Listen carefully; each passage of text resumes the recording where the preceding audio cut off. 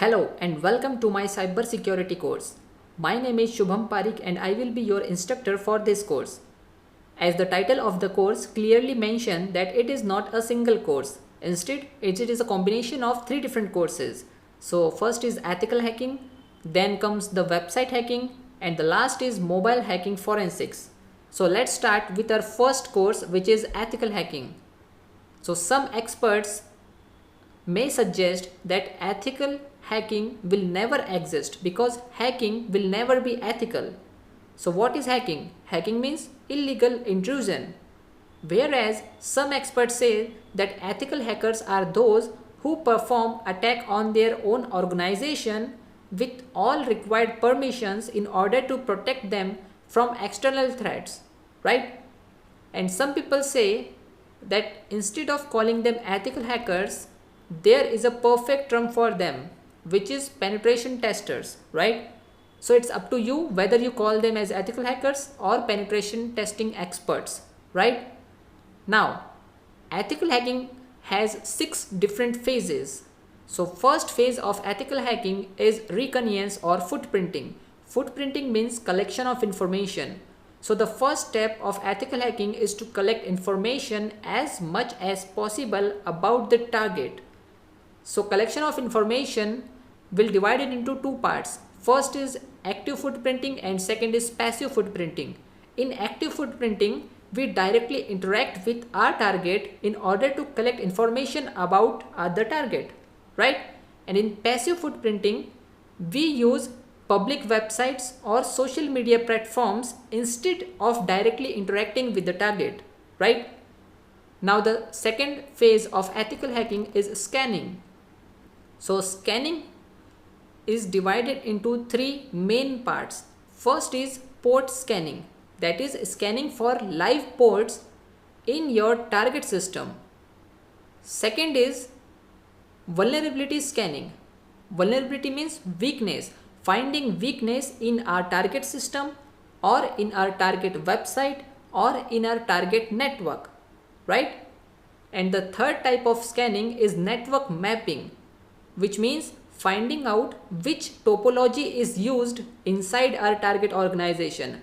That is, what is the structure of network in our target organization, what kind of firewall they are using, which router they are using, and how many live systems are there or which server they are using, right?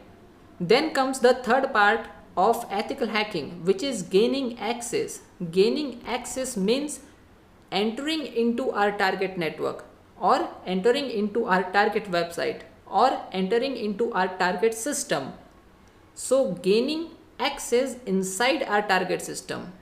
Then comes the fourth phase of ethical hacking. So the fourth phase is maintaining access. See, the more longer we maintain access into our target network or system or website, the more information we collect from there, like their personal information or their secret information, etc. So the longer the access is, the more information we collect. Okay. Then comes the fifth phase of ethical hacking, which is clearing tracks. See, no thief wants to get caught, right? So clearing tracks, which means clearing our footprints. Okay. So in this phase, we will try to clear logs so that no security expert will able to trace back the hacker. So clearing track is one of the most important step in ethical hacking. And the last phase of ethical hacking is making reports. As a penetration testing expert, you must prepare reports for management or for your seniors. So the report will include that what kind of attacks you have performed, which tools you have used and what kind of results you get, right? And which vulnerability needs immediate attention. Okay. So all of these we mention in our reports, right? So there are many types of hackers, but the three main types of hacker are black hat, white hat and gray hat. Okay. Let's not discuss them in detail because I have developed a separate lecture for it. Now let's move on to our next course, which is website hacking. But before moving, let me tell you something. I have included a special section on how to become untraceable over the internet, which help you so that you become untraceable over the internet, which means your internet service provider and your government of your country will not able to know that which kind of content you are accessing over the internet. Okay, so that section will help you to keep your privacy level to the maximum. Okay, so next course is website hacking. So I have included some important terms in website hacking. Website hacking means web application penetration testing, finding weakness in our target website. So the first one is payloads. Payloads are scripts or a combination of some codes which help us to find vulnerability in our target website. So what is vulnerability? Vulnerability means weakness, finding weakness in our target web application, right? So in this section or in this course, I have included what a website is, what a web server is, and how they work. Okay, and we will perform different kind of attacks like SQL injection attacks or cross-site scripting attacks or DOS and DDoS attacks. I will perform these attacks both in a demo environment which we will create in a virtual machine and on live websites as well. Okay, then comes the exploitation. Exploitation means gaining access using that weakness. Okay, and then comes the post exploitation, which means what we can do after gaining access to our target website, right? Then comes the mobile hacking forensics. Now you must know that hacking and forensics are different, because hacking means performing all kind of attacks just to gain access to a mobile device, whereas forensics means performing investigation of an attack. So in forensics you have the access to the physical device, right? And using forensics we will try to recover the data, deleted data, okay, and we can present them as evidence. And let me tell you one thing, all of my courses, whether it is ethical hacking or website hacking or mobile hacking, will take you all the way from beginner, that is basics, to intermediate level. Okay, I have also included some of the topics which called as advanced topics in this course, but that doesn't make my complete course a advanced version. Okay, so my aim is to provide you a strong foundation for cybersecurity, and my goal is to provide you the maximum possible knowledge in a single course and at the minimum possible price. Okay, so let's talk about bonus.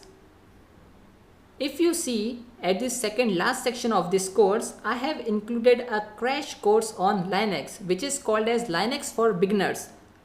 So by the end of this course, you will also know what a Linux is and how to perform basic system administration tasks in Linux, right? I have also included how to make websites in 30 seconds, and that too without knowing any programming language. Also, I will add updates time to time so that my course will never get outdated. Do you want to control the internet connection for all the systems in your network without having the appropriate permissions? If yes, then let me show you how to do that. First of all, let's open your browser and type download Netcut. Netcut is the tool we are using for this practical. Archive is the official website to download this tool. Let me click on this second link because it will take me directly to the download page. Now, there are two versions here, Netcut 3.0 and Netcut 2.1.4. It mentions that it supports only Windows 7, but trust me guys, it will also work on Windows 10. But the problem with this older version is sometimes it fails to detect all the system in your network. So let's go with the latest one. Click here and the downloading will start. But I will not do that because I already have that on my desktop. See, this one is the older Netcut, that is 2.1.4, and this one is the newer version 3. So let's start with the new. I already downloaded this. If you want to download, then like any other software, just double click on the setup, next, next, next and finish. Remember one thing, when you are installing this Netcut version 3, it will also ask you to install WinPCAP. Now what is this? WinPCAP helps your application to capture and transmit network packages bypassing some protocols. Okay, so install that also. Now click on open.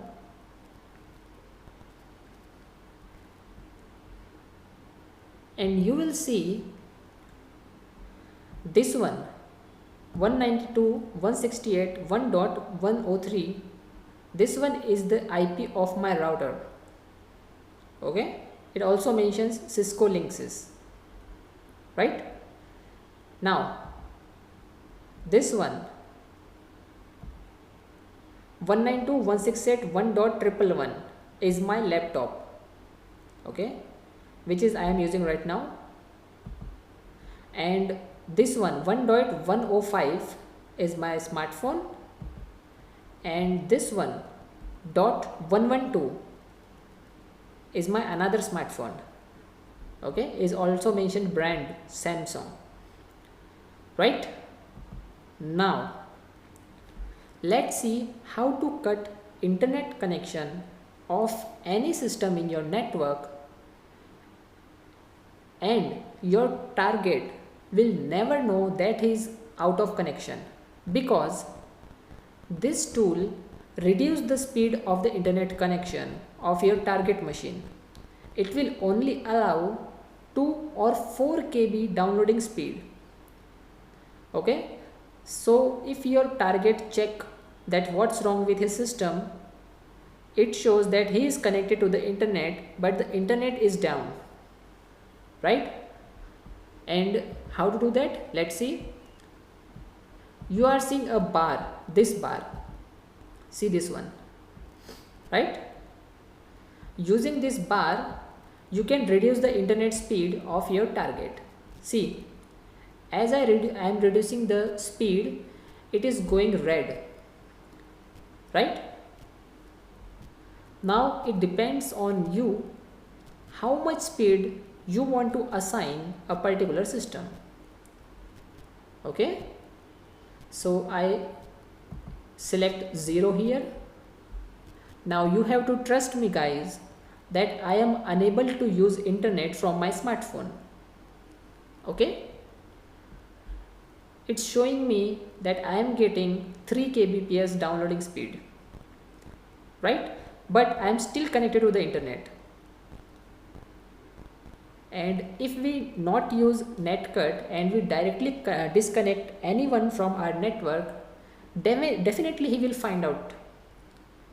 Okay, it will show on his desktop that he is disconnected, but in our case our target assume that he is connected to the internet. Okay, so that's the basic difference between Netcut and without using Netcut. Now you might be thinking that someone also can cut your internet connection also. Okay, but see, on my desktop, on my laptop, I am getting .111, but I have no option to disconnect my own internet connection, nor I have the option to disconnect from router. That means router and my PC are both secured. And how? Because of Defender is on. See here, Defender is on. Here is another tool, that is Netcut Defender, which is inbuilt in version 3, but for version 2, see, this one is version 2. Okay, and If someone is using version 2, then he needs to install Network Defender separately. See, this is the setup of Network Defender and this is the setup of Netcut version 2. But in version 3, it comes along with the software itself. So there is no need to install Defender separately. Okay?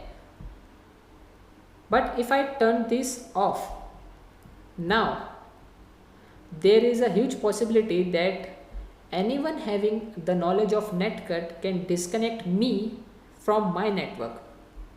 Okay?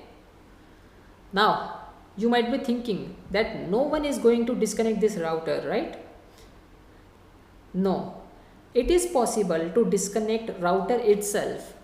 Yes, it is possible to switch off router by sitting on your machine without having the permission to do so. Let's see how to do that. Open the Netcut version 2, that is older version of Netcut.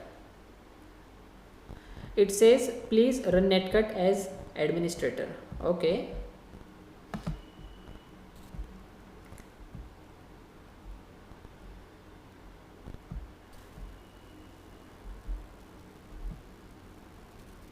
Now, in older version, you are going to see this is our IP and it mentioned that protected by Netcut Defender. Yes, while other three are not protected by Netcut Defender. Okay, and I already told you that 103 is our router. Yes, so you can cut the internet connection from here. Just select your target and click on cut off. If I cut off, then you will see that I am not able to use the internet connection. Let's see, let's check it out and let's try to open google.com.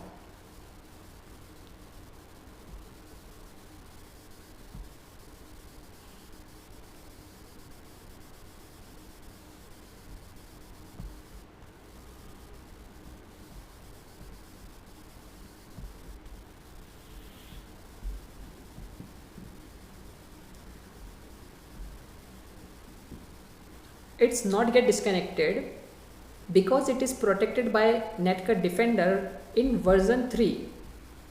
Okay, so no problem. Resume that. Select and click resume. Okay, so this way if version 3 is not running, we can also disconnect router itself. Okay, so let's go back to our version 3. And here you will also see the MAC address of all the systems, right? Now click on this link.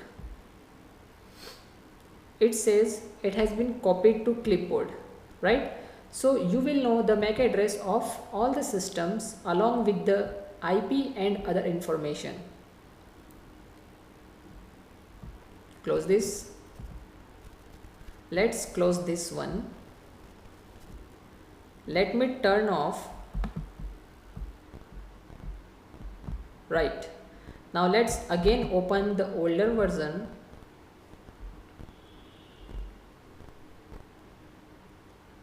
Now in older version, it also provides you the option to change the MAC address of your target system. Suppose I want to change the MAC address of this one, right? Go to change MAC. You will see this is the original MAC it has. Now let me change it to this. Click on change, right? And click close. It says the MAC ID has been successfully changed, right?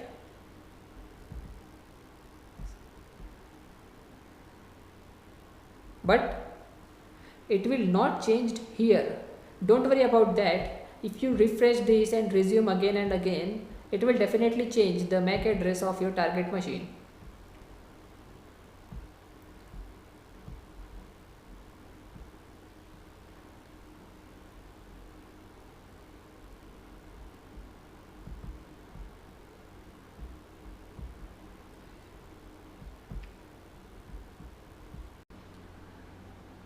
In this lesson, I am going to show you how you can reset a user password in Windows 10 without using any third-party tool. Okay? So for today's practical, I am using a feature called Sticky Keys. I hope most of you already know about this feature, and for those who don't, let me show you. Just press Shift key 5 times. 1, 2, 3, 4, 5. See, this feature run at our login screen. Okay, so Sticky Keys is an accessibility feature in graphical user interface that causes modifiers to remain active after being pressed and released. Easier to do keyboard shortcuts, right? So for this, power off this virtual machine and let's start it again.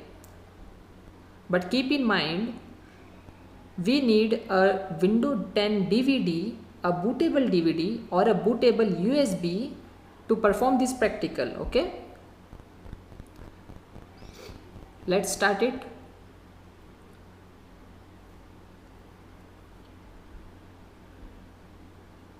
Press any key from your keyboard to boot from CD. Press enter. Now it says loading files. See, I am performing this practical in my virtual machine, but the steps are same for the physical machine as well.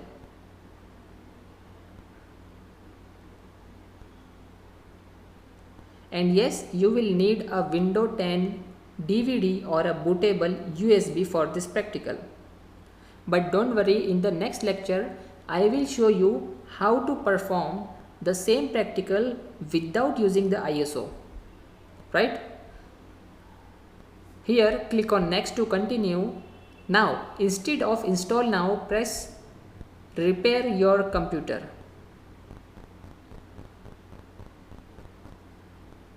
You will see three options: continue, troubleshoot and turn off your PC. Click on troubleshoot. Now select advanced options and select command prompt. See, now you have access to your command prompt. I know that it is running from your Windows DVD, but it will actually give you the access of this machine as well. Press C:, enter. Type dir. Okay.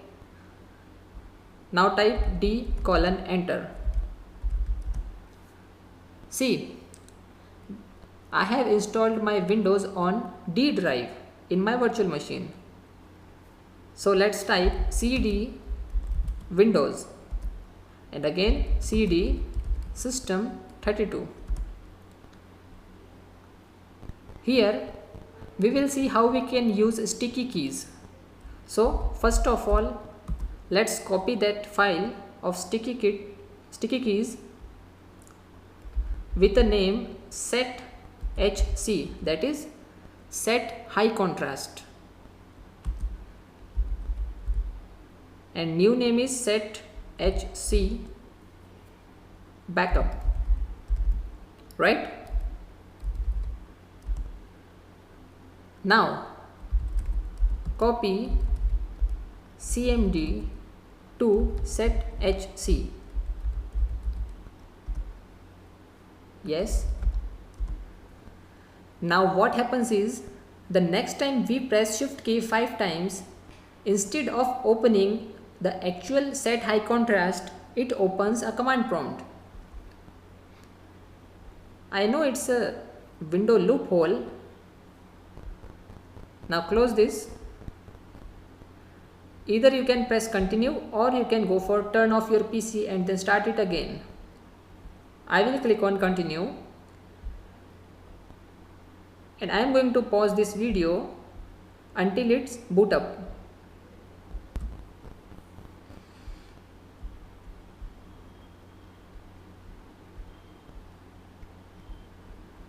Now see, we are on the login screen and press shift key 5 times again. Okay, so we have our command prompt. Now type command net user and username. It's an existing user. See here on the login screen, I have already a username Shubham. So let's change its password to 123456. Hit enter. The command completed successfully. Now let's see how we can create a new user. So net user ABCDE and password ABCDE/add. Okay. Now let's make this new user ABCDE as an administrator. For this, use net local group. Group name is administrators. Mention the username /add. That's it. So what we have done is, first of all, there is a user called Shubham, but we don't know its password, so we have reset this to 123456.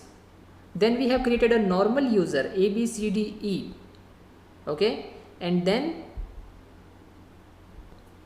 we have make ABCDE an administrator without knowing the actual password.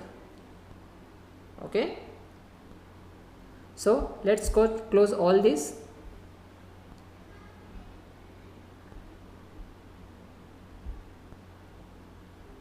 Now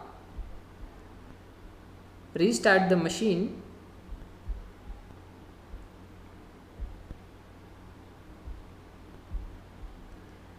and wait for login screen. So here is our login screen, and see, we found two different users. So let's log in with our new user, that is ABCDE. Okay, so in this way we can reset a password in Windows 10 using the Windows 10 ISO file. Let's see how you can reset the password of Windows 7 without using any kind of software, right? So first of all, let's open Windows 7. Now, if you are not able to see this screen or these options like launch up, startup, repair, what you have to do is you have to suddenly power off your physical machine on which you are running Windows 7. Okay, so select this option. Now Windows is loading some files. Let it load. See, I am performing this practical in virtual machine, okay? But virtual machine itself think that it is a physical machine. Virtual machine never know that it is performing in a virtual environment. So the steps are exactly same, okay? Now it has started repair, okay? Now I don't know how much time it would be going to take.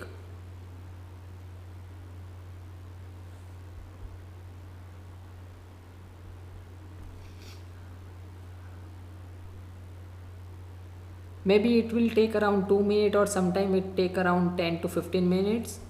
So let me pause this video for a while. Now we have this dialog box. Here you will see an down arrow option. Click on this, go to the last, and here you will see a file, .txt file. You have to open this file. Okay, now go to file and click on save as. Here change this to all files and go to C drive.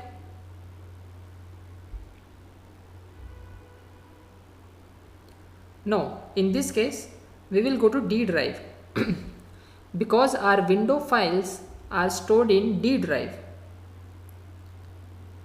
Now go to Windows, search for System32. Here you have to find out of application name Utilman. Utilman is your utility manager. Okay. Now rename this. Let me copy this and rename to Utilman 1. Now find command prompt application. You can press C and then search for your files, or you can press CMD quickly. Okay, very quickly. Now rename this to Utilman. Right?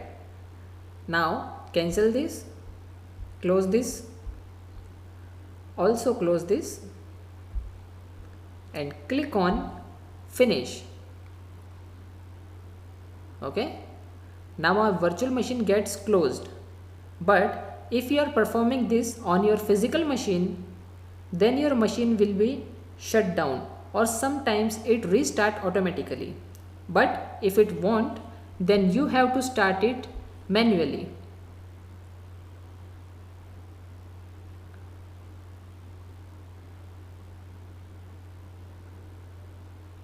Now let it start.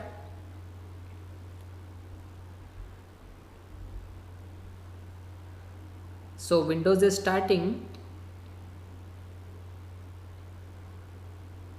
and now you will see your login screen.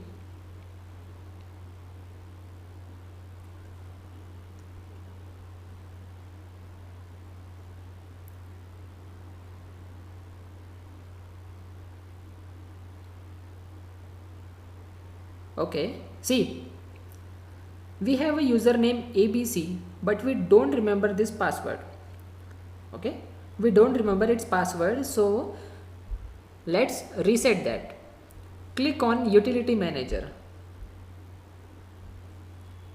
But as we rename CMD to Utilman, our command prompt has been opened. Here you have to type control user passwords 2. Okay, control user passwords 2 and hit enter. Here you will see your username, which belongs to administrators group, and at below here you will see option of reset password. So click on this. Now either you can type a new password or you can leave it blank.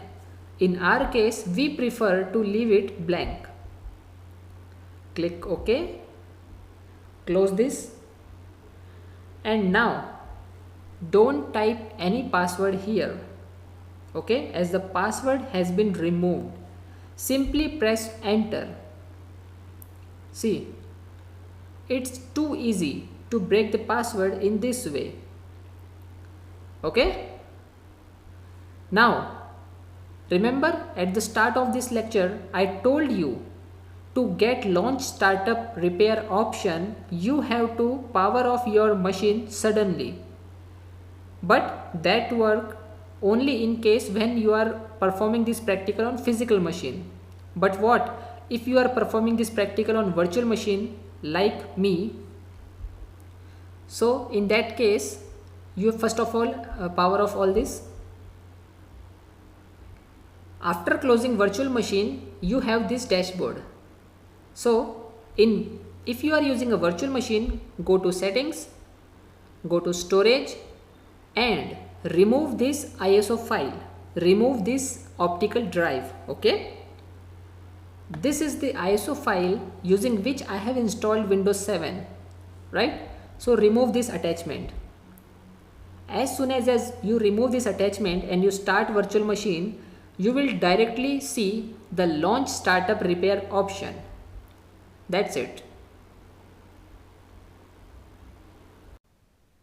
In order to perform the practical of penetration testing, you need a virtual environment, and for that we need a virtualization software like VirtualBox.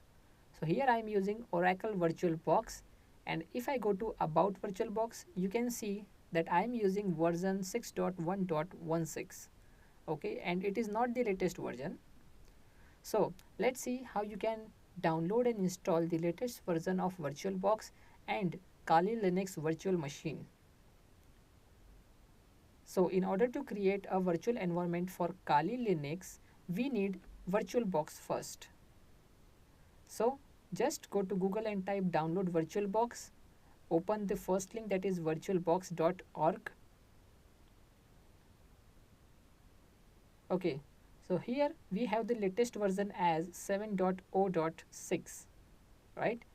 Now it says download VirtualBox for, let's say, Windows host, Mac, Linux, etc. So right now we need Windows host, okay? Or you can also scroll down in order to get some other information. But for now, click on Windows host, okay? And you can see it's downloading here, right? So let it download first. And you have to download one more thing, that is extension pack, okay? So just click here and it's also downloading and done. Okay, so the default path for my downloads is set to the desktop, right? So here I have the latest version of VirtualBox, okay? So just double click on it.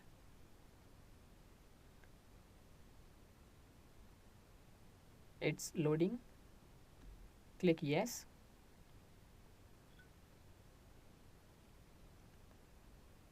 Then next, again next, yes, install. Okay, now we have to wait until the process gets completed. As you can see, the process is completed. Now when I click on finish, it will start the newer version of VirtualBox. Okay, so now if I go to About VirtualBox, you can see that I am upgraded to the latest version of VirtualBox, right? So now let's see how you can install the Kali Linux. So simply type, or you can go back to the Google and type here download Kali, okay? And you can open the first link, that is kali.org. It is actually owned and managed by Offensive Securities. Here you have two types of images. The first is installer images and the other is virtual machines. See, I recommend you to download the virtual machine, okay? Here you can see the pre-built virtual machines of Kali Linux. Depending on 64-bit or 32-bit, you can select, okay? For now I am using 64-bit. And see guys, I am running Windows 11, okay, on my main system. Now here you can download virtual machine for either VMware, VirtualBox or some other things, okay? We will proceed with VirtualBox 64-bit and click here, okay, direct download. Never go with the torrent as the files are corrupted, okay? So you cannot trust that. So click on this here on the download button. This is a direct download link, okay? But for now I am not going to click it because I already have this latest virtual machine of Kali Linux, that is version 2023.1, okay? This is the latest version, as you can check it here as well, okay? See, Kali Linux 2023.1. So I already have this latest virtual machine, okay? Here it is. So let me switch back to VirtualBox and go to File. Before importing the virtual machine, we have to go to Tools and then click on Extension Pack Manager. As you can see, it is using the older version, right? So click on uninstall, click on remove, and now click on install. Select the location of the newer version of extension pack. You can double click on it and click on install. Okay, now you have to agree this, so I agree.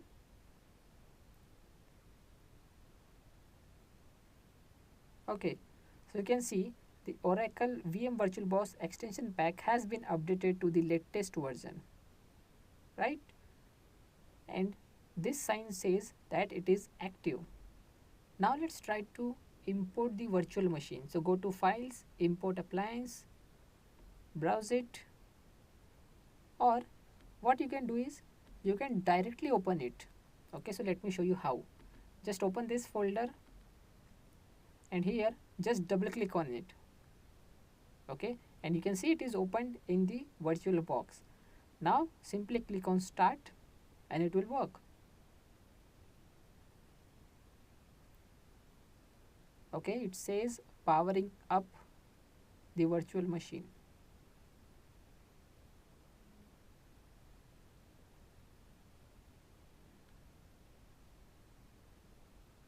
So you can see here we have on the login page.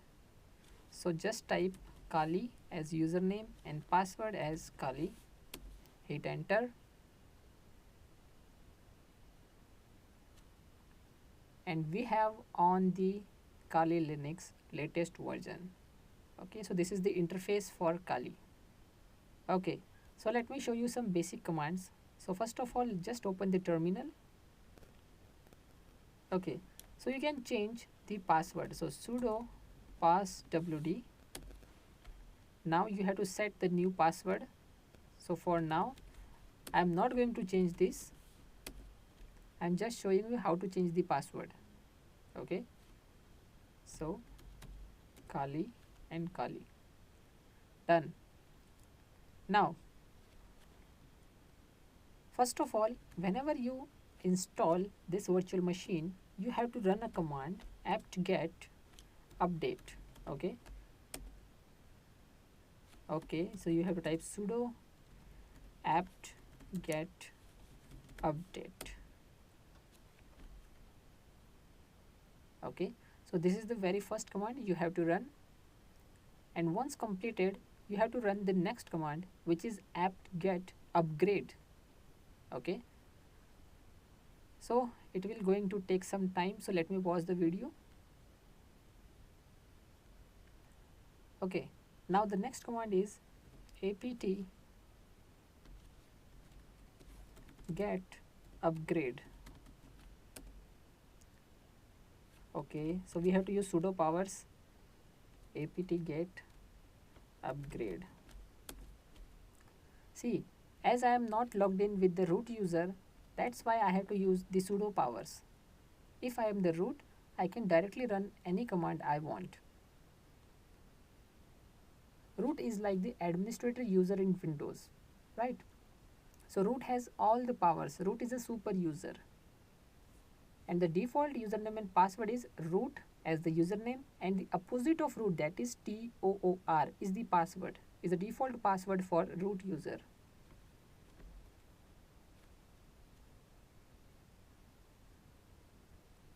Okay, so my Kali is upgrading.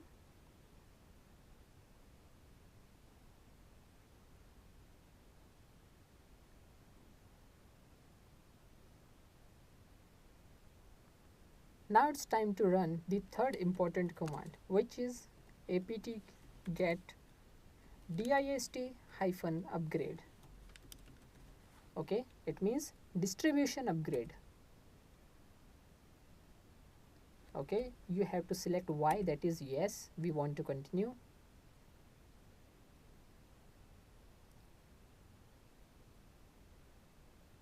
So in total we are going to run 4 different commands. The first is apt-get update, then upgrade, then distribution upgrade, and at last we will use apt space auto remove. Okay, we will use auto remove command in order to remove the older version of the packages. Okay, as you know that we have downloaded the latest version of all the packages, so it is important for us to remove the older versions from our system, okay, for smooth processing, right?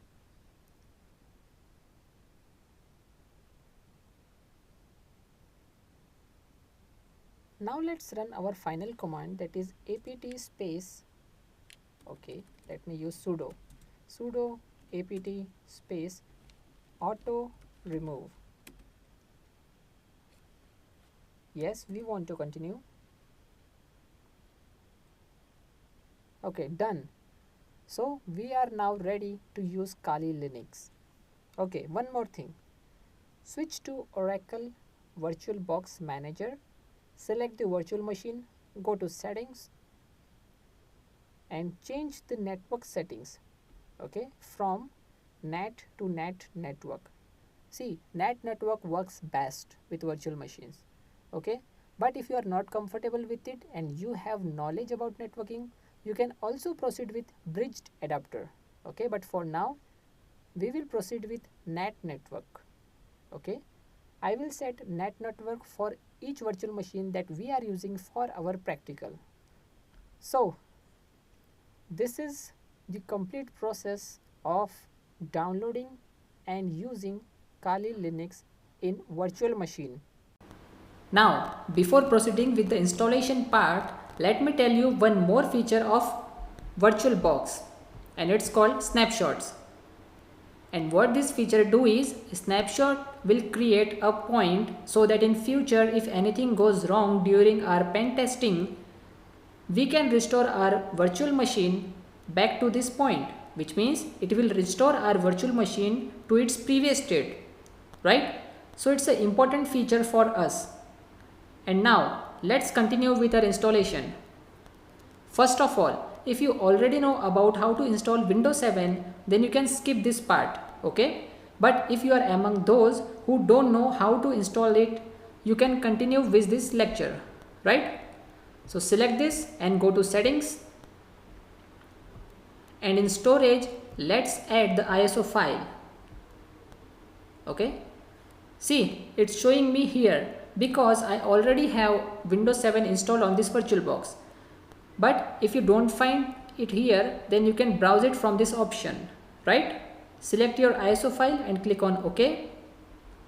And let's click on Start. Now it's processing.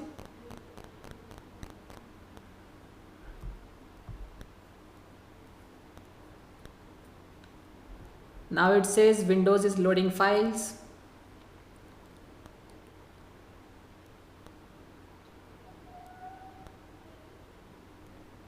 See, the whole process will take around 15 to 20 minutes. Starting Windows.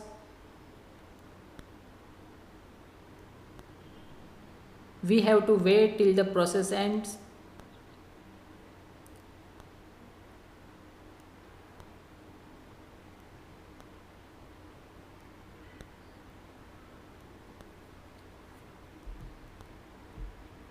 Let's click on scaled mode. Now select your language. I leave it to default. English is okay for me. Click on next. Now you have two different options: repair your computer or install now. But we select this one, install now.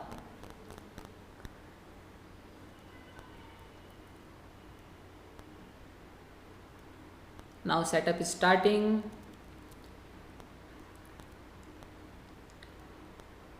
See guys, English is not my native language,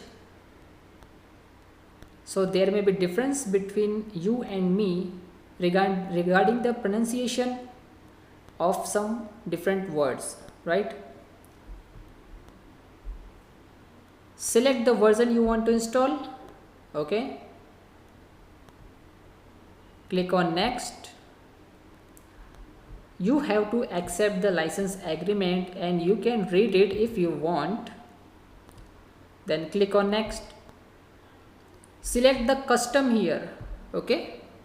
Now we have a unallocated space of 32 gigs. Click next. So now the installation process has been started. Okay. Now it says your computer will restart several times during the installation, right? So I am going to pause this video and I will resume it once the process gets completed. Now the installation process has been completed and let's do the remaining part.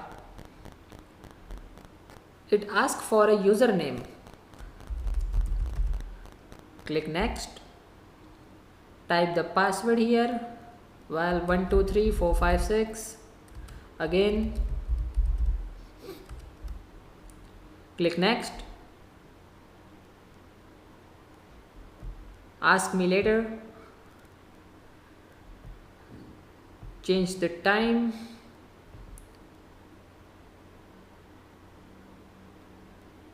And let's change it to India, New Delhi. Click next. It says if you aren't sure, then select the public network. And now Windows is finalizing your settings. So this way you can install a Windows 7 in VirtualBox.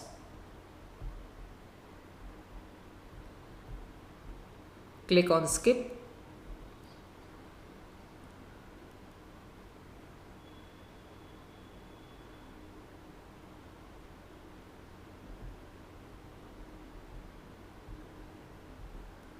So after taking 20 minutes in total, I am finally able to see my Windows 7 desktop. Okay. See, if you are installing the same and if you see any other feature which I have not covered in this video, then you can simply skip that, right? So, see you in the next lecture.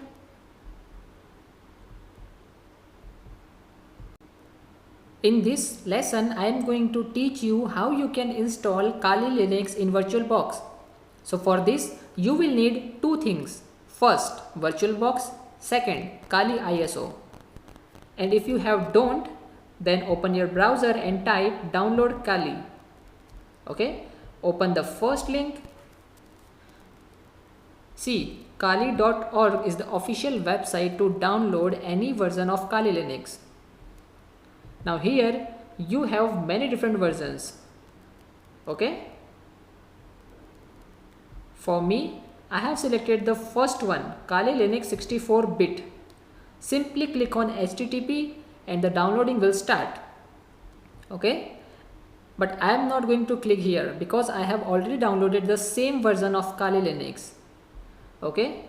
Its size is 3.2 gigs. Now open your VirtualBox. Click on new, name your new virtual machine, that is Kali 2.0. Select the type, which is Linux. Select the version, which is Debian 64. Here you can assign the RAM. As you can see, I have 12 gigs of total RAM on my physical machine, so I can give some more RAM. But 1 gig is sufficient, okay? You may go with it. 8 gigs is sufficient. Click on create. Click next. Again next. Change the location if you want.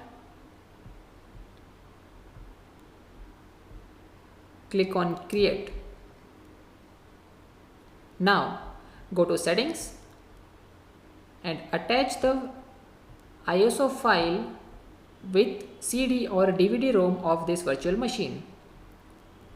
See, it's showing my ISO file here in the list, but if you don't, then you can browse it from this option. Okay, choose the first option if you want to browse your ISO file. Select that file and click on OK, and then click on start.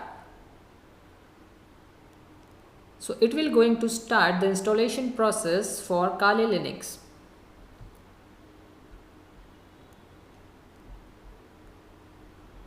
Okay, Now here you have different options, like either you can run Kali Linux live, or you can install it, with graphical version. So we will select graphical install. So it's loading.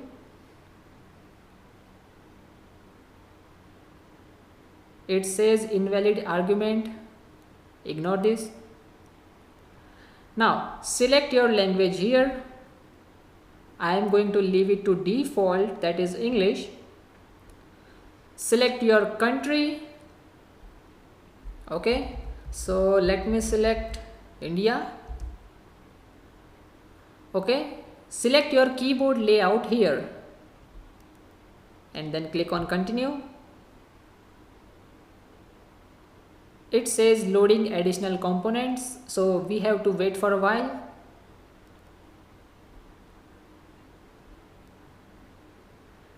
So let me pause this video. So after loading all the components from a CD, it's now asking us for a host name. So leave it to default and click on continue. See, leave domain name empty. Now it says configure the network. Now it says set up users and passwords. So password is 123. Re-enter 123. I know that it's an easy password, but that's okay.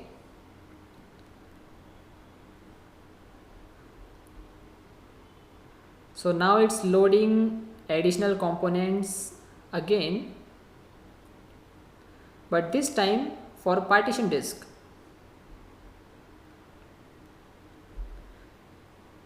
Now select the first option, that is use entire disk. Select your disk. We have only one option, so click on continue. Leave it to default and click on continue.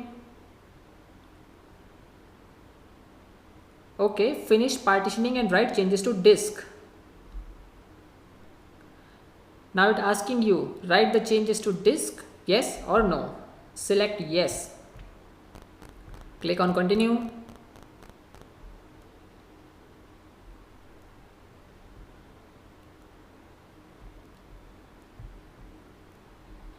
It says installing the system, so we have to wait for that. I got an error saying that install the system failed. To solve this, I have started a new installation, but this time I have assigned 22 GB of storage to Kali Linux. I know it's not going to use the total storage, but this is the way to solve this error. Okay, so I started the new installation. Don't worry, the other settings are exactly the same as the previous one. The only difference is the storage. Okay, so remember, whenever you are installing Kali Linux, give at least 15 to 20 GB of storage. Okay, don't leave it to default for 8 GB. Right now, after installing the system, the next question is to use a network mirror or not. Click on no. We don't need any network mirror for now. Click continue. Now it says retrieving files, so we have to wait for a while.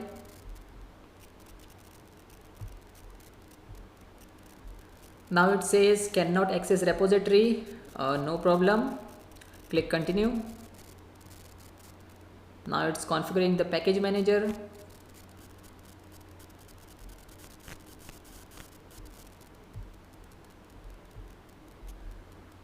Now it says install the grub bootloader, so click on continue. Select your hard disk.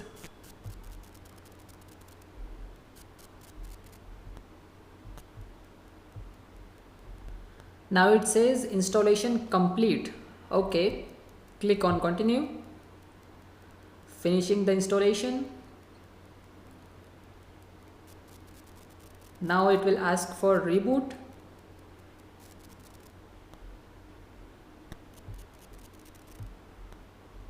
So after finishing the installation and a reboot, we have our login screen of our newly installed virtual machine.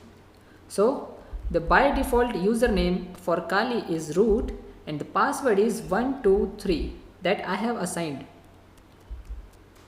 Okay.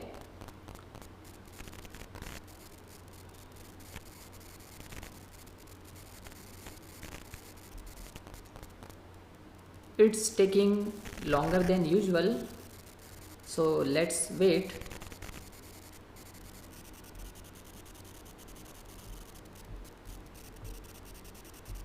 So this is how your Kali Linux looks like. Okay, so guys, don't skip the next lecture because I have something important to tell you. Okay. Hello everyone, I want to discuss something important with you, and I hope most of you joined this course in order to become a cybersecurity expert, and some of you may join this course just to protect yourself, your family members and your friends from various attacks, right? Now, in order to become a cybersecurity expert, you must know something other than ethical hacking, right? Now don't worry, I am not talking about any programming language, but I am talking about networking. You must know the basics of networking. Now I am not asking you to join any other networking course in order to become a master of networking, but you must know what a IP address is, right? What a MAC address is, what is ping, how to connect to different computers like by using LAN cable and etc. I want you to must know the basics of networking, and you can easily find these things over Google or by watching one or two YouTube videos, and that's enough. Okay, now the other important thing is Linux. Okay, now again, you don't need to master the Linux, but you must know the basics of Linux, right? Now some of you may already familiar with Linux and some may not. If you are among those who already know about what a Linux is and how does it work, and you already know how to perform basic administration tasks in Linux, then you can continue with these lessons. But if you don't know about what a Linux is and how does it work, then stop watching these lessons and directly go to the second last section of this course, that is Linux for beginners. First complete that section, then come back and continue with this. Okay, because I have developed a short course on Linux called as Linux for beginners and added to this second last section of this course itself. Okay, now let's discuss what I have covered in that section. Well, we will start with what is Linux, okay, and what are the different flavors of Linux, right? Then we will see what are the basic commands in Linux and how to use them. Then I have covered the different permissions in Linux and how to manage them or how to modify them. Then I have covered what are the different processes in Linux and how to monitor that processes, like how to monitor and how to kill that processes. Then I have covered what a user is, what are groups and what is group membership and the stuffs like that. Then I have covered the Linux directory structure. Okay, then I have covered how you can make a partition in Linux and how to manage different partitions, what are the different formattings or different file systems in Linux.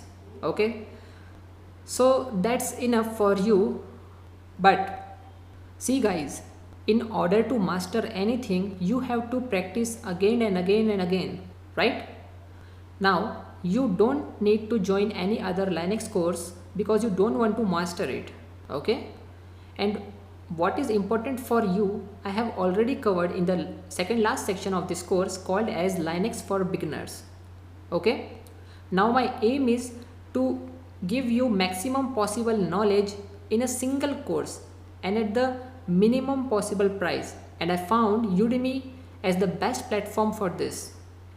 Okay. I hope you found this short lecture useful. Let's see how we can install Windows 10 in VirtualBox. And for this you need Windows 10 ISO, or you can directly download Windows 10 pre-configured virtual machine directly from Microsoft itself. Go to developer.microsoft.com/windows downloads virtual machines and download this pre-configured virtual machine. Okay, it says 20 GB download. Now to create a virtual machine, as always, click on new, give it a name Windows 10 new, then select machine folder, select folder, next. Now 2 GB is sufficient, but you can change if you want. Click next, again next, next, next. Okay, 50 GB is sufficient, so click on create, go to settings, then storage. Now here in DVD or CD-ROM you have to attach your ISO file. You may find it here, and if you don't, you can browse it from this option. Okay, select your ISO file, click on OK. Now click on start. Now it will start installing Windows 10.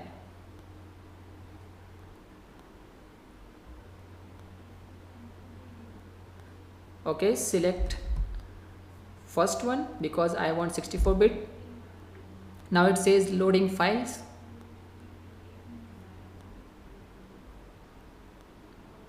Now let it load. Let's increase the size first. Switch. Okay, now select your language, click next, click install now, and now the setup is starting, so we have to wait for a while.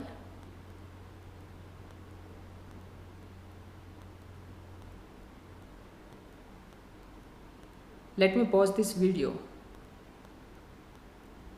Now it's asking for the product key, although I have, but for now let's click on skip. Now select the operating system you want to install, click next,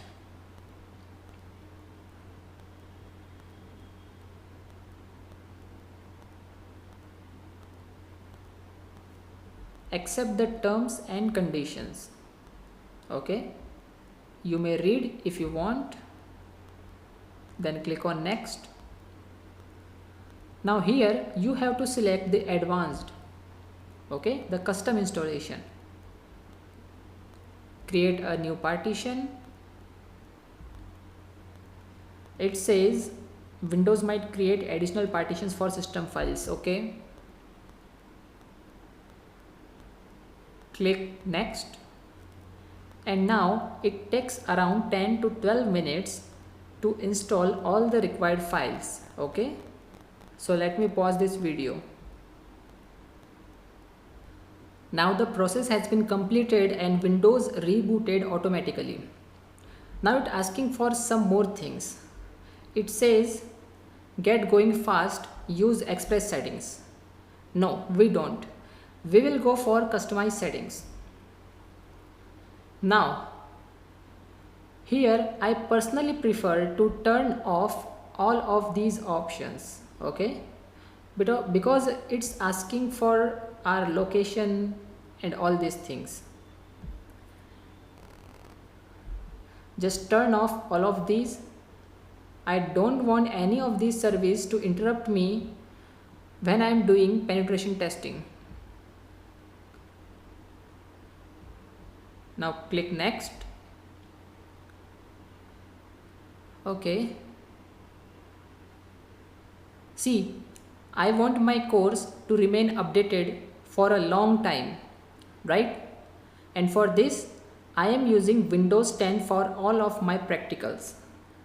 Okay, and I am not going for Windows XP.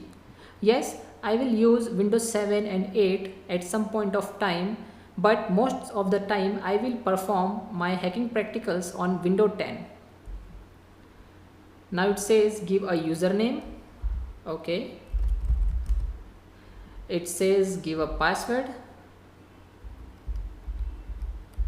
Okay, so my password is 123456. Give a password hint. Click next.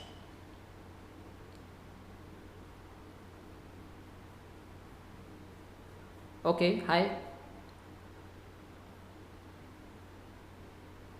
See guys, if any point of time in future, if you find any of my tool or any of my method will not work at that time, then you can send me a private message. Okay, and I will replace that video with a new one. And one more thing, I will add a new lecture every month. Okay, it says this won't take long, but actually it's taking long. So let me pause this video for a while. So finally we have our Windows 10 desktop, and congratulations, you have mastered how to install Windows 10 in VirtualBox. So let's see how to install Microsoft Server 2012 in VirtualBox. It's good if you have its ISO file, but if you don't, then go to Google and type download Microsoft Server 2012 ISO. Open the first link, that is microsoft.com. Microsoft will give you 6-month free evaluation version of the same. Okay, see, select ISO and click continue. In this way you can get a ISO file from Microsoft itself. Now, as always, give the name first, that is Server 2012. Select the location, other. Okay, select the version, Microsoft Windows. Okay, let's select this one. Click next. You may increase if you want. Click create. Next, next. Okay, 50 GB. Create. Now go to settings, storage, DVD-ROM. Select your ISO either from here or browse it from here. Select your ISO file and click on open. Click again OK. Click on start. See, the steps are similar as of before, right? Now it's loading files. Wait for this to complete.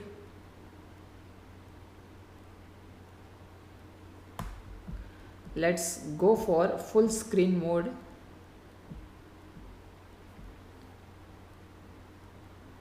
You can go back to windowed mode at any time by pressing host plus F. Okay, switch.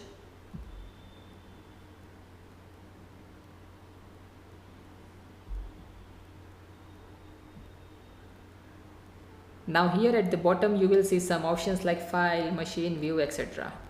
Now select your language and click next. Click on install now. Now it says setup is starting. See, I am installing server 2012 because I want to perform some practicals on it. Okay. Now you may be thinking that why I am using server 2012 and not 2016.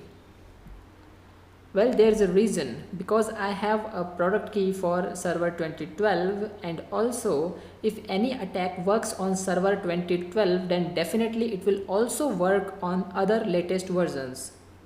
Okay. Now go to view, exit full screen mode, because I want to enter my product key and that is on my physical machine. Let's type it VDNYM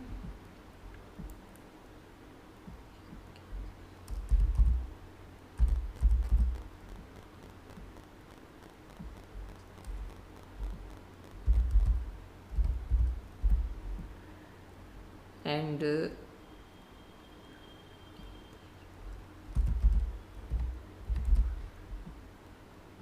see, I have hidden my last keys because I don't want you to copy my key. Okay, go to microsoft.com and download a 180-day evaluation version, right? So let me pause this video to enter my last keys and click on next. It accepted my key. Now it's asking for server core installation or server with a GUI. So we will go with the second option, that is server with a graphical user interface, right? Click next, and here we have to accept the license terms. We have no other option. Now select advanced. Okay, no need to create a new partition. You can directly click on next, and now it's starting the rest of the process. Again, it will take around 10 to 12 minutes to get all files ready and install the updates and finishing up and all. So we will pause this video. Process has been completed, and now it says type a password for the built-in administrator account. Okay, so give a strong password here. So I will use 1 2 3 4 5 6. Again, re-enter the password. Okay, and now click on finish. Okay, it says the password you type does not meet the password complexity requirements. Okay, so let me give the another password, a complex password.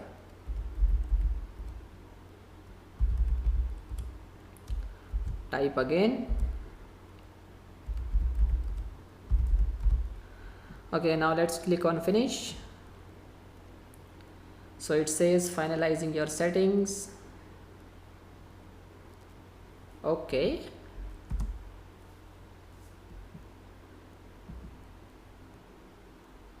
press Ctrl Alt Delete to sign in.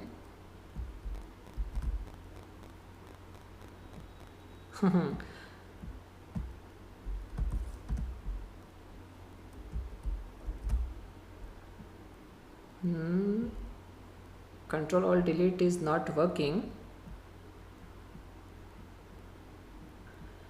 Actually, it's not taking input from my keyboard. So let's go to input keyboard and select this option, that is insert Ctrl Alt and delete. Okay, and type your complex password here and hit enter. Okay, so this is how you can install server 2012 in your VirtualBox, and it says it's setting up for us because it's the first time that we have booted this operating system, so it will take some time. And now you can see the desktop of our newly installed virtual machine, right? Now it's opening server manager. It is by default, so let's not go into deep. And if it opens, I will directly close this without changing anything. Okay. So that's it for this tutorial. Let's see how we can use Metasploitable in VirtualBox. This time we will not going to install Metasploitable. Instead, we will download its virtual hard disk and start using it. Right? Now let's see how to do that. First of all, let's head up to your browser and type Metasploitable. Now, what is Metasploitable? Metasploitable is an intentionally created vulnerable virtual machine based on Linux. Okay, it is created so that we can conduct our security testing using security tools and performing our penetration testing practicals. Right? It is a product of Rapid7 because Rapid7 has acquired Metasploit framework in 2009. Okay, so it's important for us to use Metasploitable. Now, after typing Metasploitable, you will get these results. Okay, open this second link, because if you will go for the first link and find here the downloadable link for Metasploitable, you will see that it will redirect you to the second one, that is sourceforge.net. Right? Now here, simply click on this link, Metasploitable Linux 2.0 zip file. Okay, it's more than 800 MB. Simply click this and the downloading will start. But I have already downloaded this one. Right? Now open your VirtualBox. See, it's a zip file, so you have to first extract it. Now go to new, type here the name, that is Metasploitable. Okay, select the location. See, here is my downloaded Metasploitable Linux.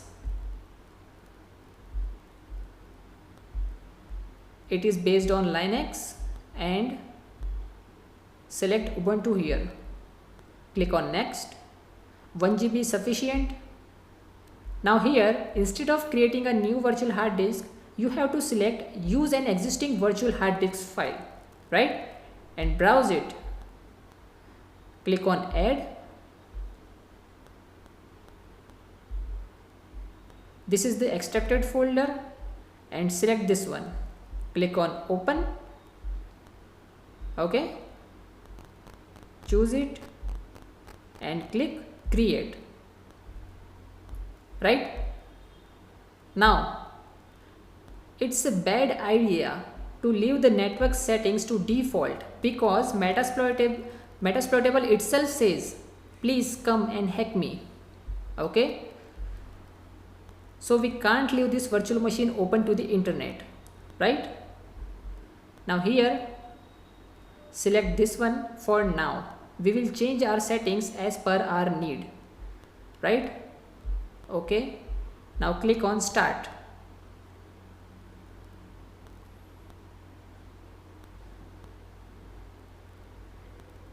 See, it's okay if we are using Metasploitable in a virtual environment, right? Never connect this virtual machine to the internet.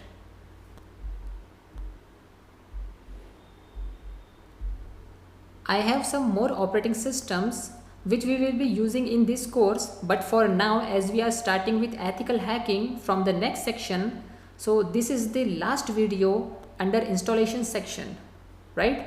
These are sufficient. See, this one, Windows 7, 10, okay, and Kali server and Metasploitable. These are sufficient for our ethical hacking practicals, right? Now it's asking for login. See, you can read it here just about the Metasploitable login. Login with MSF admin as username and MSF admin as the password. So let's type this, MSF admin as username, and the password is same, that is MSF admin. See, now you have logged in. Okay, fconfig. Here is our IP address, that is 192.168.56.3, right?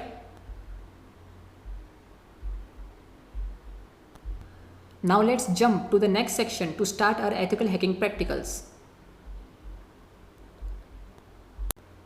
Now before starting our ethical hacking practicals, it is important to take snapshot for all of your virtual machines, right? I already told you what a snapshot is, so you can assume snapshot as bookmarks. So if anything goes wrong, we can go back in time, right? We can restore back to the previous state of our virtual machine.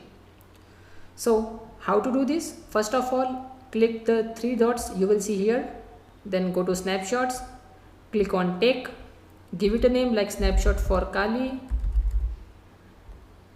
give a description like new installation. Okay, now let's start our Kali.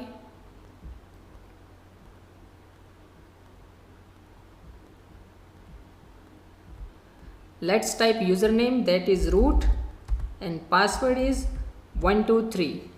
Okay, now we have taken a snapshot for a Kali because it is a new installation. Now we made some changes to Kali and then take a snapshot again. Okay, and then we switch between the two. So suppose you have updated your Kali or you have created some folders in Kali. Let me create it for you.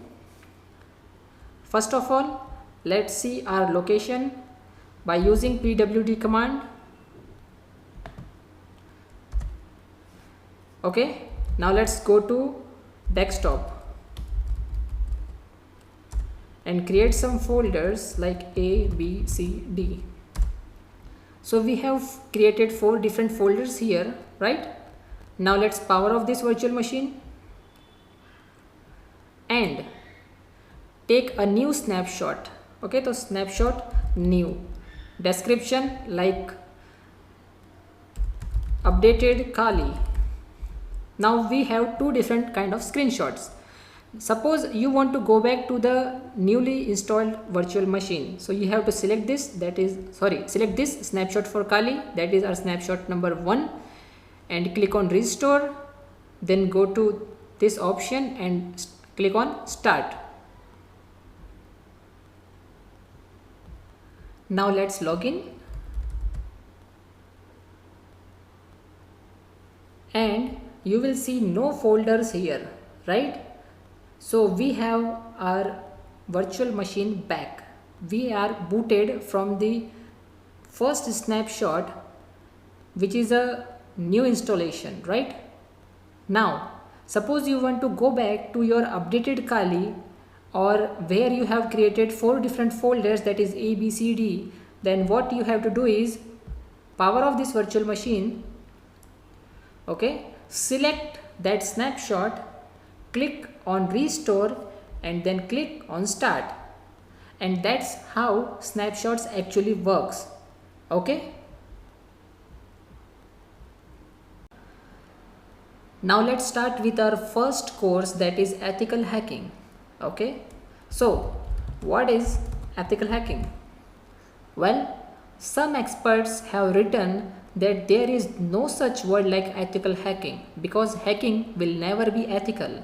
While on the other hand, some experts suggested that performing hacking with all required permissions from the owner is called ethical hacking.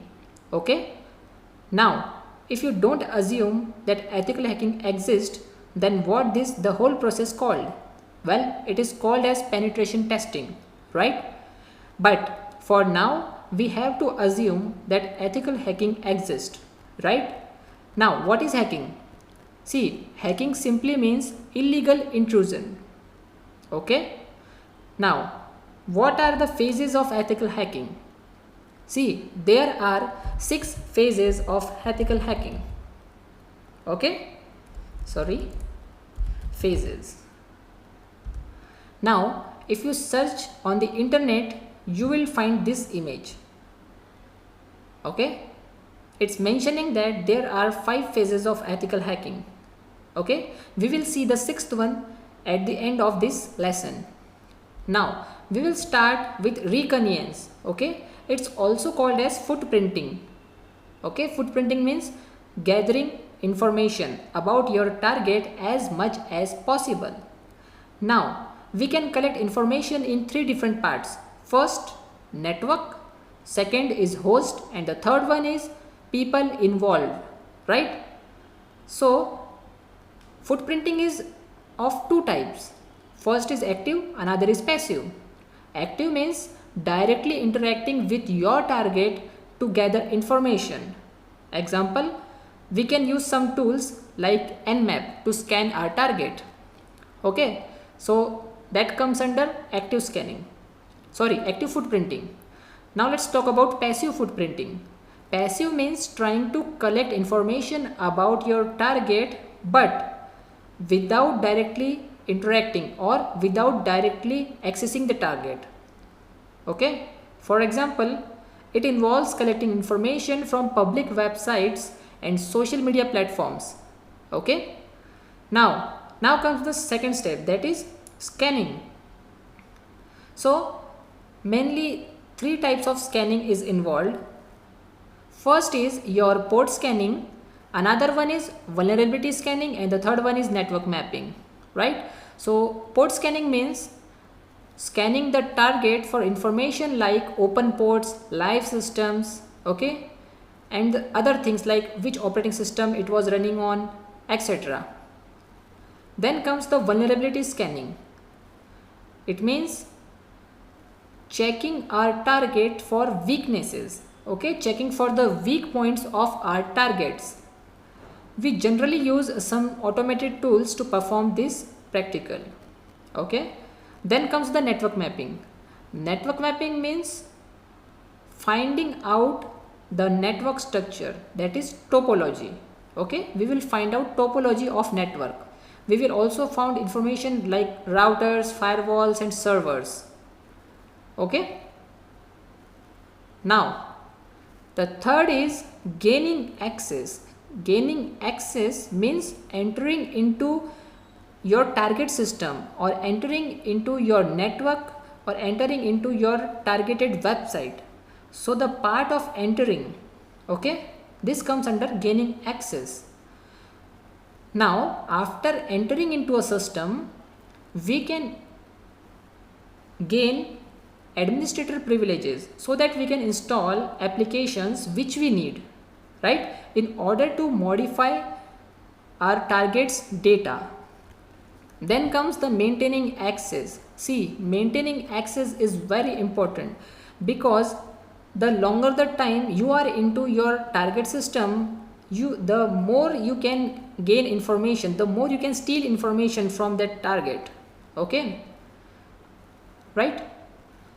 Now we can do this using trojans, rootkits and other malicious files, right? Now comes the fifth phase, that is clearing tracks. See, no thief wants to get caught, right? So it is important to clear all the evidences. Okay, so what we do in this phase? Well, we will clear logs, okay, or we can modify some registry values, or we can uninstall applications that we have installed earlier in order to maintain access, or we can hide such applications, right? So this is how we can clear our tracks. We can do this in two ways, either manually or by using some automated tools like audit, poll, etc. Okay, now comes the last phase, that is report writing. Okay, it is important for an ethical hacker to maintain a report so that we can present this later to the management. Okay, so this is the sixth and last phase of ethical hacking. I hope now you understand what ethical hacking is and what are the different phases of ethical hacking, right? Now let's talk about types of hackers. If you search these words over the internet, you will find that some companies are claiming that there are 4 types of hackers and some are claiming that there are 8 types of hackers. But let me tell you one thing, there are 3 main types of hackers, right? The first one is white hat. Okay, white hat are ethical hackers. They perform hacking with all the required permissions in order to protect their organization from black hats, okay, or from any external threat, right? So these are considered as good guys. Okay, then comes the second, that is black hat. These are the hackers which perform hacking in order to harm someone, in order to destroy their targets, okay, with any reason, okay, for any reason. They can sell your information by stealing your credit card information over the internet, right? So such type of hackers come under black hats. Okay, now comes the last, that is gray hat. Gray hat is a combination of white hat and black hat.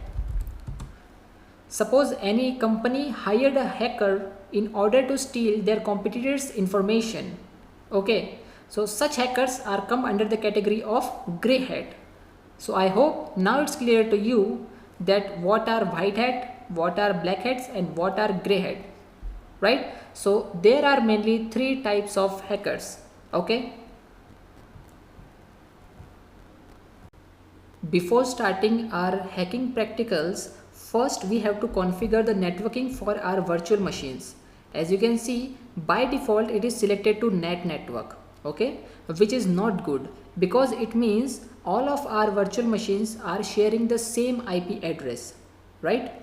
So to change this, we have to select NAT network, right? As I am going for NAT network, it's showing me NAT network as a name, right? Because VirtualBox automatically created this network, right? But sometimes it won't. Okay, you will see nothing here. So in that case, what you have to do is go to File, then Preferences, go to Network and click this icon, okay, which says adds new net. As you click this, see there is a new network created, right? And to remove, click this, right?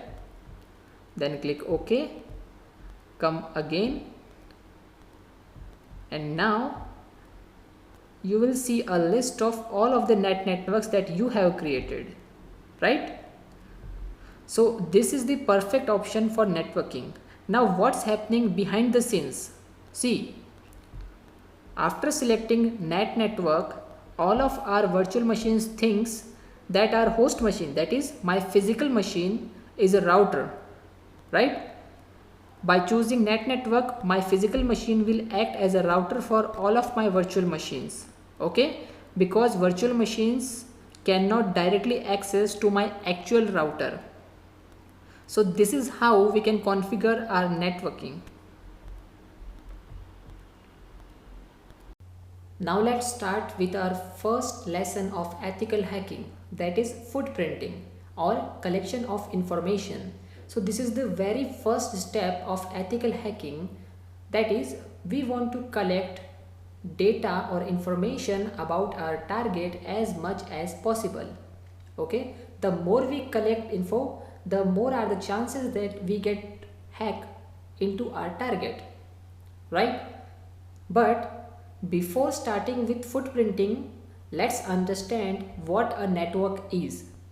See, in simple terms, connecting two or more devices is called a network, right? Now, either you accept or not, each of us are connected via networking in our day-to-day life, right? If you are using your smartphone and accessing the internet, that is a networking. Okay? Now let's understand a basic structure of networking. Suppose we have three clients. Client 1 is your computer system, client 2 is your laptop, and client 3 is your smartphone. Right?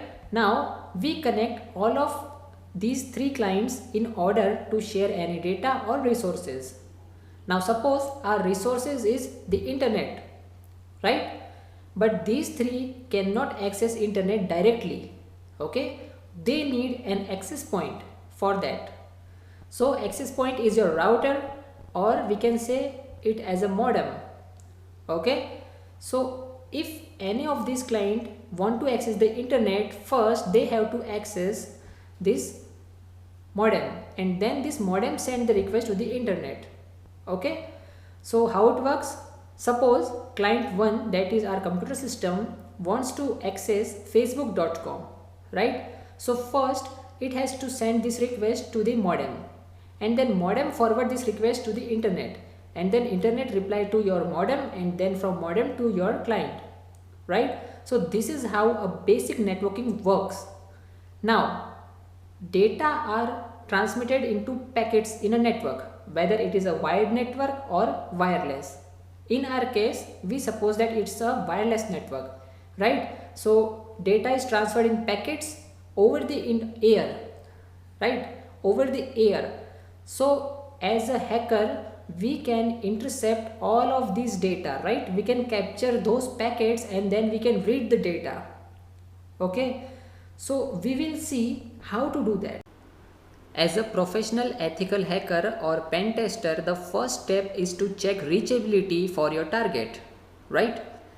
So we will check the connectivity between you and your target. Okay, let's see how to do that. First of all, let's open your Windows virtual machine and open your command prompt, and let's check the IP. So 10.0.2.7 is the IP address of my Windows 10 virtual machine. Okay, now let's switch to Kali. Let's check its IP. If config, and it is 10.0.2.4. okay, so let's check the connectivity between the two. So ping 10.0.2.7.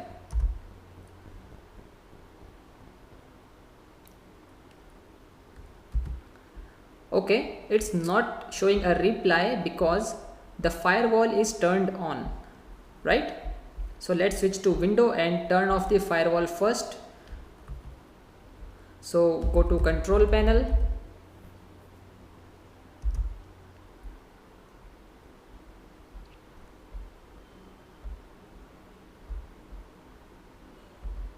select Windows Firewall,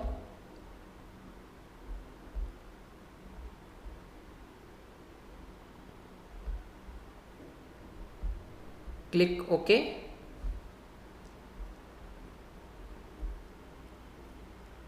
And now let's switch back to Kali.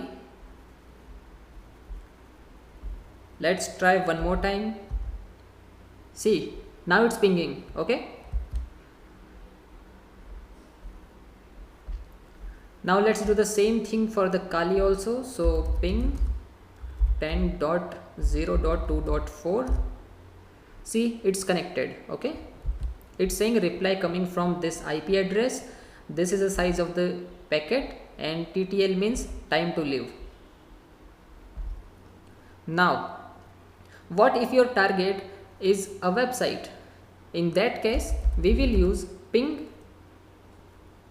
and the website name, for example facebook.com.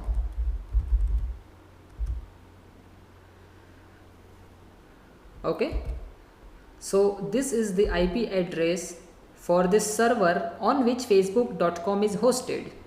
Okay, now there may be possibilities that a single server can hold multiple websites. Okay, so we can't assume that Facebook is the only website that is running on this server.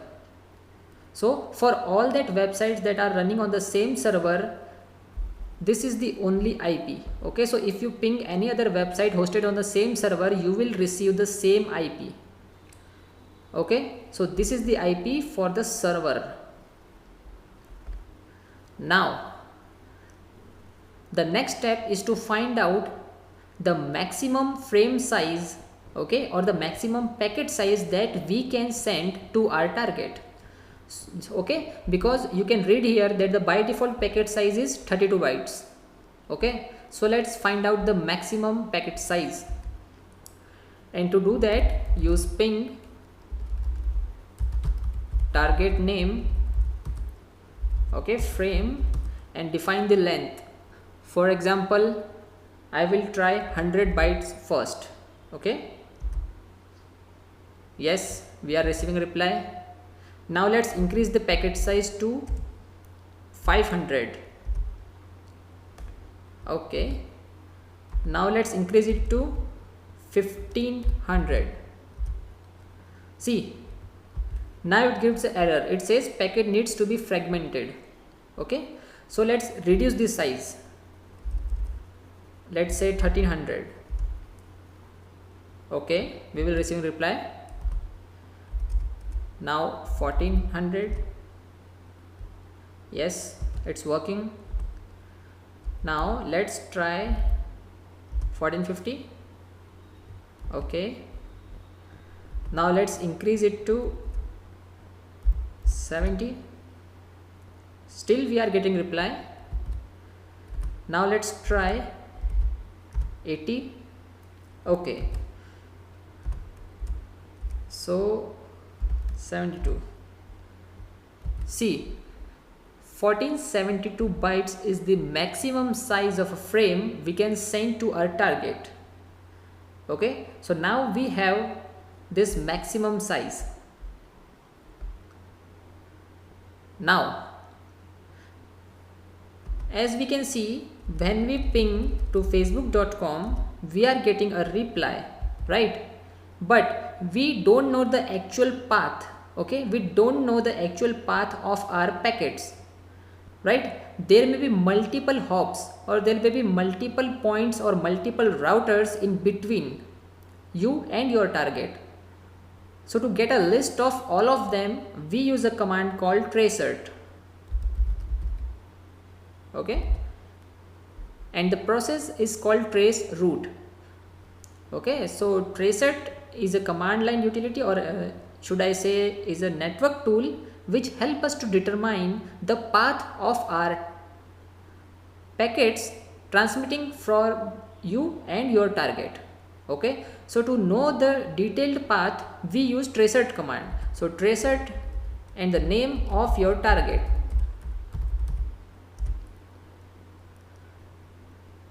Okay, now it says tracing route. Okay, and it will show over a maximum of 30 hops. Okay, see, this 10.2.1 is the IP address of our NAT network. Okay, and then we will getting 192.168.1.103.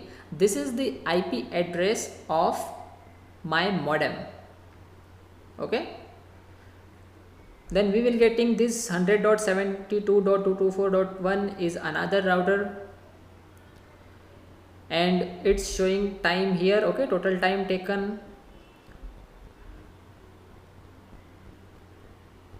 So let me pause this video for a while because it is going to take a little bit time. The process has been completed and you can see there are total 17 hops. Okay, so a packet is traveling from these points which comes between my PC and my target facebook.com. Okay, now let's see another command, nslookup. Okay, that is name server lookup. We use it to find out the information about domain name system of our target, right? Now if I type nslookup and hit enter, it's showing the default server. Okay, that is delcns.ticona.in. so Ticona is my internet service provider. Okay, and this is the default IP address. Okay, now if you remember, we have got this same IP address on our previous experiment, that is when we are tracing route. Okay, see this 4th number IP address, this is same as this one. Okay, so this is the name server for my computer. Okay, now let's try this on our target, that is facebook.com.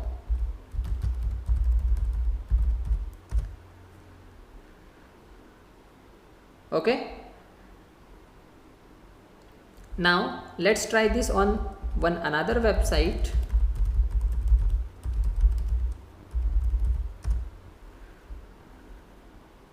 See,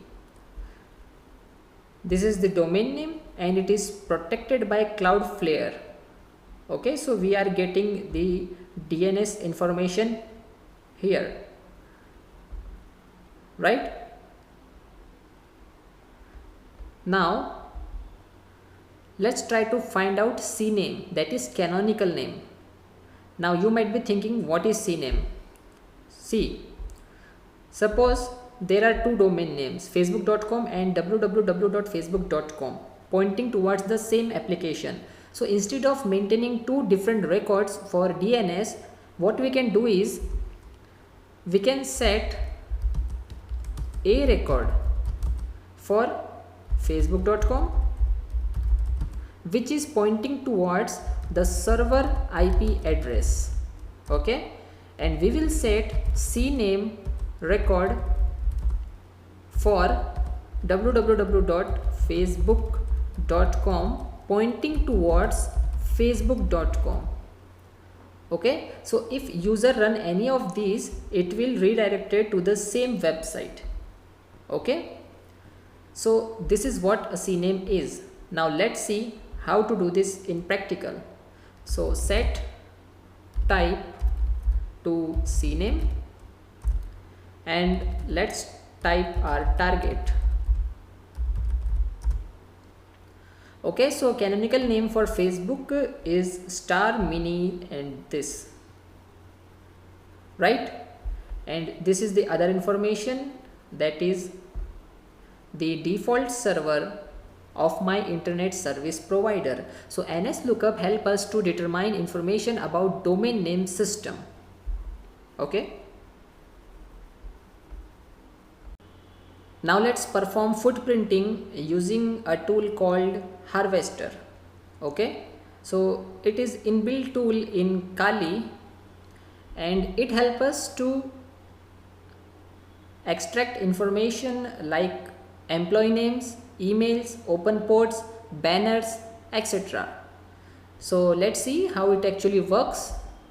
Open a terminal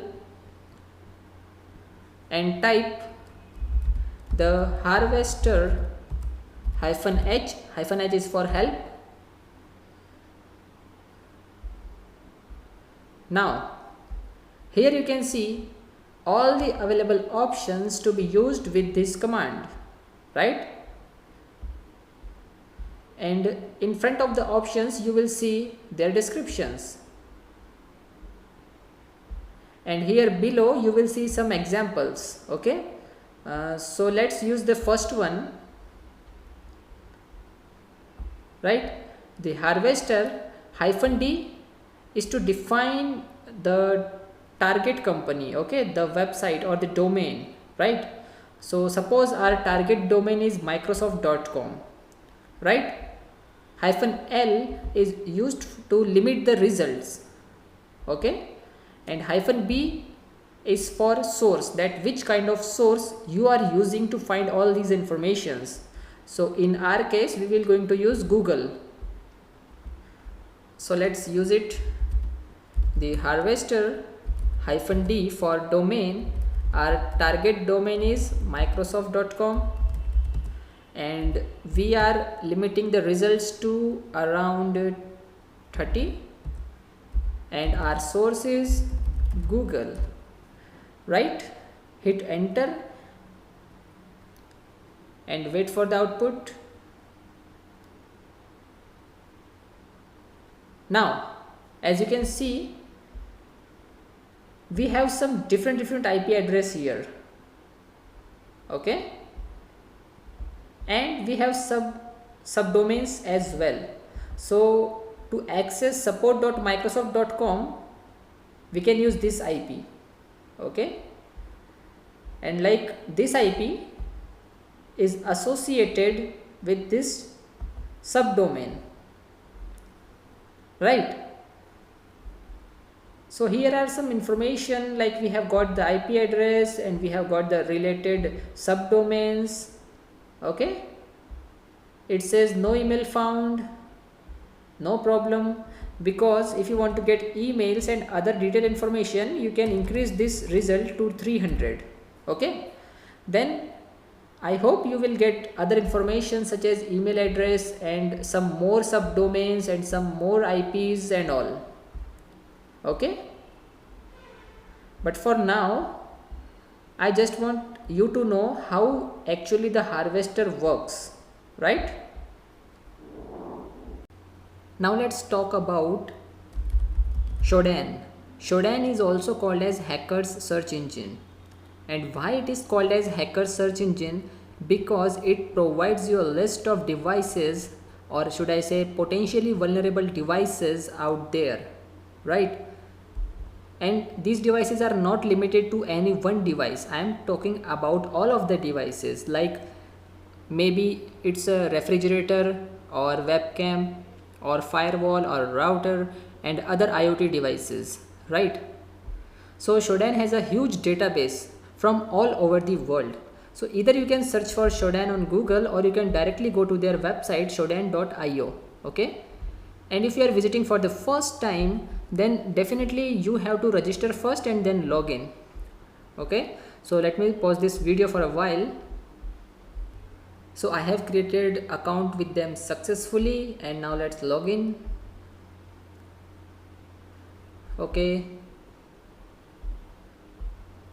now let's go to shodan.io. Now from here you can search for any device you want. Okay, for example, if I search for firewall, now it will give me a list of potentially vulnerable firewalls from all around the world, right? See here. Okay, from United States alone, this number of firewalls are maybe vulnerable, right? So you can filter from by the name of countries. Okay, now as I say that it is not limited to any one device, right? So you can search for any device you want. For example, let me search for let's say routers.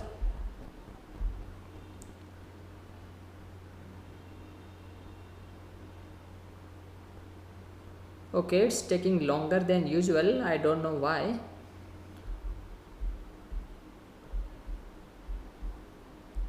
Now here is the list of routers from all around the world that are potentially vulnerable. Okay, so here are the rest of the details for that router. Okay, so in this way you can search on Shodan, right? Now as it is a free version, so it's give me a limited access, like although it have a list of devices, but it will only show me on first 2 pages. If I go for the third page, it will ask me to pay for it. Okay, so the free service has limited in access, right? Now if I click next, see, please purchase a Shodan membership to access more than 2 pages of results. Now in the next lesson we will talk about Google hacking. In the previous video we have talked about Shodan, which is also called as hacker's search engine, because it gives you a list of potentially vulnerable devices, right? Now in this video we will talk about Google hacking. No, I am not going to hack into Google, okay, but we will get the exact result which we want from Google. Okay, let's see an example. If I type Game of Thrones season 1, okay, now this way you will not able to download the season 1 episodes, right? Or you have to pay for it. But what if I add index off? Now see the difference. Open the first link, let it open. See, simply click on the episode which you want to download and the downloading will start like this way. Okay,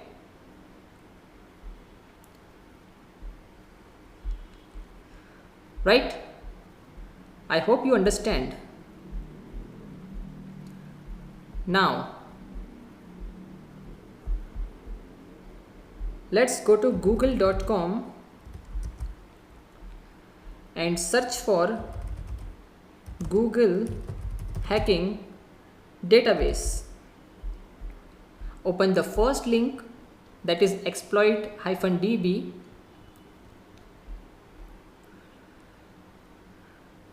and here you can see the list of available vulnerabilities, right? For example, let's search for webcam, okay, and open this link.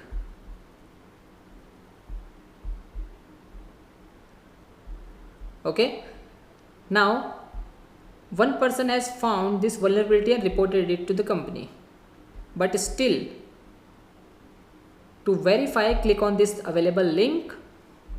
Okay, now open any one link,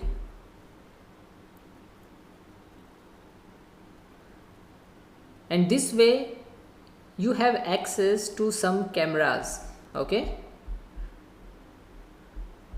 Okay, there is no camera. Let's open the second link.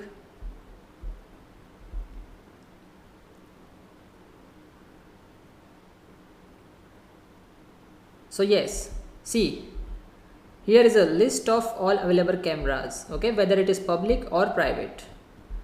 Now let's open the second link.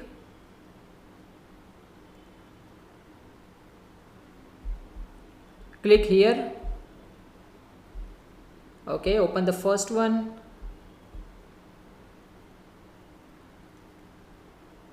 Yes, and now you are watching a live camera. See, okay, you can change it from here as well. Go to source 2.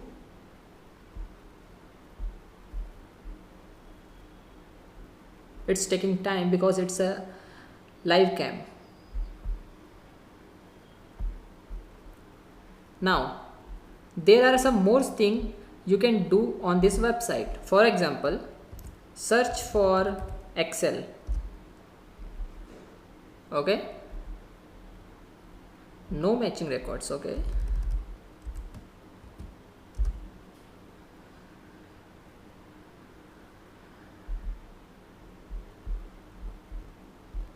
Excel is not working, so I typed PDF. Okay, now we have some results, so let's open this one, right?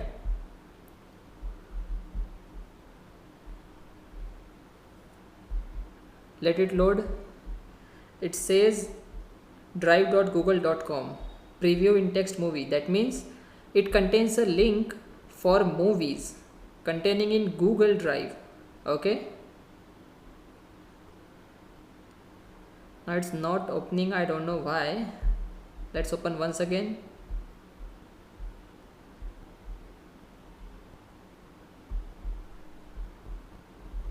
So here we have a link. Let's open it. So yes, you will get an access to different kind of movies directly available either to watch online or for download. Okay, so let's open this one. See, okay, so this way we can hack Google, right? Actually we are not hacking, we are getting the exact result that we want from Google, right? So let's see some more examples. Like if I type in URL and I mentioned login.php, so we are getting direct access to the login page, right? See, all the URLs are mentioning login.php, login.php, login.php, right? Now let's see one more example. Let's say site EU for Europe. Okay, so we are getting results only for .eu websites. See, right? So this way we can filter the search results of Google. Now if you want anything, okay, anything, just type index of and then let's say I want books on ethical hacking. So ethical hacking PDF. Okay, see, now you have access to some of the PDFs of ethical hacking from different websites. See, okay, there are lots of websites. Okay, simply click the one which you want to download and the downloading will start, right? So this way you can filter out the search result from Google and get exactly what you want from Google. In the previous video, we talked about Google hacking, that is getting the exact output from Google that we are expecting, right? And now in this lesson, we will start with the second phase of hacking, that is scanning. Okay, and we are going to use two tools for this. One is Nmap and other is hping3 utility. See, Nmap is a great tool for network scanning, okay, and it is available in graphical version as well, and is called as Zenmap for Windows. Okay, so let's open up Kali and let's open the terminal and let's see how we can use Nmap. So Nmap -h is for help, right? So here is a list of all of the options available to be used with Nmap, right? But we will start with the basic one, that is -sn. Okay, remember Linux is a case sensitive. Okay, so -sn is in lowercase and then type your network address, let's say 1/24. Okay, now -sn will disable port scanning. Okay, it will only look for the live system or live host in a network, right? So scanning means looking for the live system in our target network or looking for the live ports and services in a target system, right? So we will using Nmap just to look for live systems in our network. See, it says total of 5 hosts up, okay, in which one is our router, okay, and these two are network interface cards, okay, one is window and another is Kali. Let's check the IP for Kali.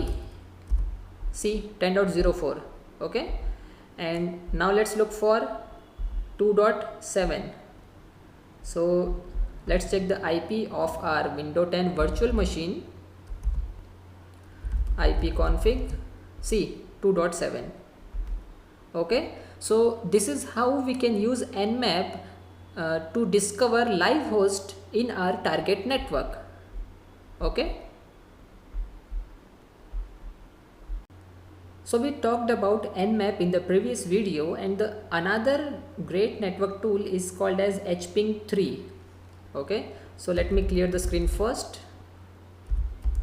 So hping3 -h for help. Okay, so hping3 is another great network tool used to discover live systems in a network, and see, it works same as ping, but it does with ICMP replies, and it also supports fragmentation. Okay, so let's see how to use it. So type hping3 -1 and then -1 is for ping and then the IP address. So let's say we are targeting Windows 10. Okay, so yes, we are getting a reply from our target system, and see, it is a little bit different from ping. See, time to live is 128. okay, ICMP replies, right? So let's stop this process by pressing Ctrl+C. okay, in Linux, whenever you want to stop any process, simply press Ctrl+C. okay, so this is the basic use of hping3 to check whether our target system is live or not in our network. In the previous two videos, we saw how we can discover live host in our target network by using Nmap and hping3, Now we will see how we can discover live ports by using the same. Okay, so let's start with Nmap first. So let's clear the screen and now let's type Nmap and your target IP, that is 2.7. And remember, 2.7 is the IP address of my Windows 10 virtual machine. So now Nmap has started and it's scanning for live ports. See, ports are basically the entry and exit points. Okay, see, here is the output.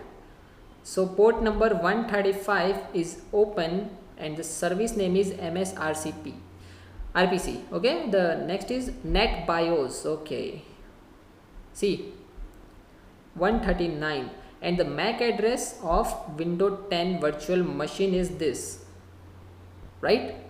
So it says that total time taken is this and only 3 ports are open.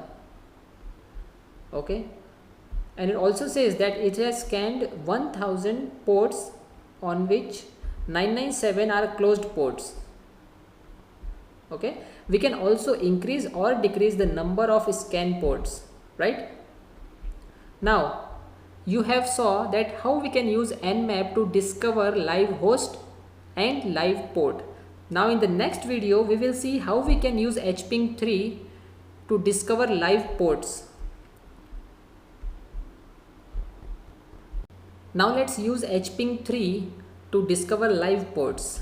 Okay, so HPing3 -8. -8 is used to enable scan mode.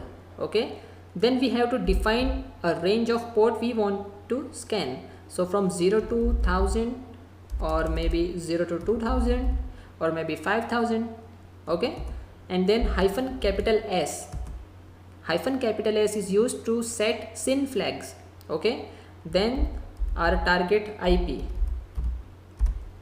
enter, right? It's showing the same response as the Nmap shows. See, right? Now let's increase the range of ports to 5000.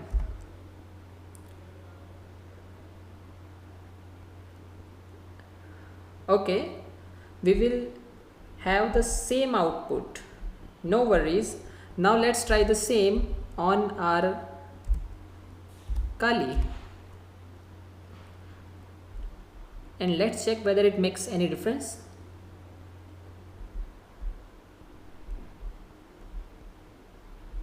So see the output.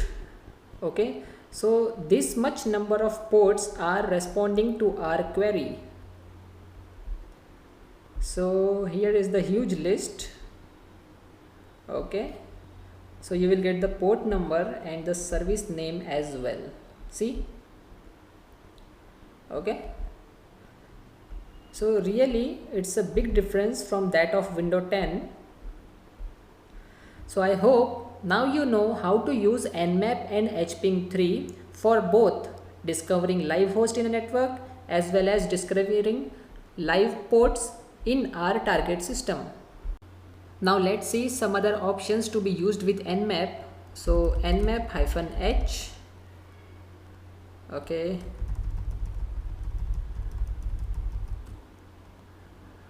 okay, so let's try Nmap -s and then capital S. Okay, the first one stands for scan and the other one is for SYN. Okay, and then our target IP address. Let's change our target this time. Okay, we are not targeting Windows 10 anymore, and 2.5 is the IP address of my Metasploitable virtual machine. Okay, so let's scan. See, if we don't define the port range, Nmap by default scan for 1000 ports. Okay, now in the next lesson we will see how we can use the graphical version of Nmap, that is ZenMap, for Windows. Okay, and for more information on Nmap you can visit nmap.org. right? Now see, this much of ports are available and are open. Now let's remove "S" and type "T". Capital T to filter out result and get a list of TCP only open ports, right? So to scan for TCP only connect ports, we will use "T".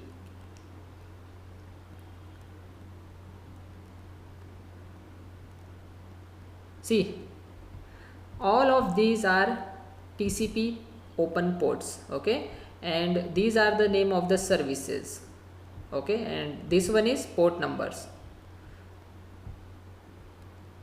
So this is how you can use Nmap to explore and to scan for live host and live ports and services and all, okay. So far we have seen how we can use Nmap in Kali. Now let's see the graphical version of Nmap, that is ZenMap, and let's see how we can use it in Windows 10. So go to Google and type download ZenMap. Now let's open the first link, nmap.org/ZenMap. Now it says you can download ZenMap, often packed with Nmap itself, from the Nmap download page. So click here. And now let's download the latest version of Nmap, that is 7.70. Simply click here and the downloading will start, okay. Now let's see how we can install it. So let's open it. I agree. Next, install. Now the ZenMap is installing.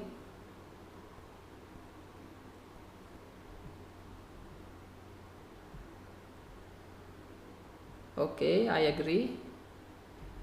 Now it says automatically start the npcap driver at boot time, support loopback traffic. Okay, let's select this one and now click install.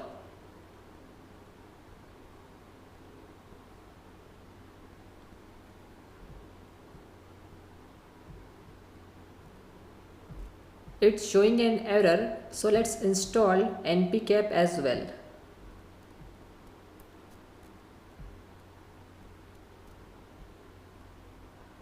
Okay, download.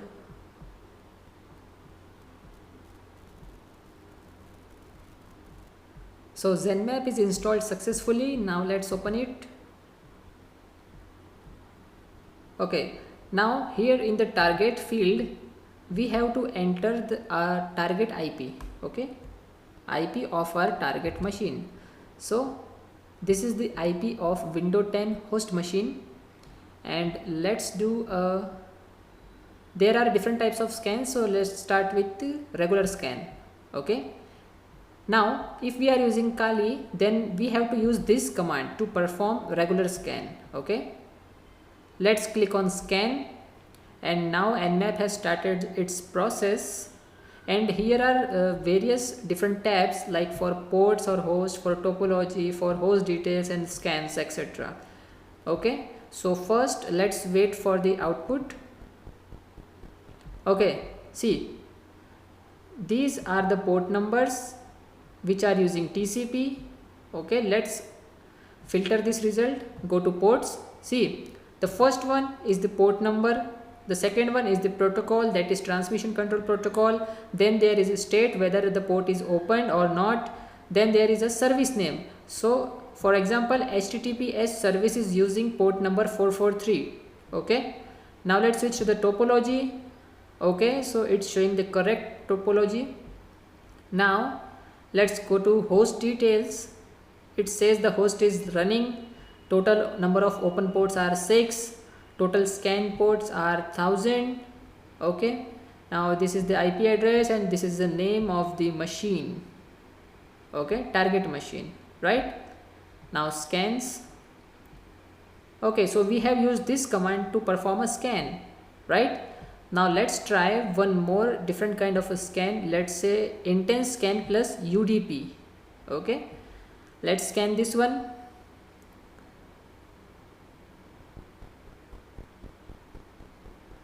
Okay, so it says 148 scripts for scanning, okay, for this particular command. Now if we are using this nmap in Kali, then we have to type this command to perform intense scan plus UDP. Okay, now let's see the results. Okay, now it's still scanning. Now it says UDP scanning initialization. Okay, so it's scanning for UDP. Again, by default nmap scans for 1000 ports. Okay, so here is the same result that we have got earlier. It says completed UDP scan. Okay, right, so this is how the Zenmap actually works, right? So we have seen how we can perform scanning to detect live host in a network or live ports and services in our target PC or topology. Now we will see how to perform operating system fingerprinting. Okay, so what is operating system fingerprinting? Well, it means trying to detect the operating system running in our target machine. Okay, so let's see how we can discover that which of operating system is running in our target machine. So first of all, let's switch to Kali and let's open the terminal. Okay, now let's say our target is Metasploitable. Okay, so let's check its IP. Okay, 10.0.2.5. So we will use nmap for this as well, hyphen small s and capital S for scan and send. Okay, now hyphen capital O for fingerprinting, okay, to detect operating system, so that nmap will scan for the operating system. Okay, and then the IP of the target machine, right, that is Metasploitable. Now nmap has started its scanning process, and let's see whether it detects the correct operating system or not.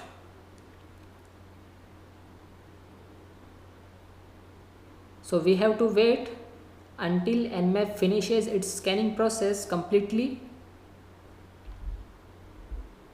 Okay, so the process has been completed. It has mentioned that this number of ports are open. Okay, and yes, it detects the operating system. It says it's running Linux 2.6. So yes guys, Metasploitable 2 actually works on Linux 2.6 platform. Okay, so it says OS detection performed, right, one host up. Okay, and total scan time is this much. Okay, so around 22 seconds. So yes, it actually works. Okay, now let's see the Zenmap. Okay, so let's switch to the Windows and let's see whether Zenmap perform its functions well or not. So let's open the Zenmap, and here mention the target IP. So suppose in this case I am targeting my host machine. Okay, and now here let's edit the command to this one. Okay, now click on scan. So nmap has started scanning, and we are running the latest version of nmap, that is 7.70.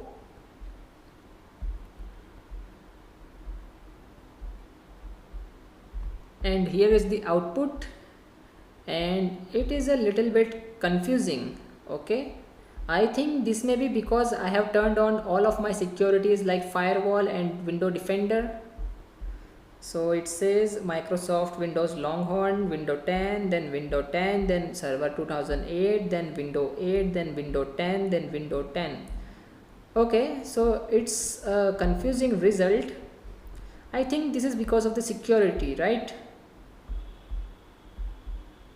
See, it says 94% accuracy for Microsoft Windows Longhorn. Okay, so this is how we can perform basic operating system fingerprinting, either using nmap in Kali or by using Zenmap in Windows. Okay, so guys, we have seen in the previous video that how we can perform operating system fingerprinting. Now in this video we will talk about network mapping. Okay, so what is network mapping? Well, mapping is basically means that how we can detect the exact topology in our target network. Okay, that how are our resources placed in our target network. So for this practical I have turned off all of my virtual machines and I am using my main machine, my physical machine for this practical, and I have connected this to my mobile hotspot, right? I am doing this just to confirm whether Nmap detects the exact topology or not. Okay, so let's open the Zenmap. Now let's type the command here. Okay, so nmap-sn for network mapping and then the network address. Okay, remember not to type here a particular IP, instead give a network address, so /24, right?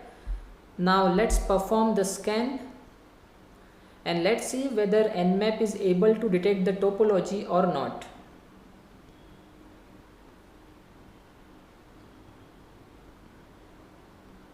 See, the purpose of this lesson is basically a network mapping, right? So it says, see, this is the MAC address of my mobile phone, right? And this is my main machine, okay, and this is its IP. So it says total 256 IP addresses scanned in 15 seconds and 2 hosts are up, right? So let's switch to topology and see guys, see, it has detected the exact topology which I have used, right? I have connected my main machine with my hotspot using wireless adapter, right? So yes, it works. Okay, so it is able to detect the exact topology used in our target network. Okay, and it is important because by using this we have an idea of how our resources are placed in our target network. Okay, let's talk about steganography. So what is steganography? In simple terms, hiding a data behind another data is called steganography. For example, hiding text behind another text, or hiding image behind another image, or hiding text behind image, or hiding image behind video. Okay, also we can hide executable files behind image. So let's see how to do that, right? So we will start with hiding files using NTFS stream. Okay, and what it is? A stream consists of a data associated with a main file or directory, right? So in this practical we are going to hide calculator file, okay, calc executable file which is for calculator, and we will going to hide this behind a text file, right? So in real world you can replace calculator by your backdoor or by Trojan, right? So when someone opens a text file, it won't know that behind this text file there is another Trojan or backdoor, okay, but in the background the Trojan will execute, right? But the user is not able to see it. So first of all you have to follow these steps separated by comma, right? So first of all let's open command prompt. So cmd run as admin. Now navigate to C drive. So the next step is to create a folder named magic. Okay, so md magic, enter. Now the next step is to open a notepad and create a file called readme and type hello world in it. So notepad, type hello world,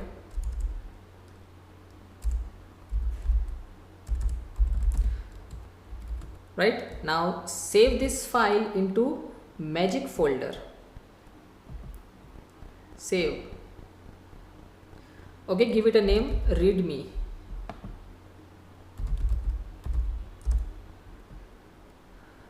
Now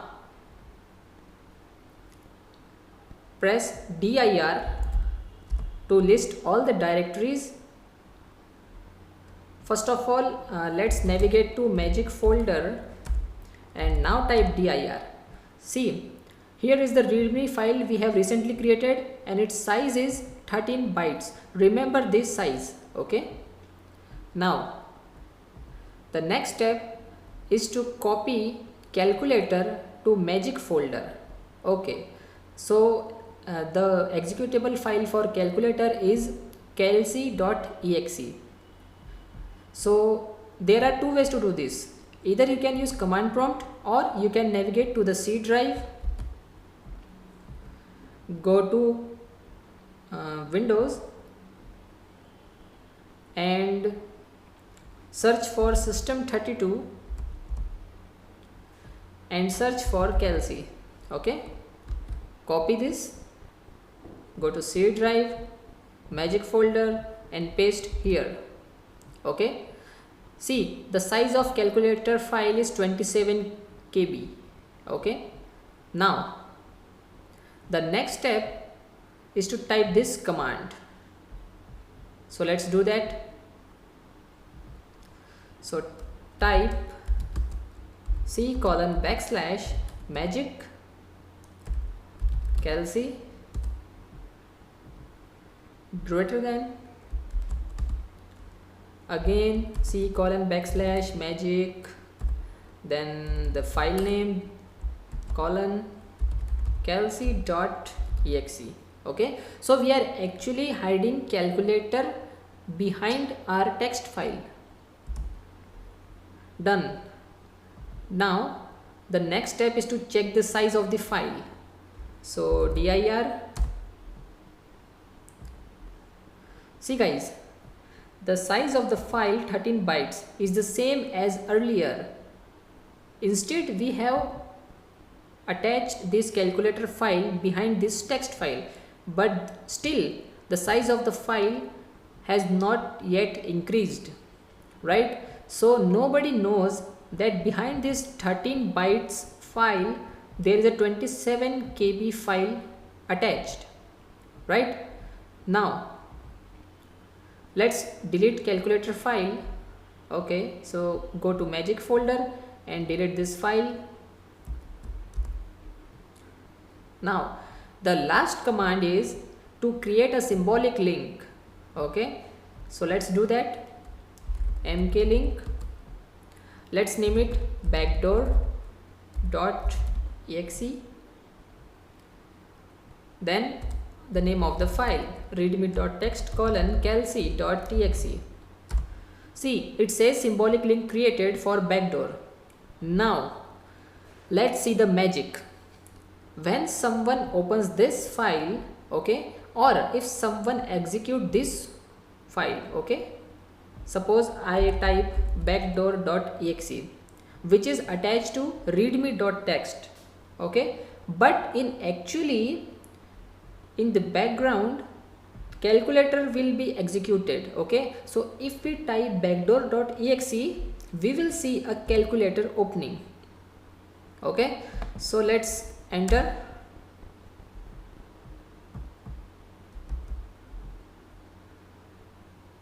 Okay, first let's check whether this file is created or not. So yes, backdoor.exe is created.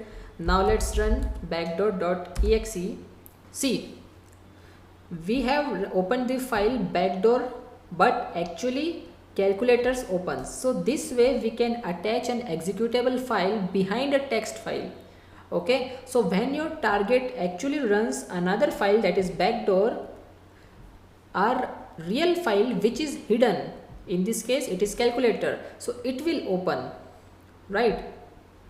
So this is how we can hide data or files using NTFS stream. Now in the next video I will show you how to hide some data using white space steganography.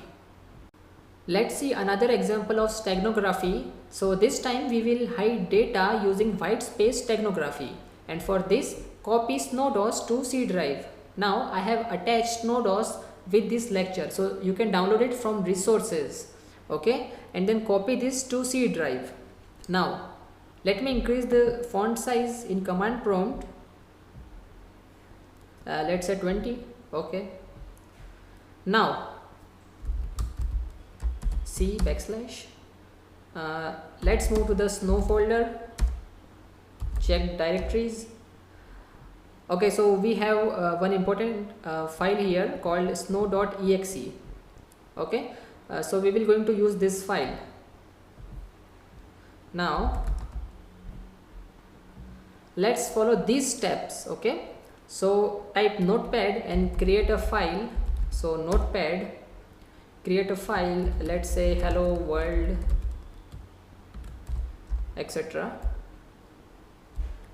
Save this file in C drive and under Snow folder, and with the name let's say readme.txt.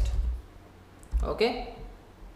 Now the next step is to run this command. Okay, so snow -c -m. Now enter your secret data here between double quotes. Okay, so my Swiss bank account number is something like this. Okay,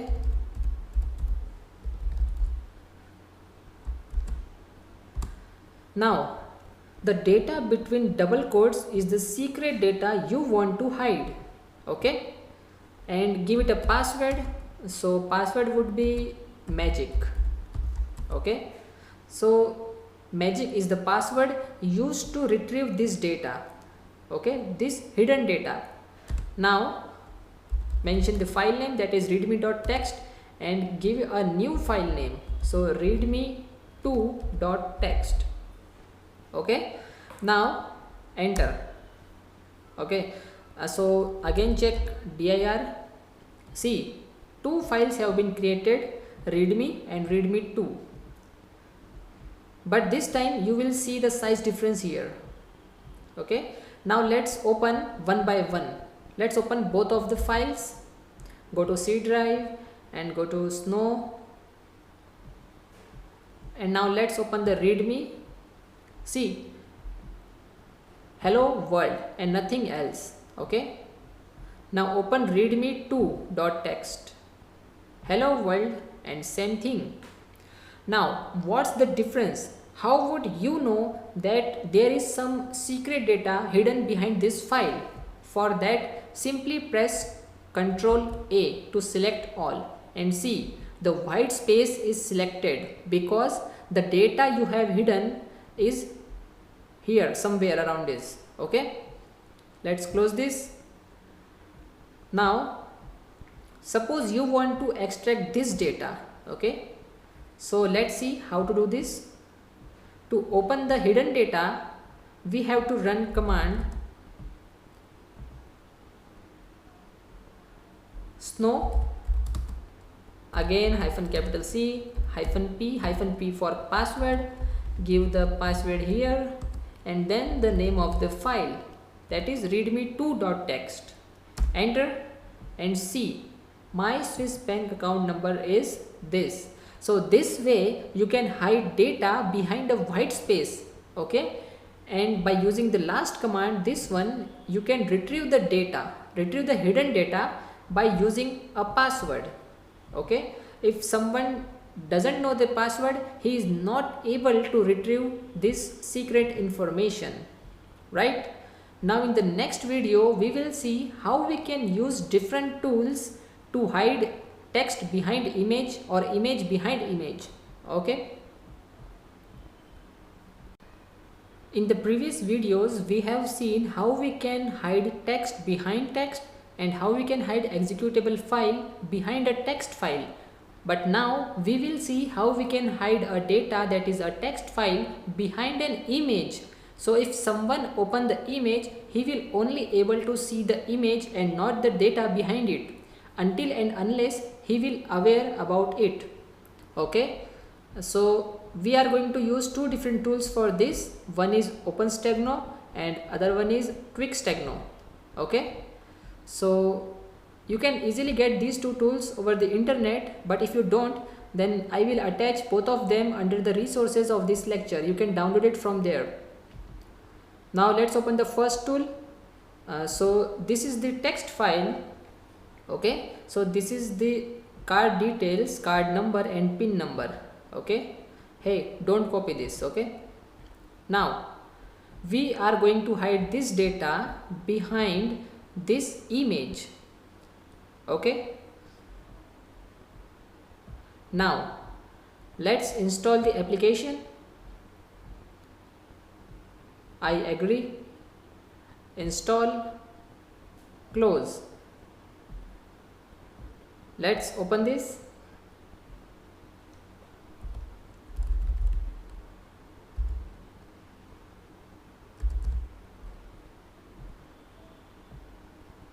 Let's run once again. I agree, install, close.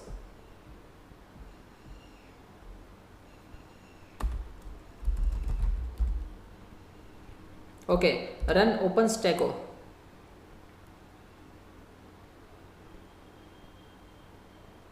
I don't know why it opens. It didn't open at the first time, but now it's working.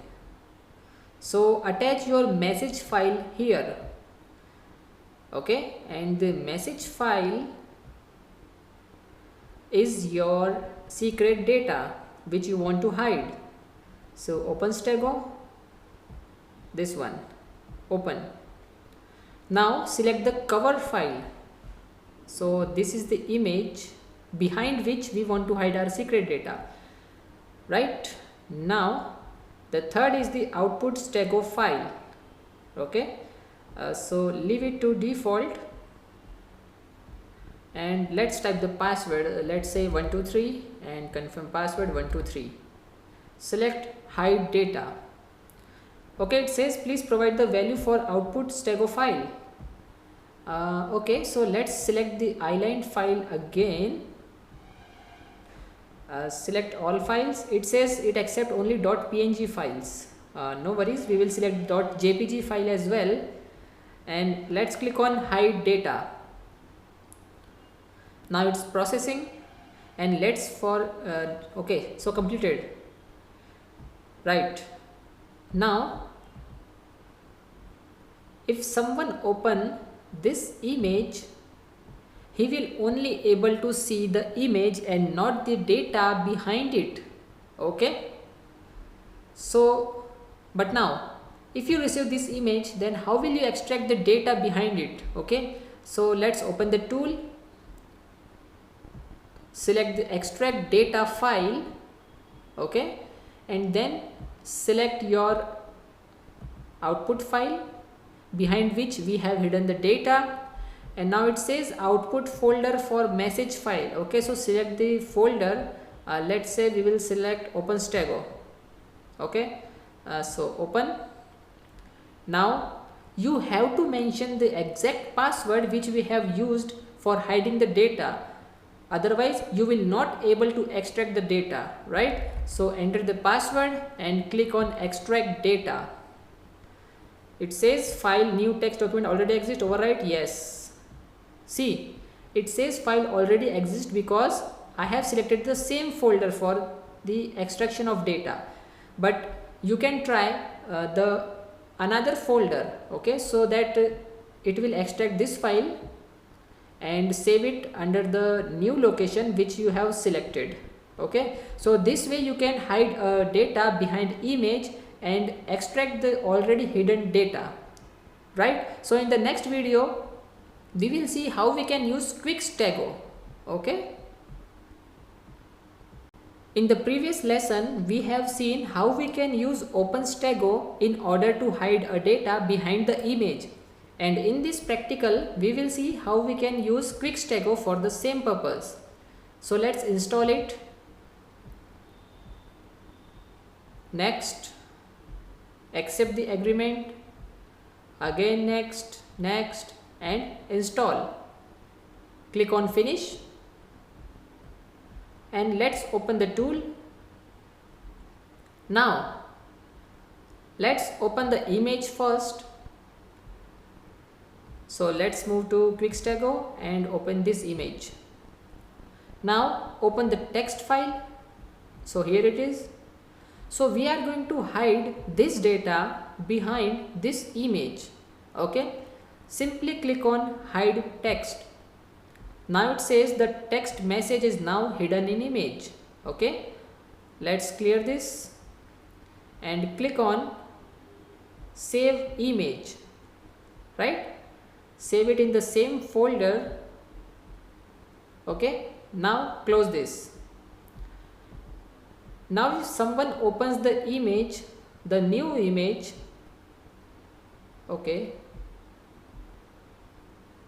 he never knows that a secret data is hidden behind this file. Okay. But as you are an ethical hacker, you can move to this tool, open the image in order to extract data. Okay. Select the file. Okay, the first one. Okay, open the first file. See, you have got the data, right? So this way you can use Quickstago to hide data and to extract data which is hidden behind an image. In the previous videos, we have seen how we can use different tools and techniques for steganography. Now, as a security expert, how would you detect some hidden files, okay, already hidden files in a particular folder or a particular drive?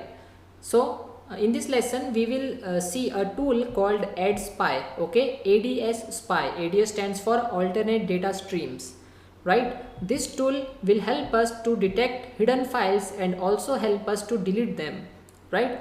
So let's see how it works. See, this is how it looks.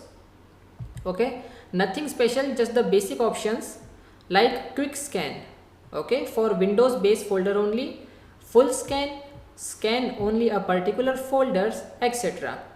Now we will go with full scan. Okay, so it will going to scan all NTFS drives.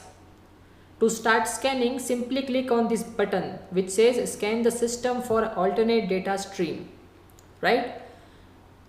See, it has detected some of the files that we have hidden previously, right? Now either you can wait for the scan to complete, but it will actually going to take a lot of time, right? Because it will going to scan each and every file and folder in your system. So for now let's abort scan. Okay, and to delete hidden files, simply check on the files which you want to delete and click on here, remove selected streams. Okay, they will be deleted permanently. Yes, right? So this is how ADS spy works. Now let's talk about keyloggers. So what is a keylogger? Keylogger is a computer program that record every keystroke made by a computer user. Okay, so we can use keylogger for different purposes. For example, you can install keylogger into your target system in order to monitor its activity or to steal some confidential information, right? You can also use keylogger on your own computer, because if someone else is using your computer, then you must know that what he has done in your computer. Okay, so keylogger records every keystroke. Sometimes it also takes some screenshots. So if someone is using your PC and he opens Facebook and type his username and password, then you will able to get all this information in plain text format, right? So it is a good idea to use keylogger in our own computer system. Now there are various keyloggers available over the internet, but the one which I personally use is called as all-in-one keylogger. So head up to your browser and type download all-in-one keylogger. Open the first link and simply click on download keylogger, this green button. Okay, remember this password, okay, because when you download this tool, it's in a zip format, so when you extract it, it will ask for a password. Okay, so click on this and the downloading will start. As I have already downloaded this in my PC and it's around 4 MB only. Okay, and it works on all kind of window versions like XP, Vista 7, 8, 10, etc. Now let's see how we can use all-in-one keylogger. So I extracted the folder and now let's install it. Yes, next, accept the agreement, next. Okay, see, it is not recommended to use these options like create a desktop icon or create a quick launch icon, right? Because if you do, then easily any person using your computer PC will know that you are using a keylogger, right? So click on next, again install. Now it's installing. Click on finish.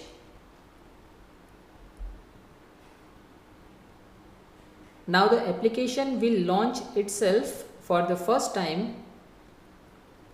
So let's wait for it. Okay, now it asks you to choose a password. Okay, now you have to choose a strong password, right? So for now, as I am performing it for the practical purpose, I am assigning a password 1234. Okay, click on save. See, it says when keylogger is running, typing the password in any application will display all-in-one keylogger registration screen. Therefore, you should select a unique password that no one else would ever type. Right? Now click on save. It says password must be at least 5 characters long. So okay, 1 2 3 4 5. Click on save. Now it says typing your password. Okay, again same thing. Click here, understood. See, it says trial expired because I have already used this software in the past. Okay, so click on understood. Now close this application. Okay, let it open. Now let's open Notepad and let's say I am typing something and by mistake I have typed my password for keylogger. See, it opens the keylogger screen. Okay, now it says I have to purchase this license. Okay, let me uninstall and download it again in order to proceed with the further practical. See guys, company provide a trial period of 7 days only. So I have installed keylogger in my Windows 10 virtual machine instead of using it on my physical machine, so that it won't ask me to purchase a license key, right? So I have installed it and I am continuing with the same password, that is 12345, and let's save it. Okay, I understood. Now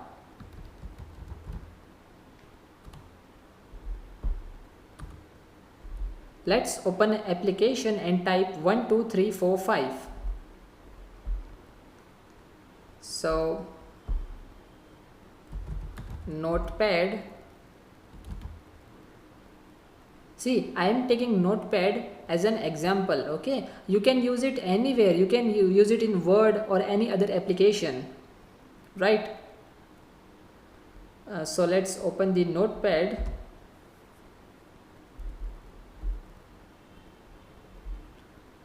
Now type the password here and let's wait for the keylogger to open. So when you open it for the first time, it will ask you to choose some general settings, right? So let's see this one. It says hide program tray icon, because if you can see here, it says that the keylogger is running. Okay, so to hide this, you can select this option to make it more secure. Now there are some other settings as well, like log maintenance, okay, where to save log files, and some other settings. Okay, but for now I am proceeding with the default settings. So for now, let's close this box and let's perform some activities, like press enter and type something like 00000. Okay, now let's open the keylogger again to check whether it has captured our activities or not. So close this box. Now click here, open log viewer. Okay, it will open up another dialog box. Now close this. Click here to view textual logs. See, it has recorded when we have started login, then we have opened Notepad, then we have logged for the first time. Okay, then we have clicked on these options, right? Then we have again opened Notepad, and then we have opened message box of all-in-one keylogger. So it started recording all the logs. Let's move down. It says admin ideal time 4 minutes from total of 7 minutes. Okay, now let's see some of the web activities. Okay, so no web activity. Let's see some screenshots. See, it has taken the screenshot. As far as I have pressed enter, it has taken the screenshot, right? Now whenever I press enter, or I have pressed something like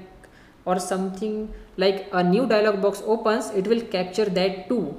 Okay, so this is how it works.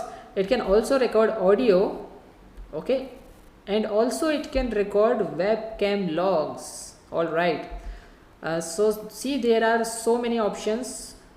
Okay, so it's a good idea to use keyloggers in our own system, right?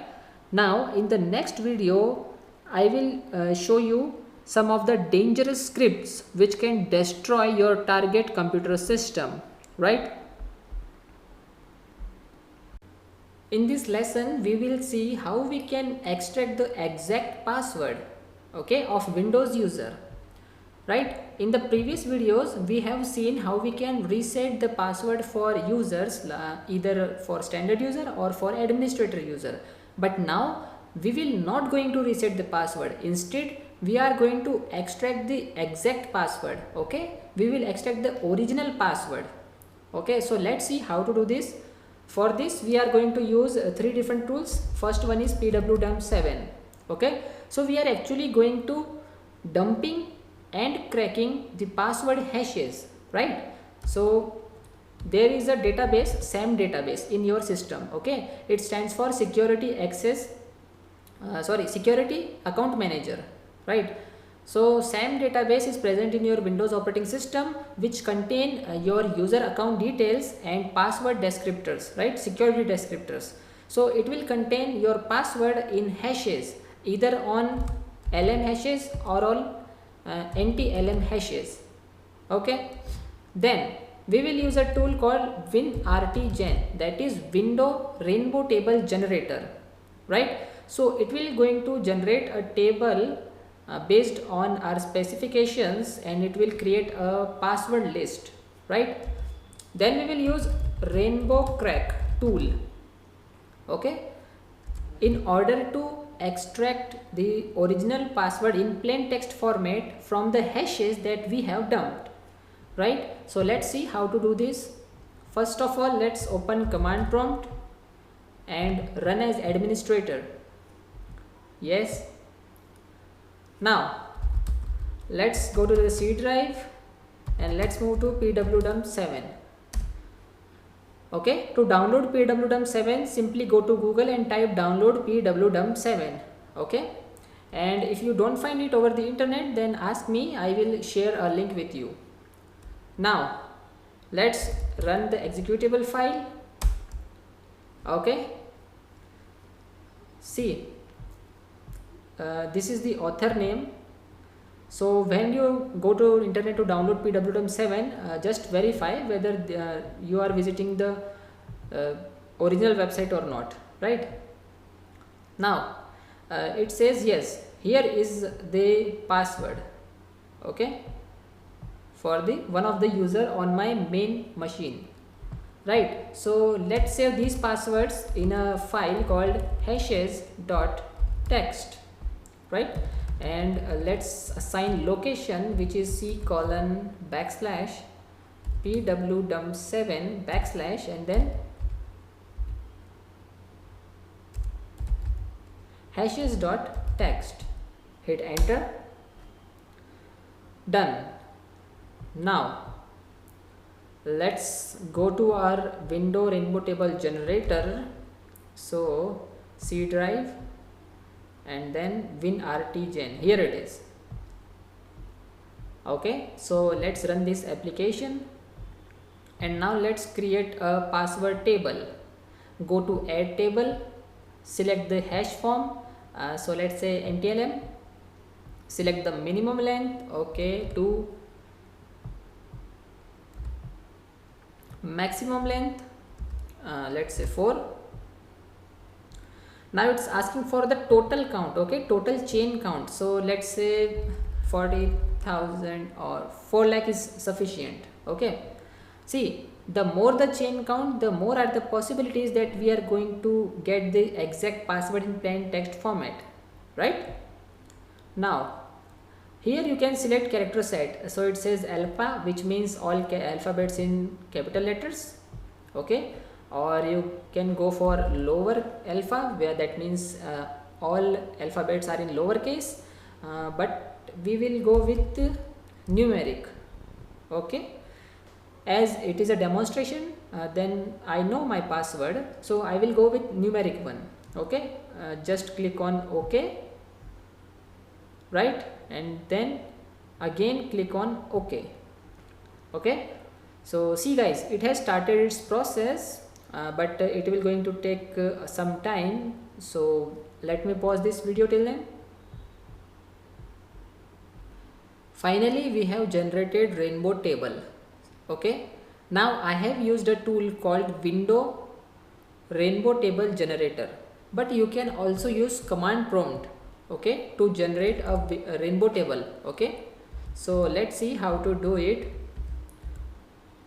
See, rtgen is the command for this. Okay, so rtgen, then define your hash type, whether it is lm or ntlm or md5, etc. Okay, then define what kind of rainbow table you want to generate, like numeric, alphanumeric, etc. Okay, then this is the minimum number of length. Okay, and this defines the maximum number of length of the password, right? Then keep it 0, and this is the number of passwords you want to generate in total. Okay, so let's say you want to generate a total number of passwords to 90,000. Okay, so let's change it to 90,000. Okay, and then define numbers like 0, 1, 2, 3, 4, 5, 6, 7, 8, 9, 10. Okay, and then leave the last option to 0. This way you will able to generate a table with 90,000 passwords, which are the combination of these numbers, right? Now after generating a table, it is important to sort that table. So to sort a table, we will use the command rt_sort. Okay, rainbow table sort, and then the name of the file. Okay, let's close this. Now let's open rainbow crack tool. So here it is. Let's run the application. So this is our rainbow crack tool, which help us to extract password from hashes into plain text. Okay, so let's see how to do this. First of all, let's say add hash. Okay, and now let's open our hash file, which is in pwdump7. So this is pwdump7. Let's open hashes file. Right now let's copy this one. Okay, let's copy this hash, because the rest of the users like administrator, guest has no password, right? But Dell user has a password. That's why I picked up this hash. Okay, now paste here, click OK. Now go to rainbow table, search for rainbow tables. So let's say I want to open this file. Okay, because it's a short file, right? If we go for this long file, which I have generated some time ago, then it will going to take around 15 to 20 minutes or more just to scan this file, right? But my aim is to show you a demo of how actually the rainbow crack tool works, right? So let's open this file. See, it has detected our password, and password is 123, right? Now I have not changed password for this demonstration purpose, but I am actually using this simple password from last 6 months. Okay, now let's verify whether this password works or not. So let's log out. Okay, and type 123. Okay, see, 123. Okay, so this way you can extract the exact password or the original password in plain text from hashes. So pwdump help you for dumping hashes, and then window RTGen table tool help you to generate rainbow tables, and then rainbow crack helps you to extract plain text passwords from that generated table, right? So I hope now you know how to use pwdump7, WinRTGen and rainbow crack. In this lesson, we will see how we can gain remote access to our target system by using a payload, right, which is created using Metasploit framework. So for this practical, Kali is gonna be our attacker machine and Windows 10 is our target system, right? So I have developed some steps for you to follow, right? Now the very first command is msf venom. So msf venom is going to help us in order to generate payloads, right? So msf venom, first of all, let's do msf venom -h. -h is for help, right? So it's going to show all of the available options to be used with msf venom command, right?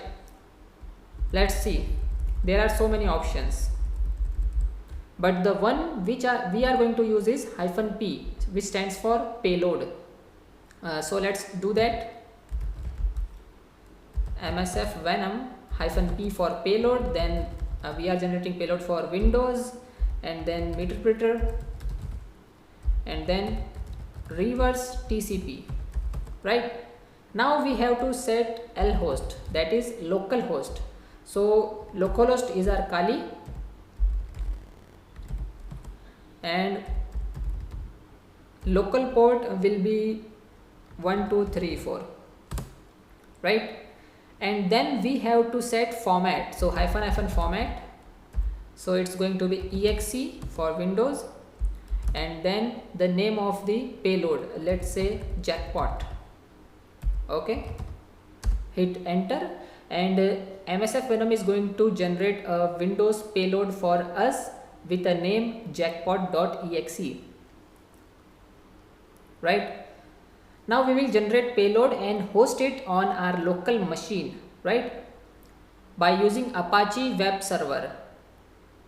Now if you go to the internet and search for that server, Apache web server, then you will know that around 60% of the websites from all around the world are running on Apache web server. Okay, now if you don't know how to configure Apache, then I have explained this in practical in very detail in the second last section of this course, which is called as Linux for beginners.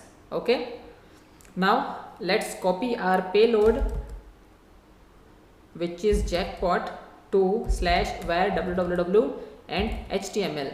So this path is the default path for Apache web server, right? So if you are going to host your website, then you have to use this folder, that is HTML. You have to host your website under this folder, right?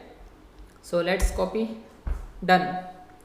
Now we have to start two services. The first is service PostgreSQL, that is your SQL. Okay, start. Right now we have to start Apache web server as well. So service Apache to start. Right, done. Now let's start MSF console, that is Metasploit framework console. So the next command would be to use exploit, right? To use handler. So it's very important step. So we will start with use exploit multi-handler. Then we will going to set payload for Windows. Okay, then we will set localhost, then local port, and then we will use exploit feature. Okay, so this is how we are going to get remote access to our target PC, right? Now let's move back to Kali. Okay, it says starting the Metasploit framework console, so we have to wait for it.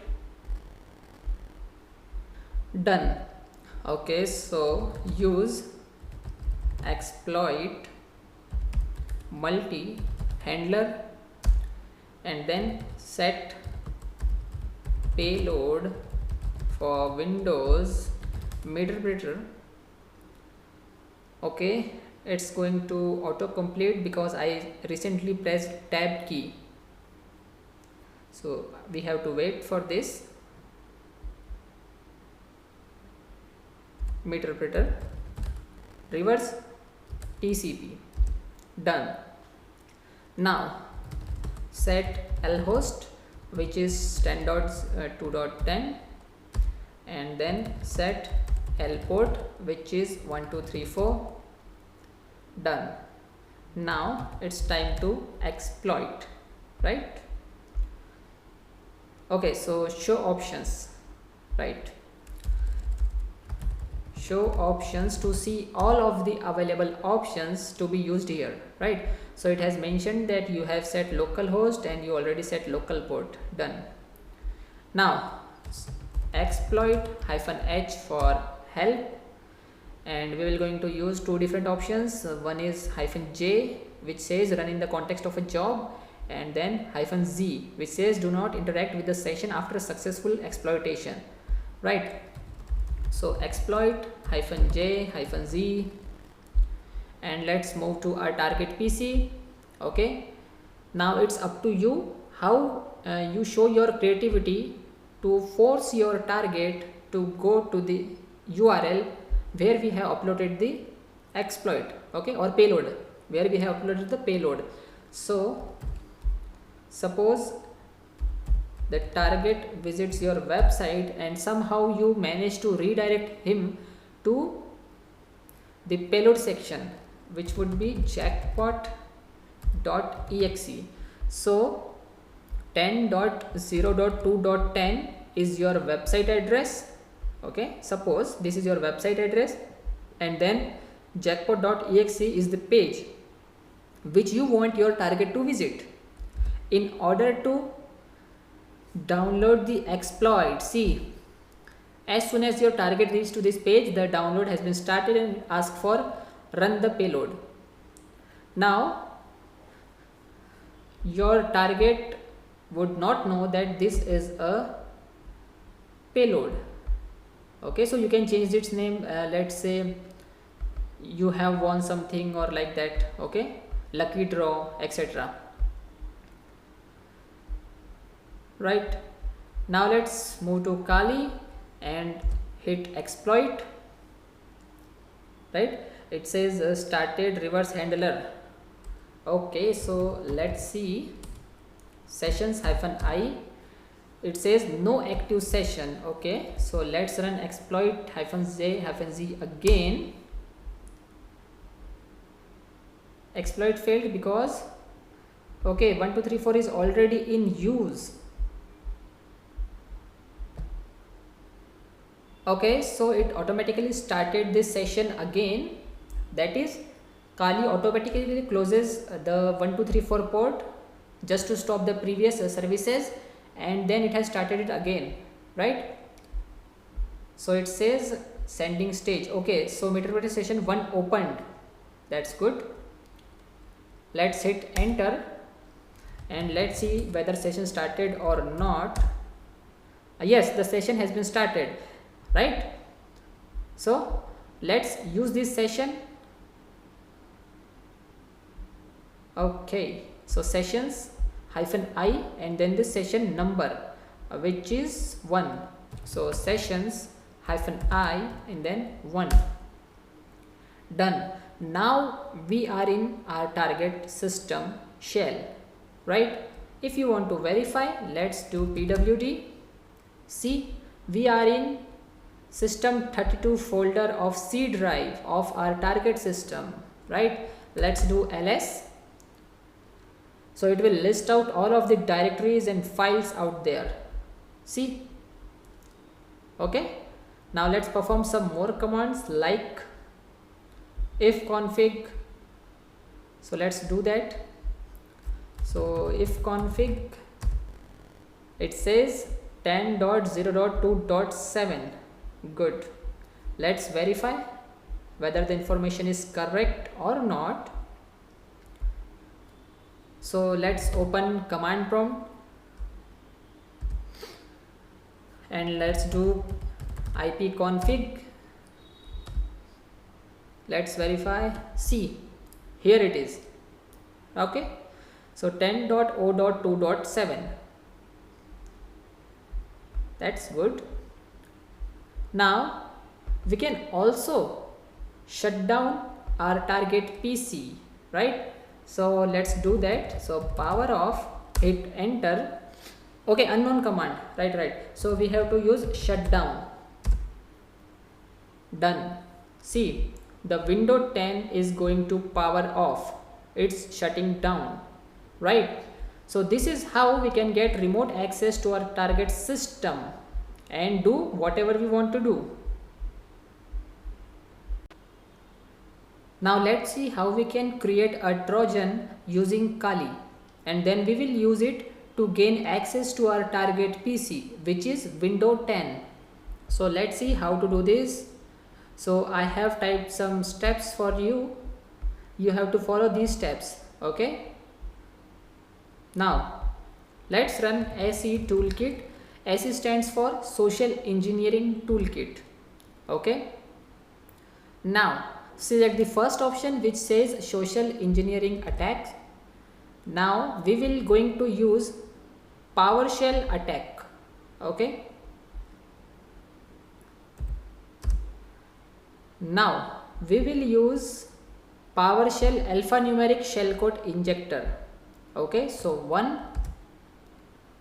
Now it asks for payload listener IP. Okay, so assign IP of our Kali, which is our local host, and now the local port. So okay, 443. Do you want to start listener now? Yes.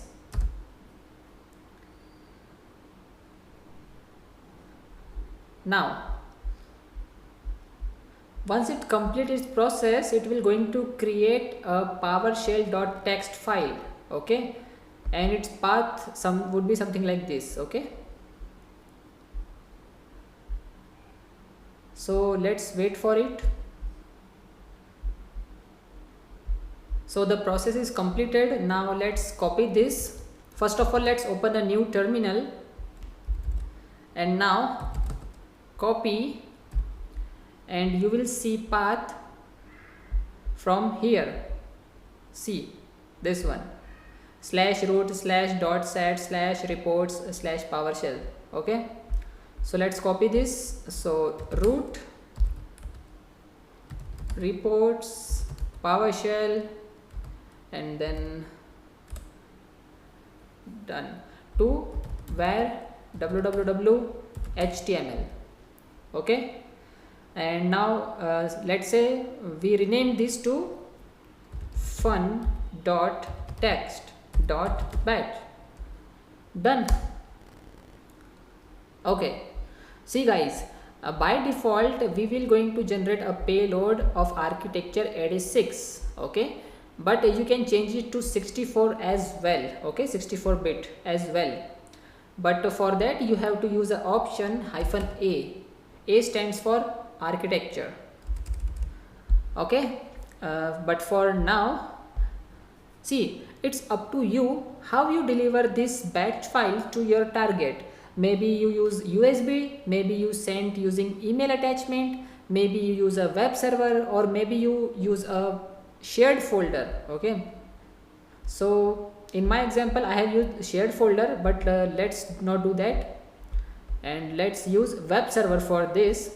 So switch to Windows. Okay, and now let's access the website, that is web server. Okay, and then the name of the file, which is fun.text.batch. Okay, hit enter, and it has finished downloading. Okay, simply click on run. Okay, so it's running. Done. Close this one, and now here we will get our session. Okay,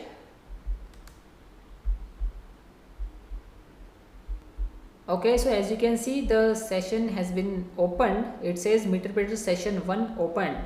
Okay, so let's hit enter and let's check it. -i. Okay, -i1. Done.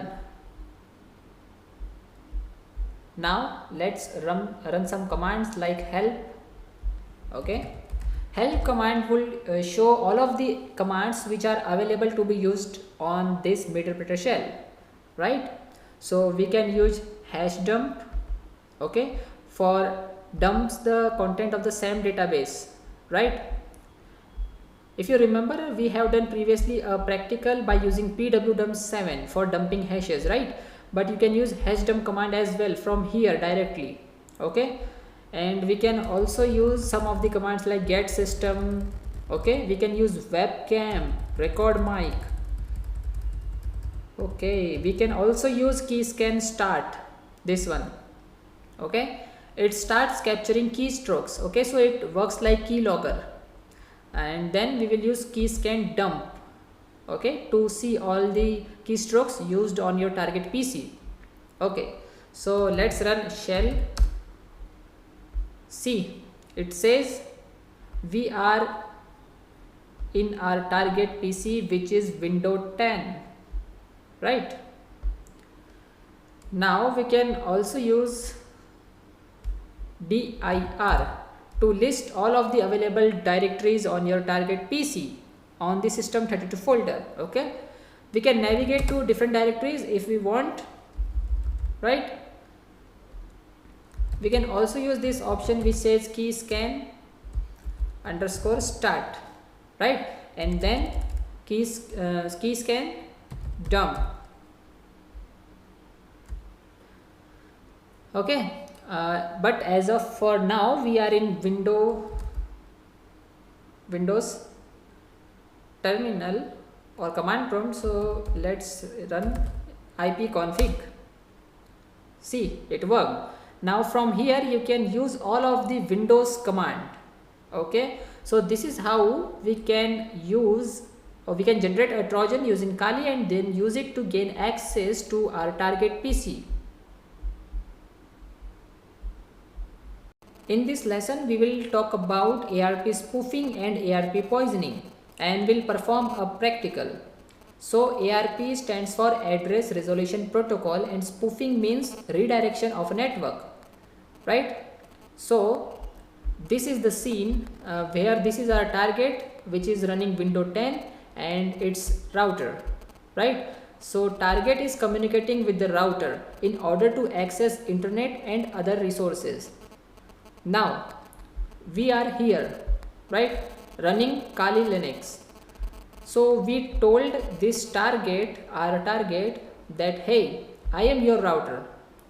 Okay, so in order to access resources, you have to send request to me, right? And in ARP poisoning, we are using MITM. MITM stands for man in the middle attack. So we are acting as a man in the middle between these two, right? So we are telling router that hey, if you want to reply back for any request, then you have to reply back to me, right? And then we will reply back to our target. Okay, so we are acting as a man in the middle, right?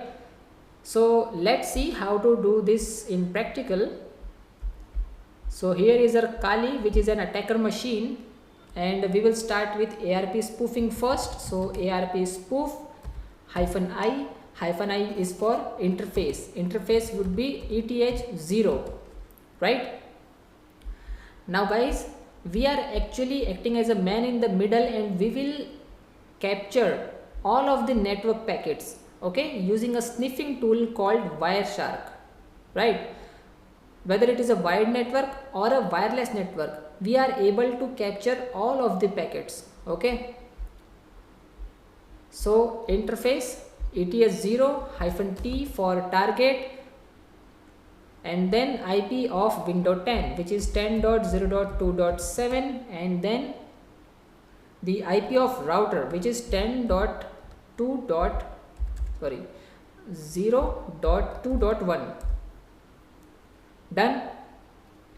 Now it says ARP reply to this. Now let's open a new terminal and let's do vice versa. So ARP spoof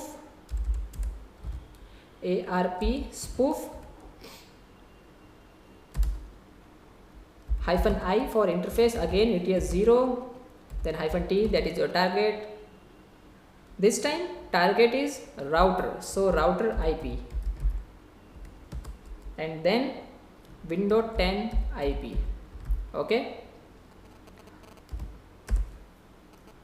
Now let's open one more terminal and type dsniff, okay. So it says listening on ETH0. Well, good. Now let's open new terminal and let's open Wireshark.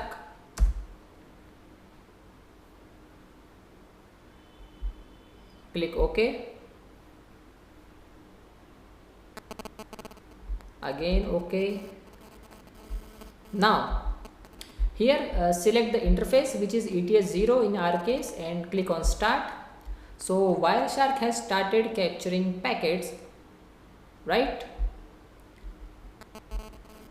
So here are all the requests made in our network, right? So this is how ARP spoofing actually works, and you can see that it's capturing on protocol ARP, okay. This is the time, source and destination, right? And these are the other information, right?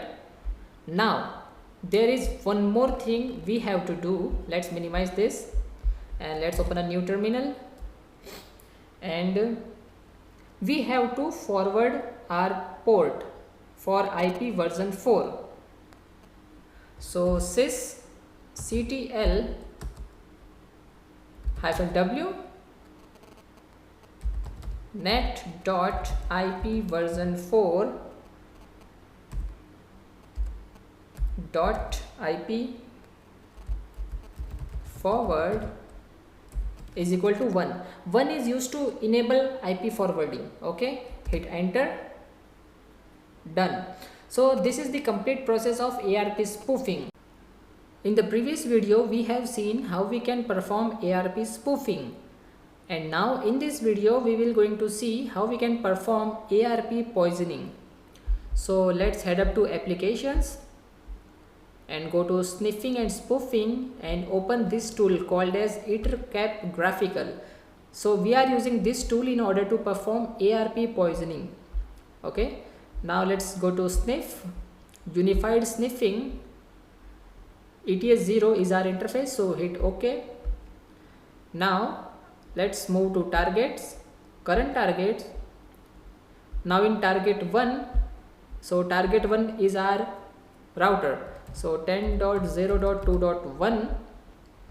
Let's add target 2, which is window 10. So 10.0.2.7. Okay. Now let's move to MITM and start ARP poisoning, right?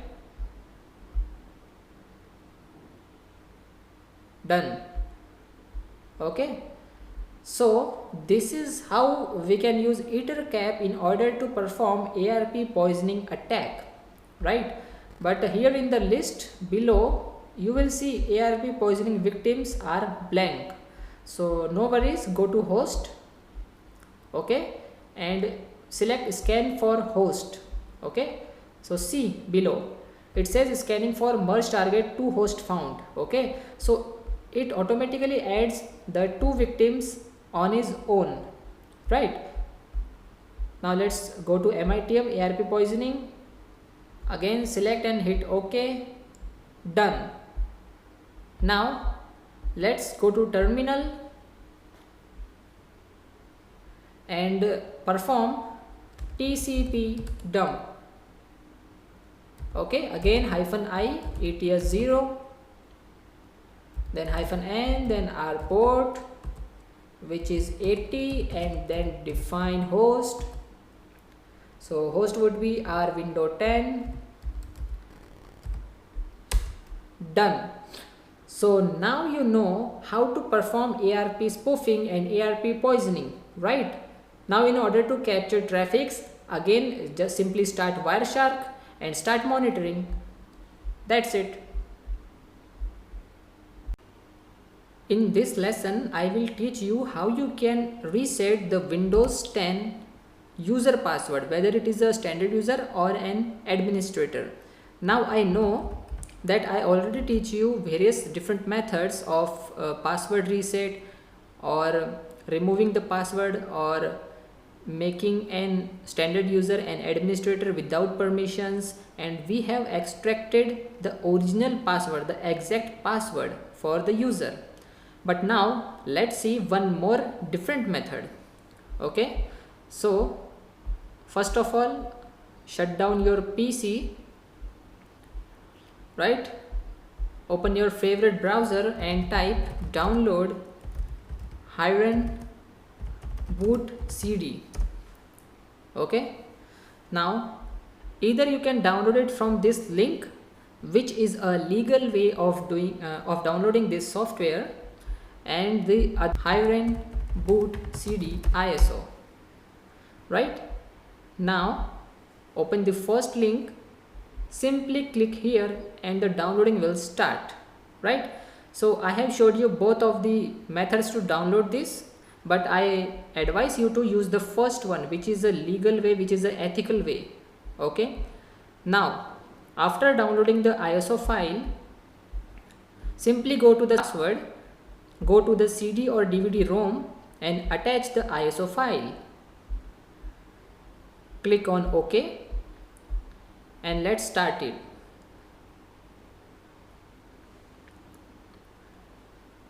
Now it will boot up the Hiren boot CD. See, there are so many options here. You can use it as a live XP. Then there are DOS programs, but the option which we are going to use is this one, offline password changer. although it says that it supports Windows 7, it doesn't mention about Windows 8 and 10, but it still works on Windows 10 as well. So enter. Now here you have some different options like no USB to turn off USB if not used, okay, and so many others, right? But here you have to simply press enter, as it mentioned in the first line that press enter to boot. So hit enter and let's wait for the next options. Now here at the below you will see that it has found two different partitions, SDA1 and SDA2. So let's use SDA2. So simply type 2 at the last line and hit enter. Now it says, do you wish to force it? Yes. Registry directory, right? So you have to press enter here. Now here if you see at the bottom of the screen, you will find that it says select which part of registry to load, okay? So here are three options. First, which says password reset from SAM system security. The second one is recovery console parameters, and the last one is quit, okay, to return to previous screen. So let's select the first option here. Now again it says edit user data and passwords, or you can press Q for quit. So let's select the first option again. Now here you will see it says that it defines the users, already created users on your system. Type the username, which is admin, and hit enter, okay. Now it says type 1 to clear user password, right, to set user password to blank, right. Second option is to add as well, like unlock the logged user or quit the process. So let's select the second option, which says edit or set a new user password. So hit enter. Now create new password here. So let me create a new password, which is 123. Now it says, okay, to quit simply type exclamation mark, okay, and hit enter. Now it says edit use again, so press Q for quit. It says about to write files back, do it. So why? Yes. It says you can try if it somehow failed, or you can select any wrong. New run, select no here, which is the latest one, right?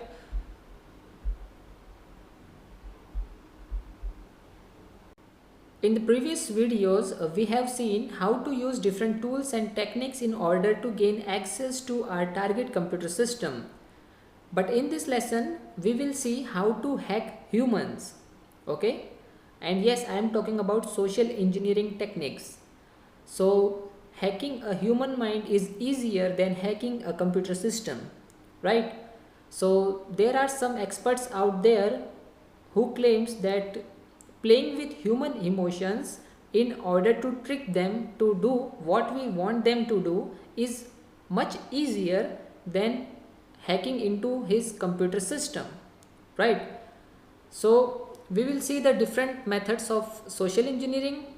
So let's move to applications and go to social engineering tools and select social engineering toolkit, right? Now it says, do you agree to terms of service? Yes, we agree.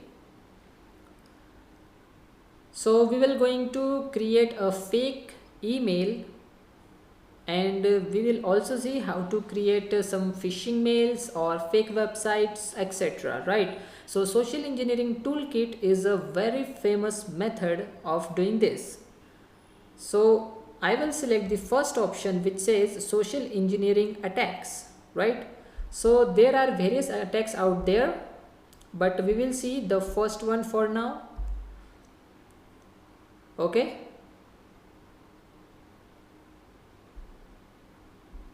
Now it's loading, so we have to, okay, so here are some other options but we will use the fifth one, which says mass mailer attack. Okay, so in this video we will going to use fake emails, right?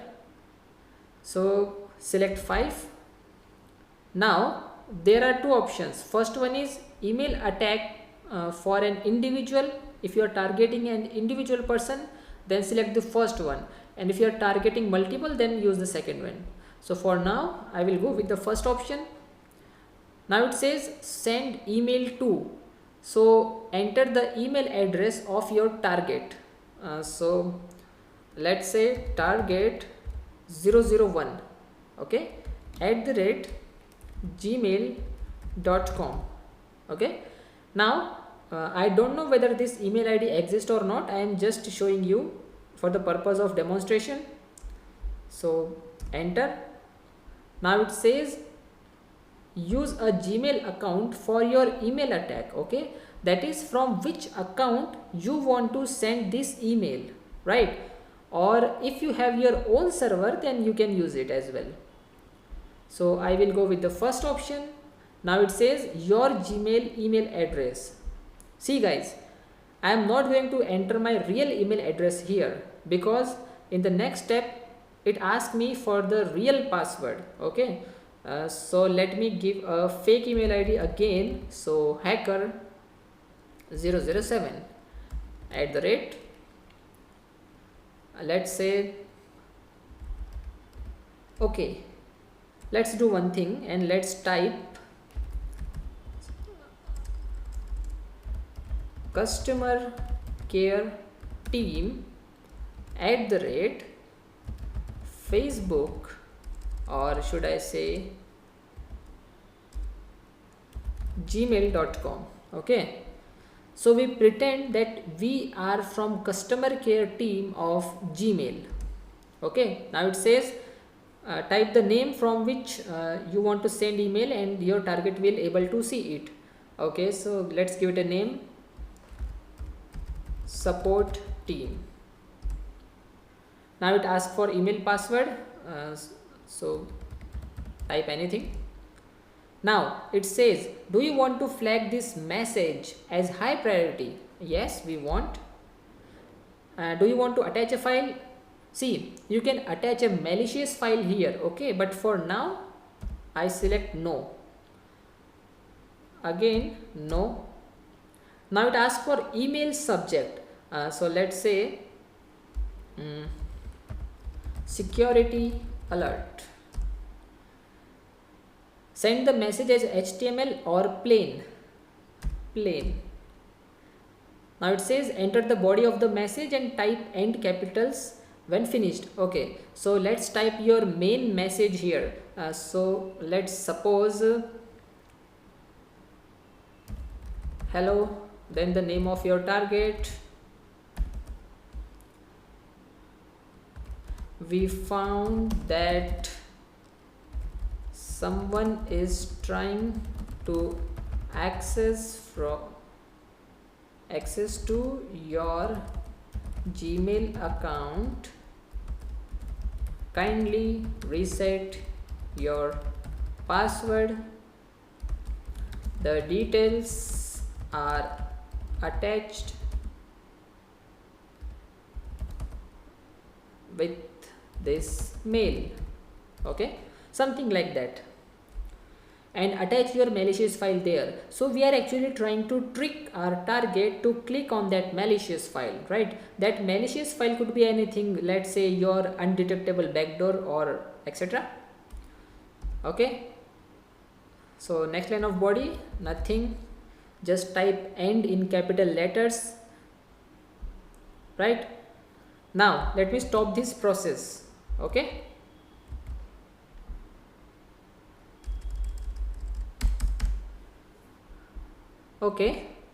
because after pressing enter, this system will try to send an email to that email ID. Okay, it actually tries to send a real email there. Okay, so I have disconnected my computer system from internet connection, because I don't want to send it an email, because there is no email ID exist. right?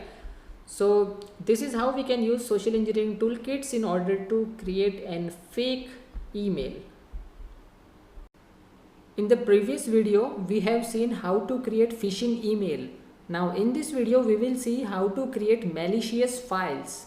Okay, so that we can send this malicious file with our phishing email. So first of all, let's open the terminal, right?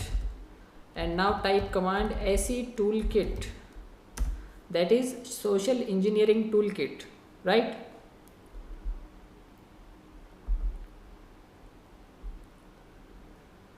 So again select the first option which says social engineering attacks.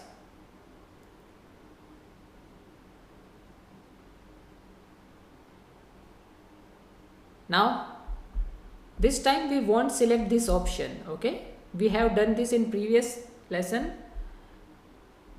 Now we will going to select the first option which says spear phishing attack vectors. So let's do that.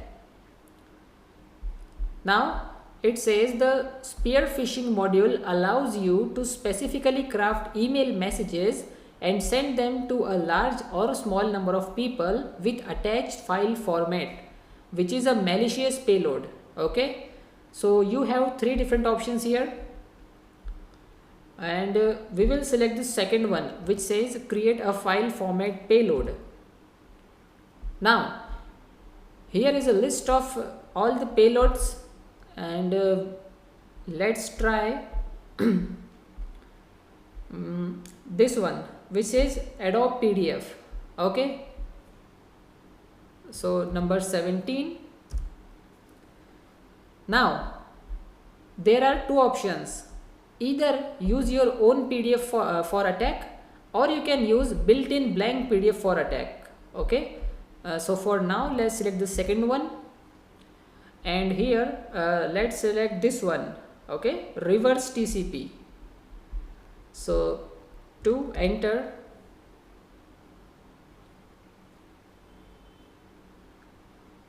and let's wait.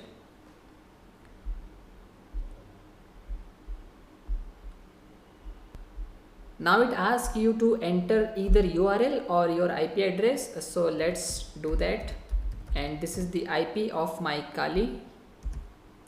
Now it asks for port, so yes, 443 is okay, so hit enter, right? So it has started listening to this IP address on 443 port number, right?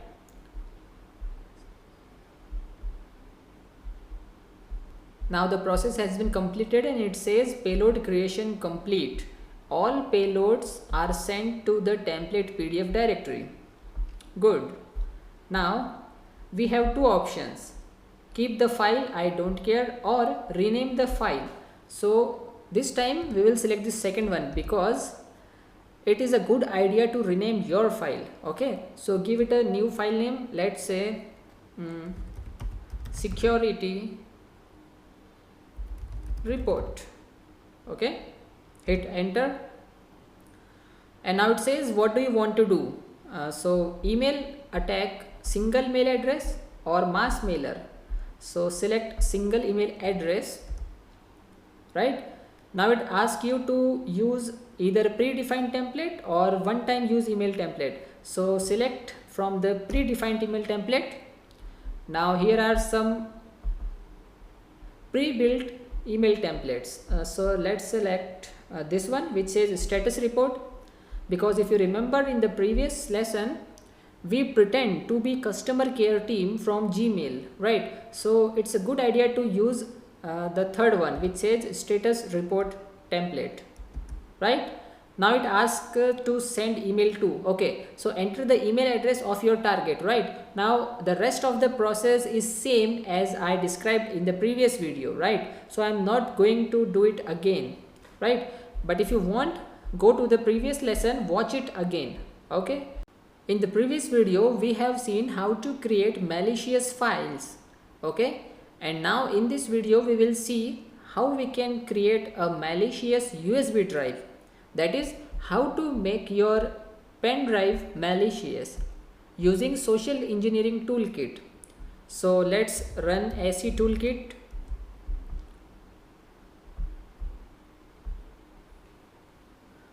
Now, as we done in the previous videos, select the first option, that is social engineering attacks.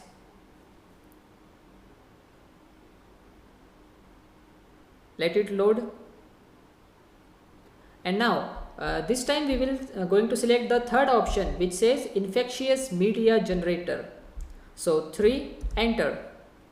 Here you have two options, file format exploits and standard Metasploit executable.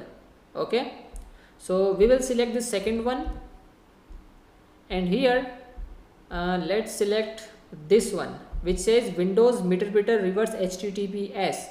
If you remember, we have used this before in one of our previous videos.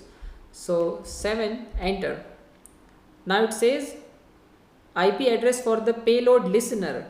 So enter the IP of the attacker machine and enter the port for the reverse listener. So let's say 443.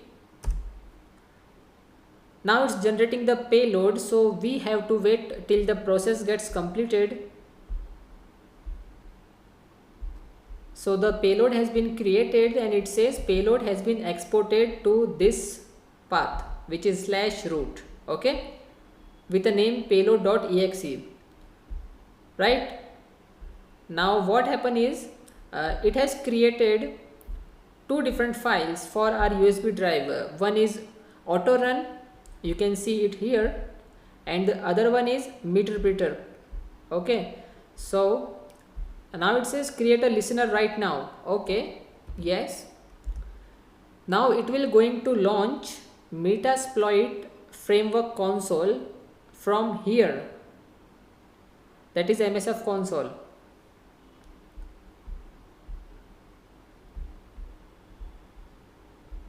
So now it says started HTTPS reverse handler here on port 443. Now it's up to you. You can change this port number to anything like 1234 or 5678, etc. Okay. Now the only job left is to attach your USB drive with your machine and copy your payload. Then take that pen drive and attach it on your target computer system, and it will automatically run and create a session for us. Okay. So that's it for this tutorial. In this lesson, we will talk about website phishing. Okay, that is making a clone of a website like Facebook, Gmail, etc. So as always, run SE toolkit, and this time we will select the second option, which says website attack vectors. Now we will select the third one, which says credential harvester attack method, because we want to steal the credentials of our target. So 3. Now select the second option, which says site cloner. Why? Because the second method will completely clone a website of your choosing and allow you to utilize the attack vectors. Okay, so second, and enter your IP address for the purpose of post back. Okay, so this is the IP of our Kali, so hit enter. Now it says enter the URL to clone. Okay, so enter your URL of the website which you want to make clone of. So www.facebook.com and hit enter, and it will create a clone of facebook.com for you. Then you have to share that link with your target. Then your target opens the link, and when he enters the information like username, password, then you will get them here on your screen. But there is one problem. For this purpose, you have to keep your PC on 24/7 until your target clicks on it and do rest of the work, right? So there is a better alternative to this. So open your browser and open a website which says zshadow.info. Okay, create account with this, and this website will help you with phishing attacks. So it will going to create a clone for Facebook, Gmail, Instagram, etc. Simply create an account with them and then they will provide you the link. Then share the link with your target. Now you don't need to log in until your target clicks on the link. Okay, you can log out and do your work, right? This website keeps your link live 24/7. So when your target clicks on the link and enter his information, user credentials, this website will record them for you, right? So you can use this website. So this is how you can perform website phishing. In the previous videos, we have seen how to create phishing mails, malicious files and phishing websites, right? Now in this lesson, we will see how we can detect phishing attacks, because as a security expert, it is very important that you know how to detect whether a mail received has contained some malicious files or a website you are visiting is a phishing website or not. So it is very important to learn how to detect phishing attacks and how to prevent your own network from those attacks, right? So first of all, let's visit to toolbar.netcraft.com. So we are going to use a toolbar, that is a Firefox extension, because it will clearly mention us that if we visit a phishing website, it will show us a warning that hey, this website is a phish or you may be at risk, right? So let's download the Netcraft extension from here. Okay, we want for Firefox, so select Firefox.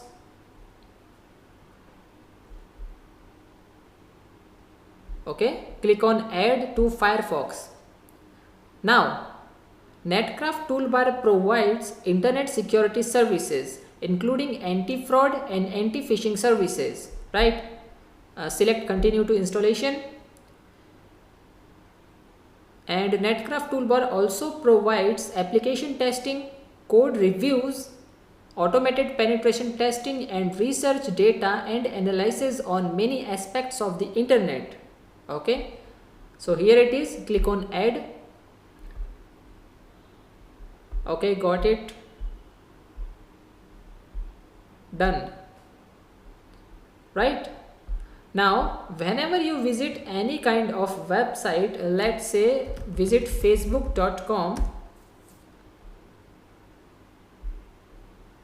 okay, let the website open and simply click here, which is Netcraft toolbar. Now it says site report, risk rating 0, and it's showing the website in green.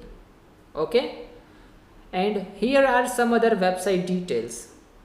Okay, so I hope now you understand how to use Netcraft toolbar and how helpful it is, right? Now let's visit one more website, which is ZShadow. Okay, I already told you about this website in the previous video.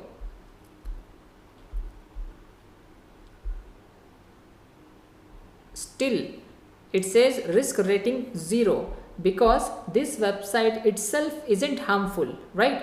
But you can create your account on this website to create some phishing pages, right? So that's it for this video. In the next lesson we will see one other way of detecting the phishing websites and all. In the previous video, we have seen how we can use Netcraft toolbar in order to detect a website, whether it is a phish or not. But now in this lesson, we will see one very famous website called as phishtank.com. It would help us to detect whether a website we are visiting is a phish or not. Okay, so PhishTank is a free community site on which anyone can submit, verify, track and share phishing data.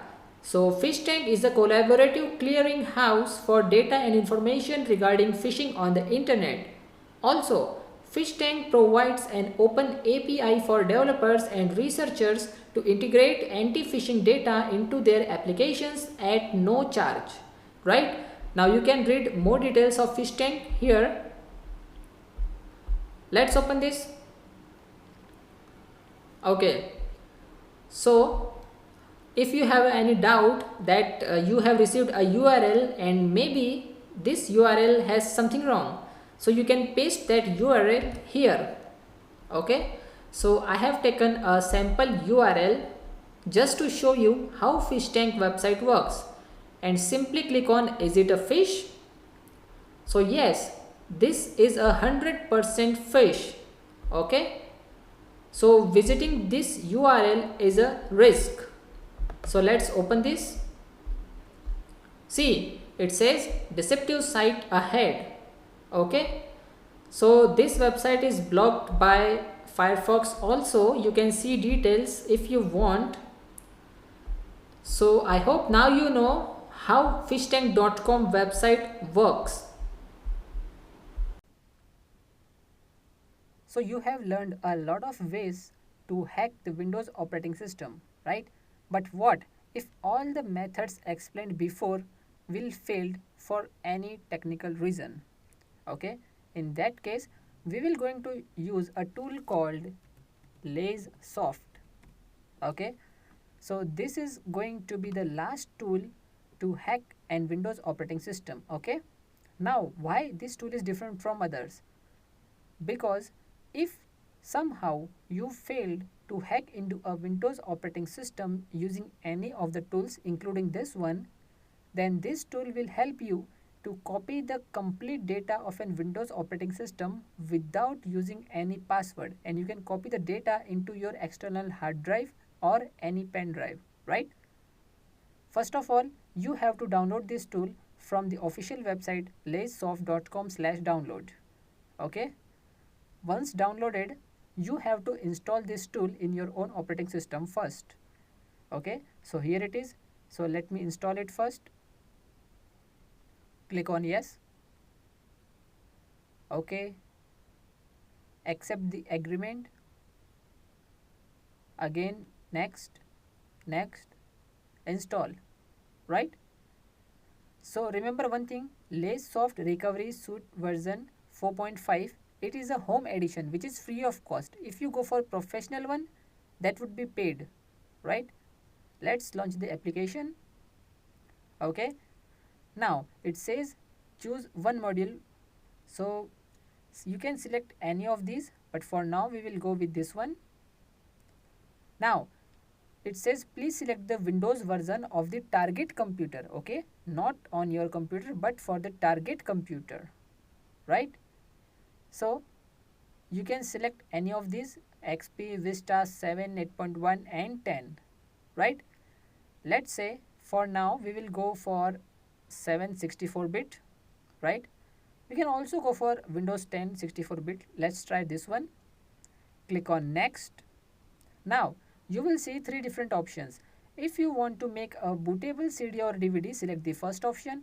If you want to make a bootable USB drive, then select the second option. But for now we don't have any of these, so we will go with ISO image. Okay, it will create an ISO image on our computer with the name lsboot.iso. Okay, lsboot means LazeSoft boot. Now simply click on start to begin the process, right? Now see, it is creating the ISO file for us and our target would be Windows 10. Okay, so in our virtual machine I already have installed a Windows 10 operating system. Okay, so this process will going to take some time, so let me pause the video for a while. Okay, it says the ISO image was created successfully. Click on OK, and it has automatically opened the location of the ISO file, right? So here it is, which says lsboot. Let me copy this and we will paste it on the desktop. Okay, now simply close it.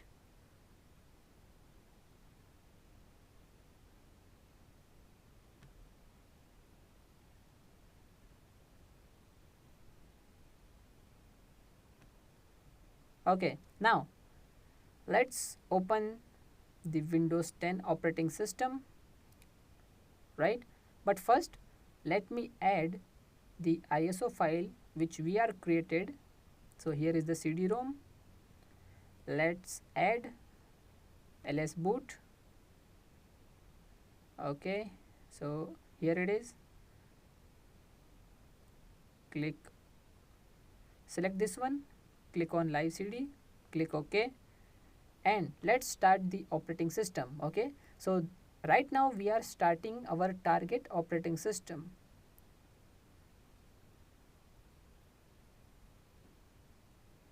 Okay, so here you can see two different options. The first one is LaceSoft Live CD and the other one is Windows Memory Diagnostic. But for now we will go with the first option, as we want to access the data of this Windows 10. Okay, see, it's starting the Windows 10 operating system. Okay, it will start the process automatically, right? Okay, now it says what you want to do. You want to go for Windows recovery or data recovery, password recovery, or disk image and clone. Okay, so select any one option which you want to do, right? So let me open Windows File Manager, and here you can see my computer. Okay, system reserved, this is the D drive. So these are the file on the target machine. Okay, these are the file of our target user. You can go to any programming file or any of the data and you can easily copy anything by just selecting that. Okay, you can select that, you can open the file, even you can copy the file. Okay, or you can go for password reset. This way you can reset the Windows password. Obviously we want to reset the Windows password, right? Now click on next. It says the is non-commercial use only. Okay, click yes. It says reset local password, obviously, or you can see the different options, but right now we have only one. See, now you know all the username present on the target machine. Okay, so simply select the user of which you want to break the password. Okay, click next. Here click the button reset or unlock. Simply click on this button. The password reset successfully. Okay, so right now we have removed the Windows 10 password. Okay, now you can go to Windows and you can go to LaceSoft File Manager. Again you can see the complete data available on the target machine. Okay, so these are all the files of Windows 10 target PC. Okay, simply right click and you can copy this data and you can paste it on the external drive if attached to your system. Okay, so we can use LaceSoft for two purposes. The first one is to remove the password of the original target system, and the second one is simply copy the data if somehow you failed to crack the password, right? In that case we can simply copy the data onto our pen drive.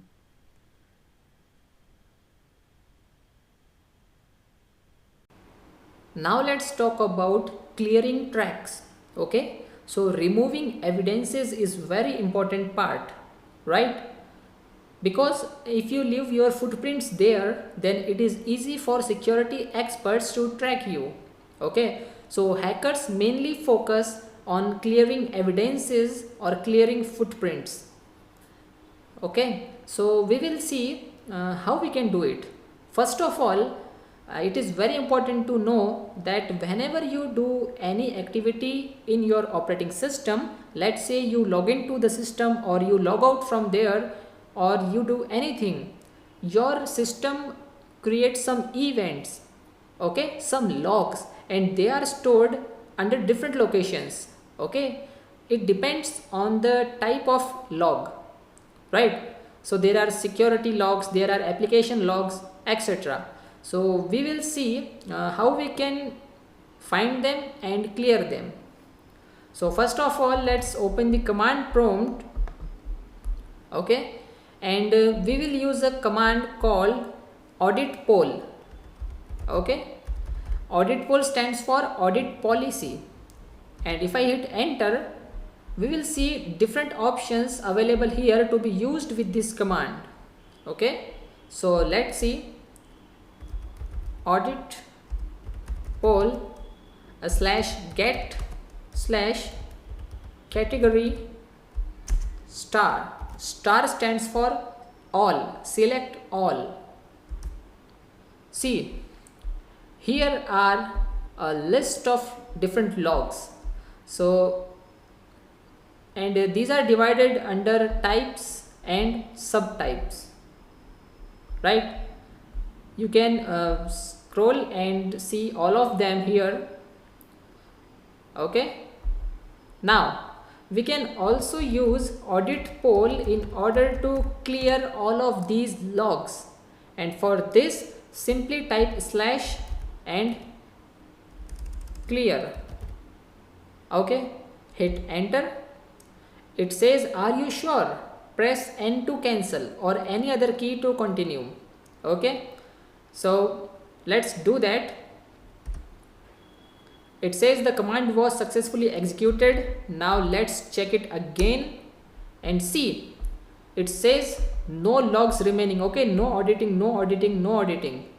Okay, so this way you can detect different kinds of logs and you can clear them as well, right? So audit poll is the one way, okay, as it uses command prompt. Now let's see one other thing which is called as event viewer, right? So within the Windows operating system, the event viewer is an application that presents all application, security, setup and system logs within a single dashboard, right? So to access event viewer, simply hit window key with R. Okay, so window R and type event vwr.msc and hit enter, and let's wait for it to open.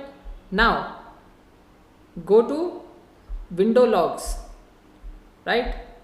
See, now you have all types of logs here, okay, and it has also mentioned number of events it recorded, and these are divided into different categories. Like the first one is for application logs, second one is for security, third is setup, then system, and then forwarded events. Okay, so to clear these, simply right click on this, okay, here simply right click and select clear log.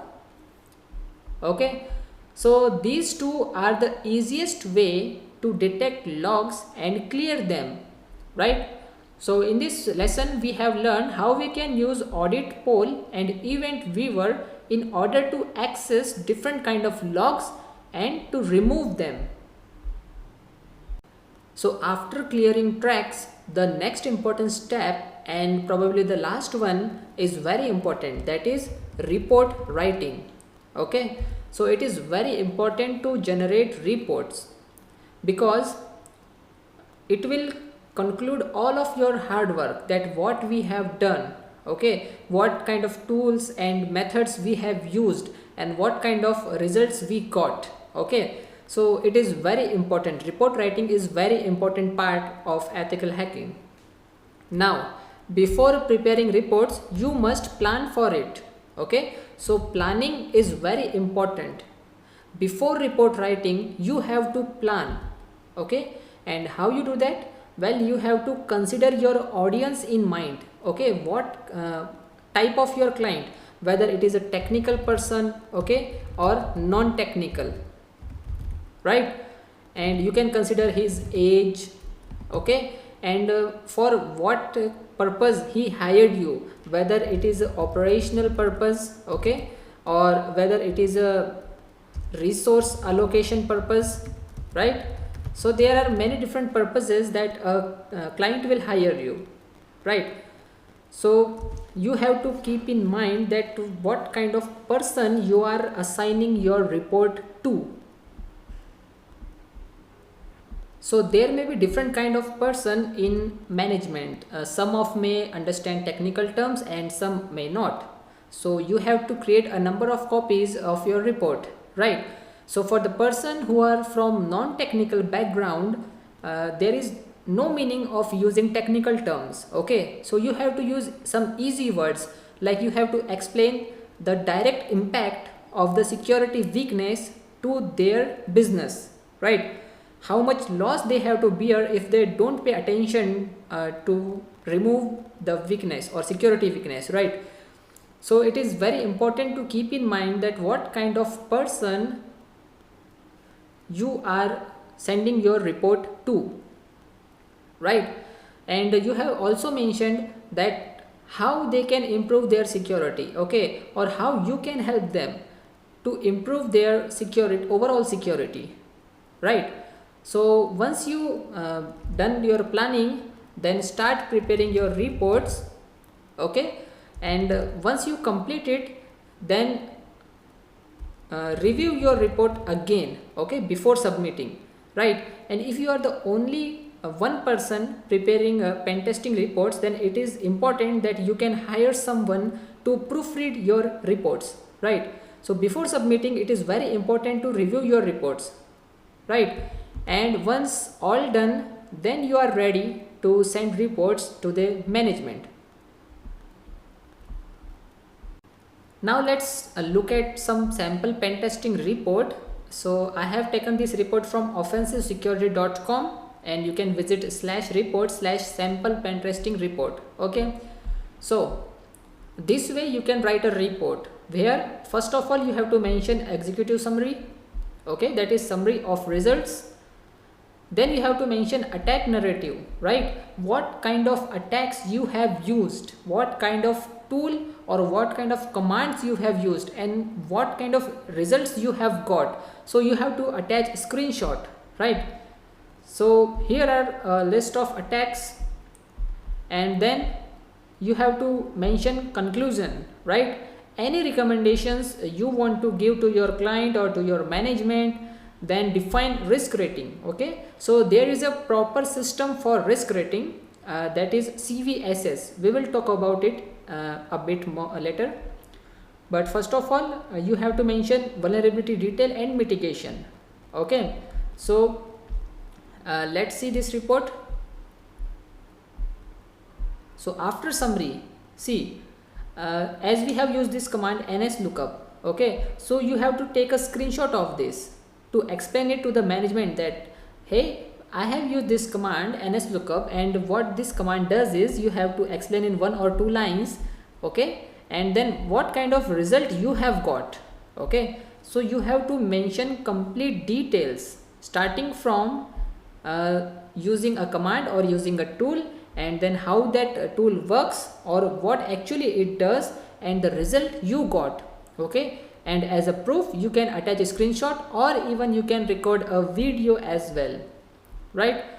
And you can also draw a diagram to explain management that what a situation would be, okay? So this way you can explain management in very detail, right? Okay, so this way you can create a basic penetration testing report. Now let's talk about risk rating. I told you about CVSS, right? So what it is? So CVSS stands for Common Vulnerability Scoring System, okay? It provide your vulnerability a numerical number, okay, starting from 0 to 10. If risk rating is 10, it means it is a very critical weakness. You have to pay immediate attention towards it, right? So as you can see, CVSS provides a way to capture the principal characteristics of a vulnerability and produce a numerical score reflecting its severity, right? So it goes from 0 to 10. Okay. Now, I hope you know how you can create a sample penetration testing report. Okay, you can visit this report by visiting this URL. Okay, so this is a sample penetration testing report which you have to make once you done your pen testing, right? And after that you have to provide risk rating to each output. Okay, suppose you have got three different kind of weaknesses in your client network, right? So you have to define that which is okay to leave for now and which one we have to focus right now. Okay, so it depends on 0 to 1 risk rating. Okay, so 0 to 10, actually 0 to 10. So it defines by 0 to 10 as vulnerability risk ratings. So here are your CVSS scores. Okay, so if it was 0, which means none, and 0.123.9, which means the vulnerability risk rating is low. Okay, and if above 4 to 6.9 it is medium, and then 7 to 9 it is high, and then above 9 it is very critical, right? So this way, by using this table, you can define your risk rating in reports, right? In this section, I will teach you how to become untraceable over the internet. So by the end of this section, you will know how you can become invisible on the internet, right? Now I hope you understand your responsibility and you will not use these tools and techniques in order to harm someone, okay, or to do any illegal things, right? But you can use these tools and techniques if you are a security expert and you are performing an investigation. You can also use these tools and techniques in your day-to-day basis in order to protect your privacy, because you know that nowadays if you visit a website, that website will collect a lot of information about you, right? So suppose you have visit a website to buy a product and then you cancel your plan. Okay, you have not purchased that product, then Google show you its ad wherever you go on the internet, right? So you are watching a YouTube video and suddenly Google says, hey, 20% off, buy this product now, something like that, right? So it is very important to protect our own privacy these days. Okay, so there are a lot of tools and techniques I am going to show you in this section in order to provide you knowledge on how to become untraceable over the internet. Okay, so we will going to use Windows and Kali both. So for now, let's say you type what is my IP, right?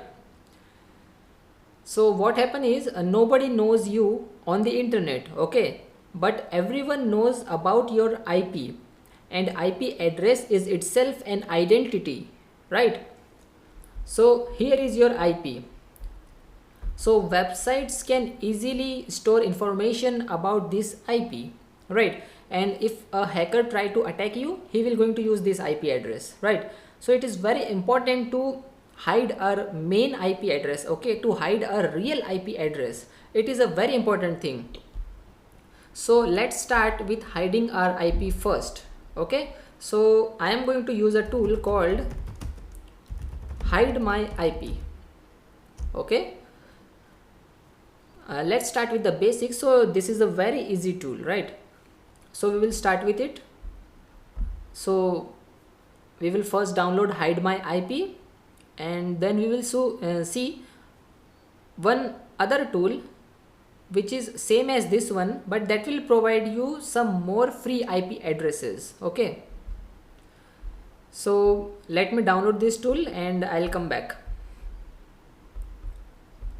The tool has been downloaded and now let's install it. So click on OK, accept the agreement, next, again next, Next. Now let me tell you one thing, that it's my job to teach you how to become invisible over the internet as you are learning cybersecurity. But if you perform any illegal activities, then there are some security experts out there, and there are some government organizations are there who have access to more resources than you and I have, right? So there are some chances that they may be able to trace you. Okay, so let's not do that, and click on finish.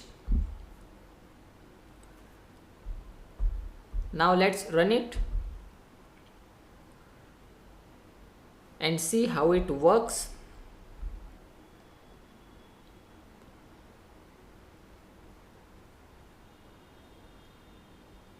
Now hiding IP is not sufficient. There are some other things that we should focus on.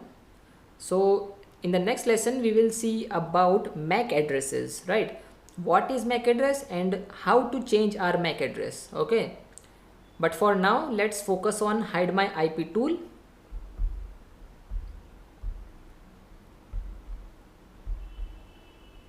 So this is how this tool looks, and it says you are not hiding your real IP. Okay, now let's see some options here. So first of all, this is IP rotation. Okay, you can rotate your IP at a specified duration, right? You can also clear cookies whenever IP changes. You can launch this tool on startup, and if you require US based IP only, okay, then you can select this option, right? But for now, let's undo all of these. And here you can use high speed services, but it is a premium service. Okay, and we are using a trial version. It says trial expires in 3 days. You can also select your desired location. Okay, let's say you want IP from a particular country only, then you can select that country from here, right? Now let's see some advanced settings. So here is a list of some browsers that is it has taken by default, so that's okay. Now click on hide my IP. Okay, you have to click on this button. Now it says searching for an available IP. Okay, so it will search its server, it will connect to its server in search for a IP. Okay, for a available IP, so it can use it. See, it says our current IP is this, and the new IP, which is a fake IP, is this, right? So let's verify. Open your browser. So this one is our old IP, which is our real IP. Now let's reload this page and see whether it works or not.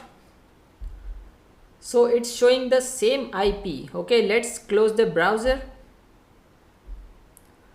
and let's open it again. Okay, let's go to google.com.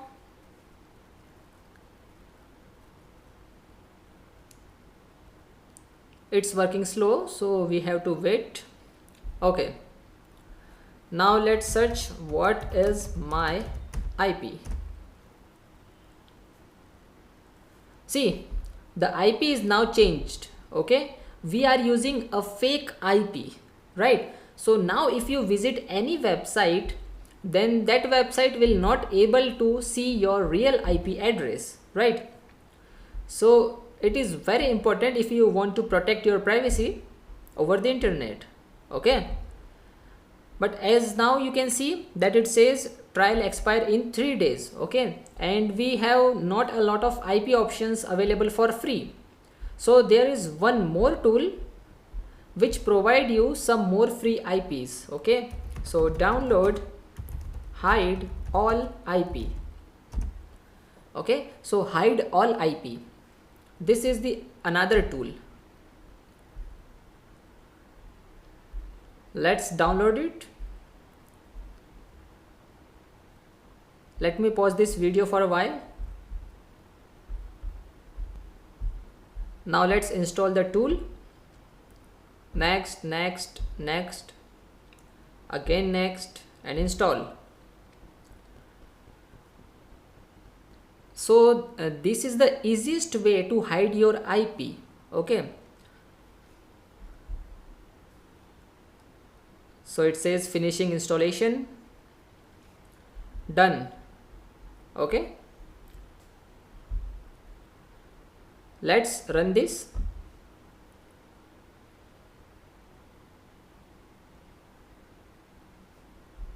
Let it open.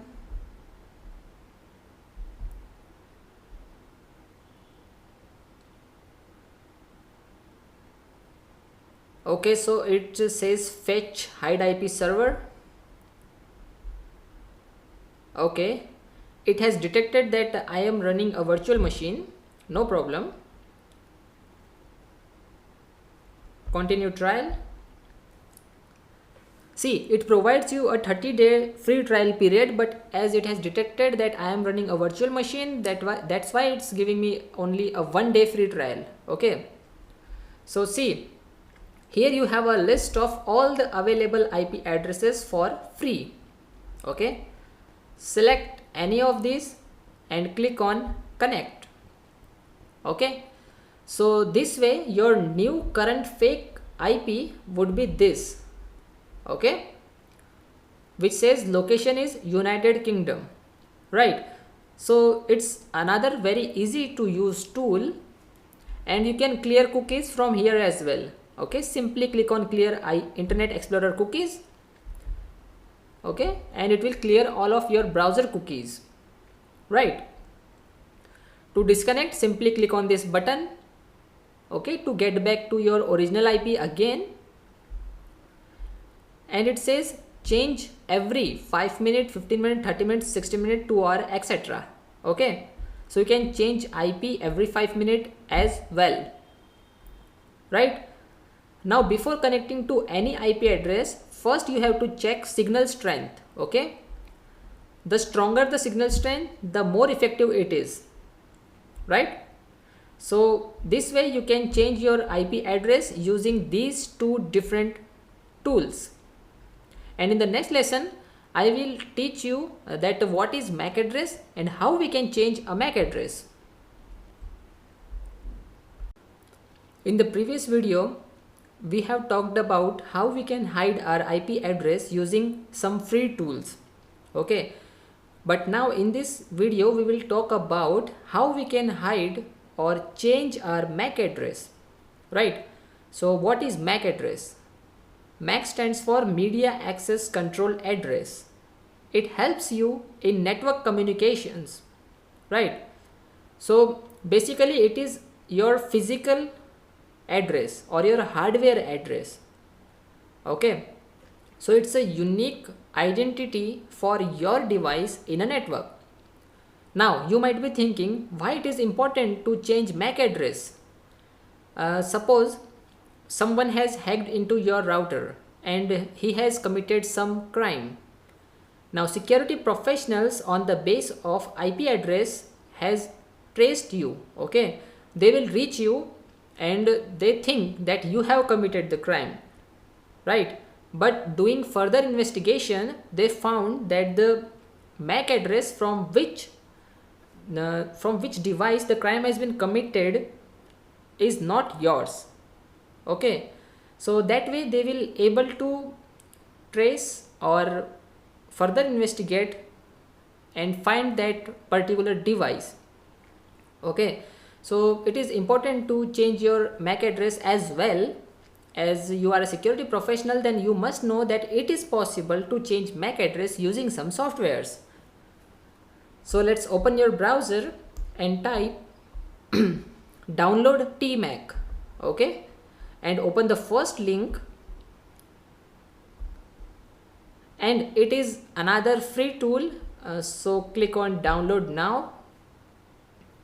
See, some of the softwares for ethical hacking may available for free completely, and some may provide you a trial version.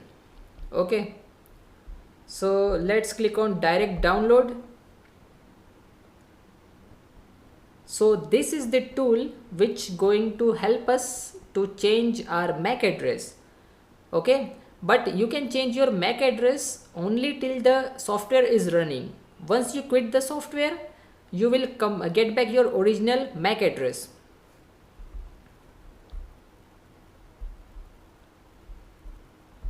Download and install the tool. Installing the tool is like any other software. Next, install. That's it. Now let's see how we can find our real MAC address. So command is get mac/v. Okay, so see, every device has its own MAC address. Like external wireless adapter has different IP and your internal wireless adapter has different IP. If you are connected using Ethernet, it has different physical address. You can see a list here like Ethernet and Ethernet 2, loopback, etc. Right? So here are 3 different devices with 3 different physical address. Now let's see our tool, which is tmac. Okay, so see, it's showing all of them. These are the real IPs. Now let me show you that how easy it is to change MAC address. Simply click on random MAC address button.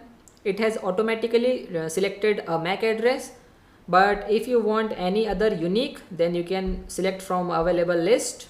Okay, anyone you want, and simply click on change now. But before that, first you have to select that which network connection you want to change this. Like I want to change MAC address for Ethernet. Okay, so select that, click on random MAC address and click on change now.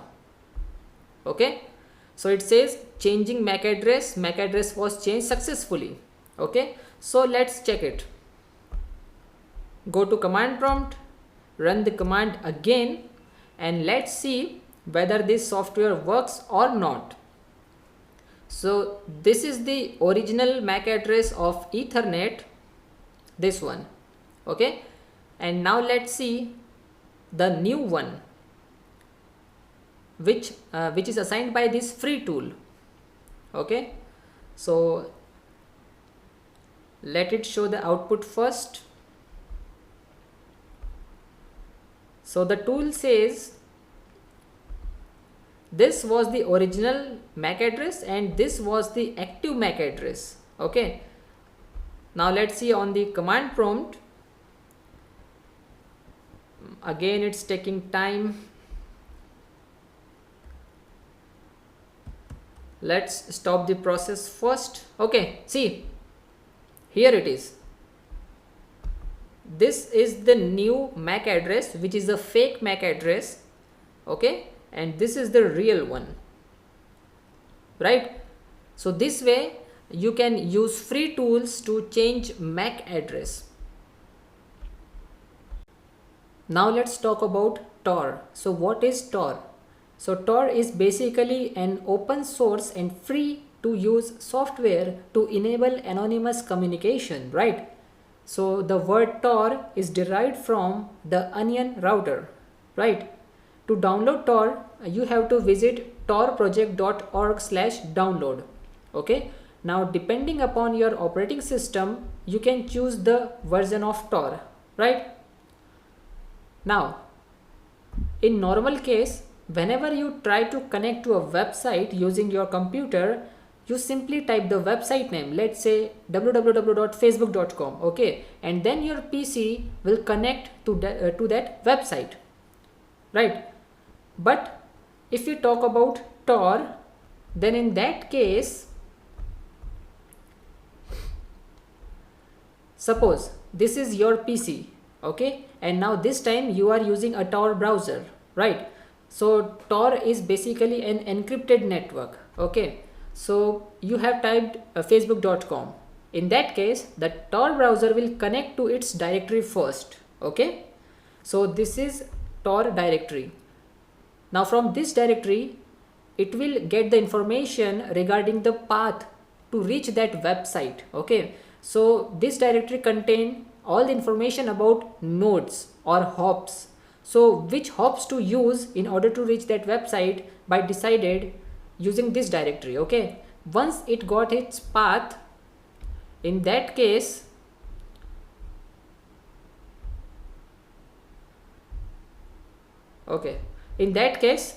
your PC will connect to that first hop. Okay, and the message is encrypted, okay, then this hop will only know the purpose that I have to take a file from this PC and then I have to deliver that file to the other hop, let's say this one, okay. Now none of the single hop will ever know that the complete path of your message, okay. So none of the hop will know that you are the source and your destination is facebook.com, right. So the job of this second node is to take the message from this node and then deliver it to the other, let's say this one, okay. So this one deliver the message to this node, right. Now this node will help you to connect with your destination, okay. So destination would be facebook.com, right.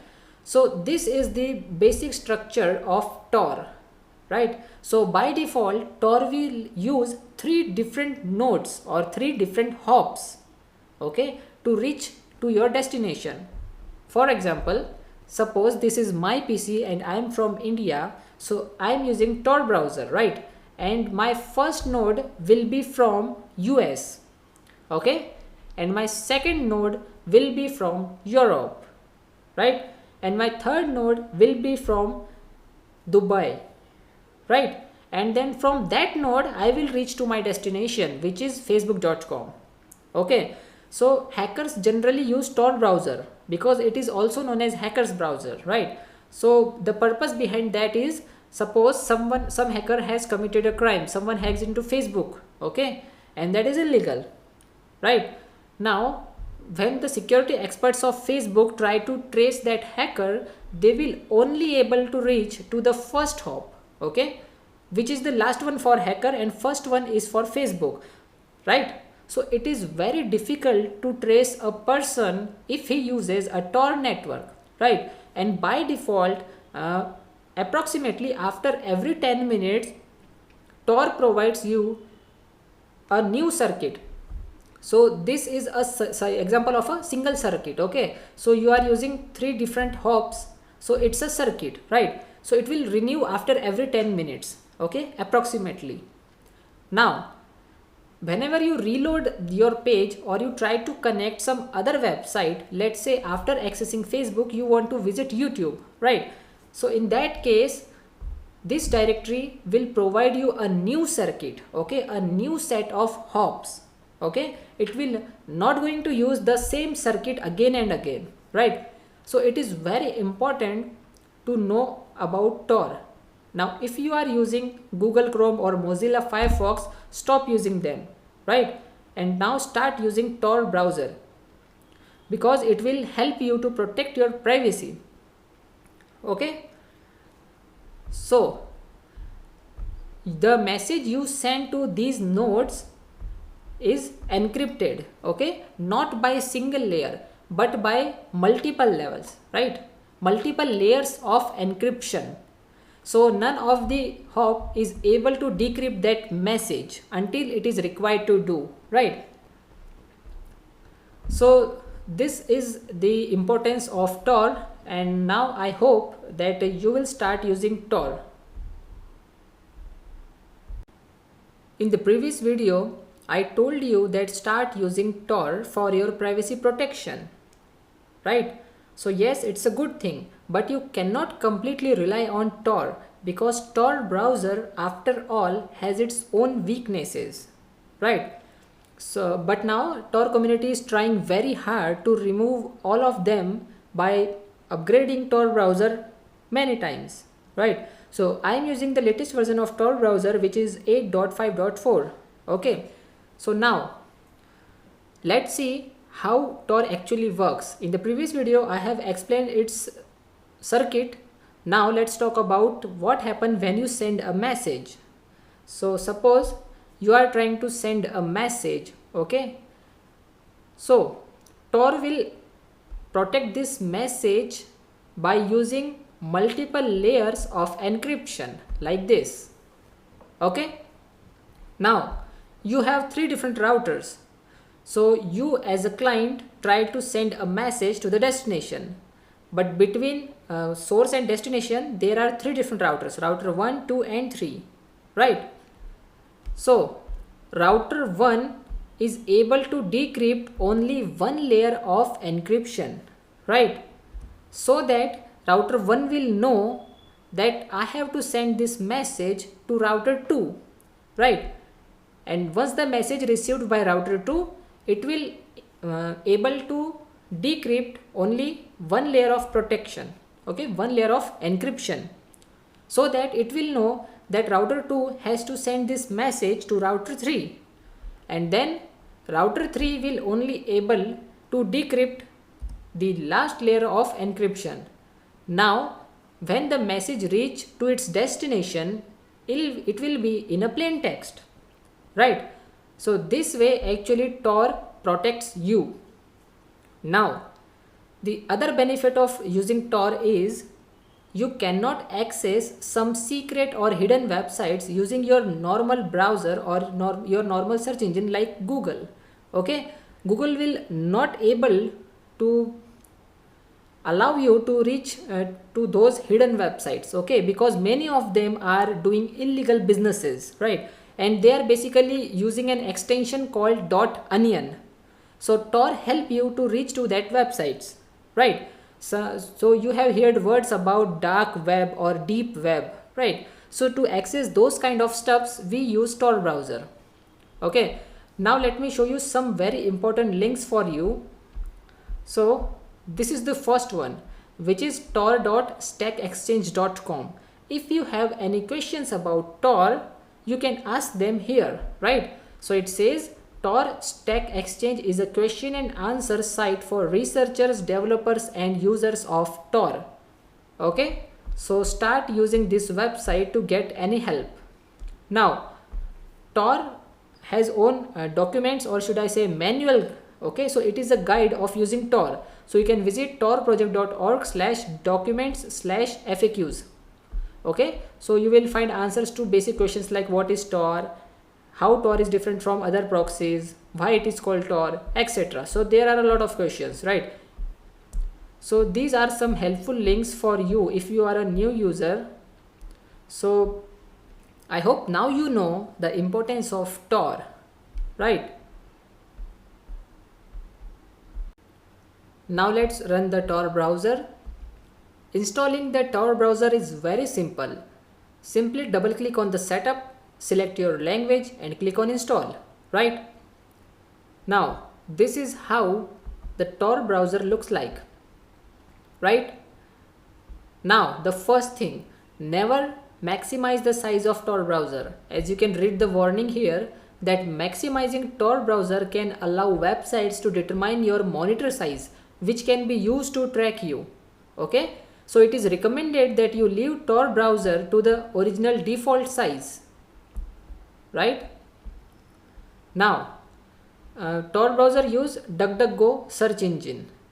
It is this search engine will protect your privacy.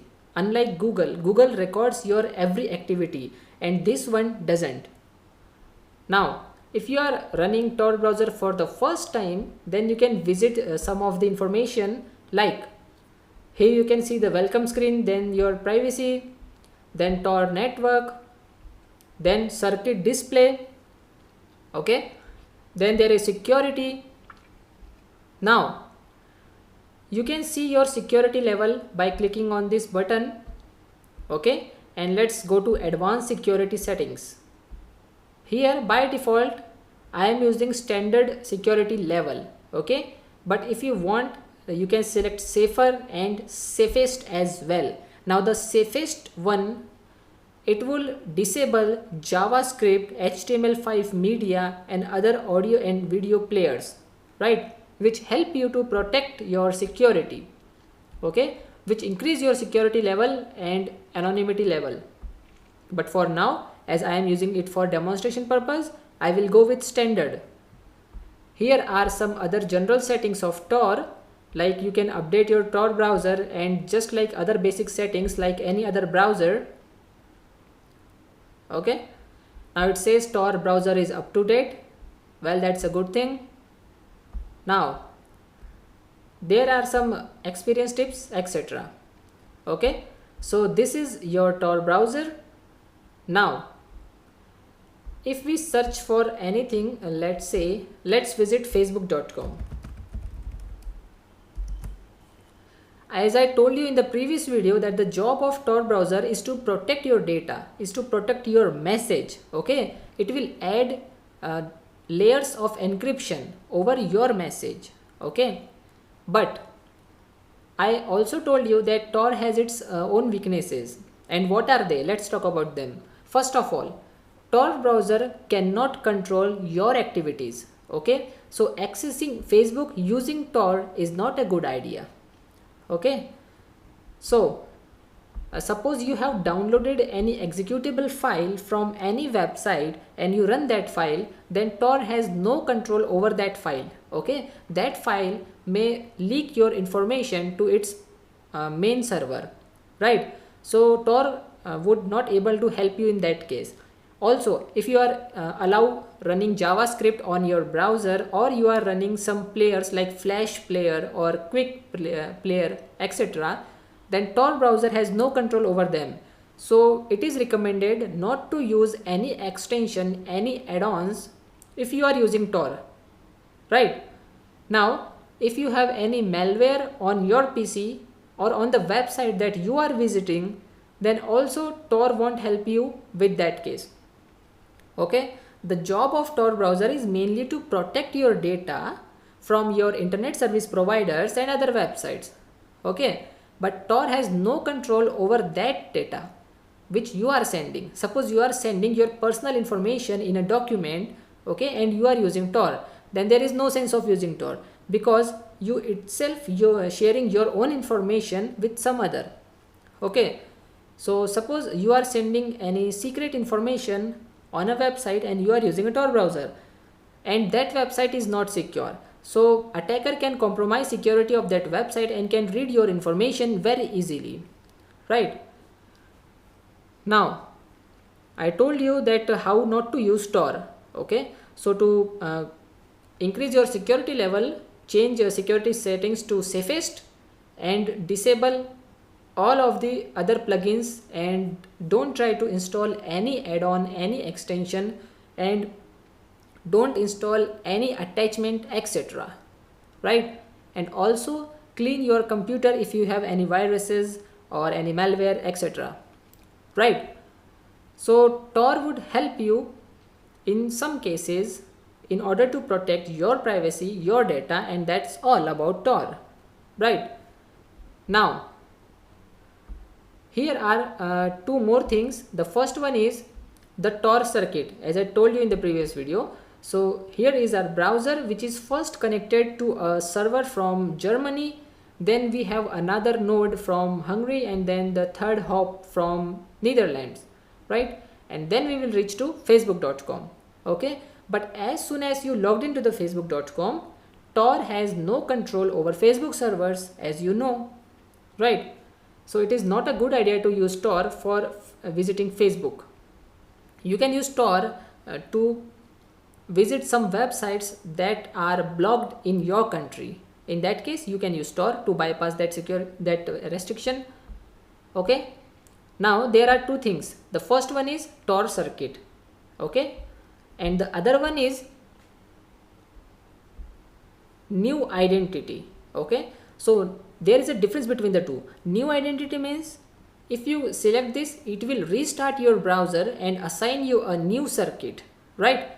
And why does it restart the browser? In order to clean all of the footprints stored in this browser. In order to clean all the evidences, it needs to restart the browser, okay, to give you a fresh, a clean web browser as a new browser, right? And if you select new circuit, okay, like new circuit for this site, so this will not going to restart browser. Instead, it will reload facebook.com and assign you the new hops or new nodes, right? See, now it has changed from Germany, France, France. Remember, in the last case, the last one is from Netherlands, right? So all of these IP addresses have also been changed. So to change a circuit, click on new circuit, and to change the complete identity, you can click on new identity. So this is the basic information about Tor browser, okay, and it is not recommended to use any kind of extension or third-party tools. Even you cannot use BitTorrent, okay. It is not a good idea to use BitTorrent if you are using Tor, right? Now you know what a Tor is and how it actually works. So now let's explore and start using Tor, and we will try to gain access to some of the hidden websites. We will explore or discover some of the secret websites, and we try to get into dark web, right? So here is my Google Chrome, and I am trying to open this website called as thepiratebay.org. So it says this site can't be reached, right?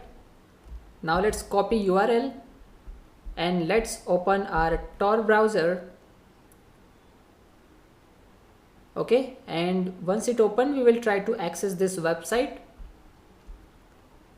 Okay, so paste the URL and hit enter, and let's see whether it opens or not. So the piratebay.org is basically a website for indexing digital content, for sharing magnetic links or sharing torrent files, etc. So the government of India has blocked this website, but you can access this website by using Tor browser.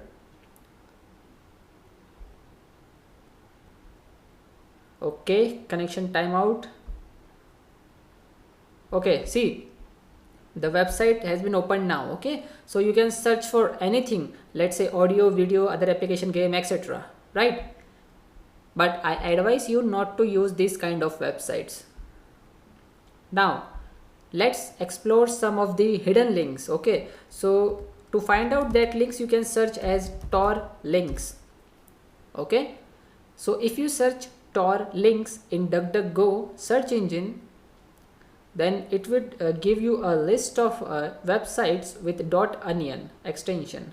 Okay, so let's open this one and let's see what we got.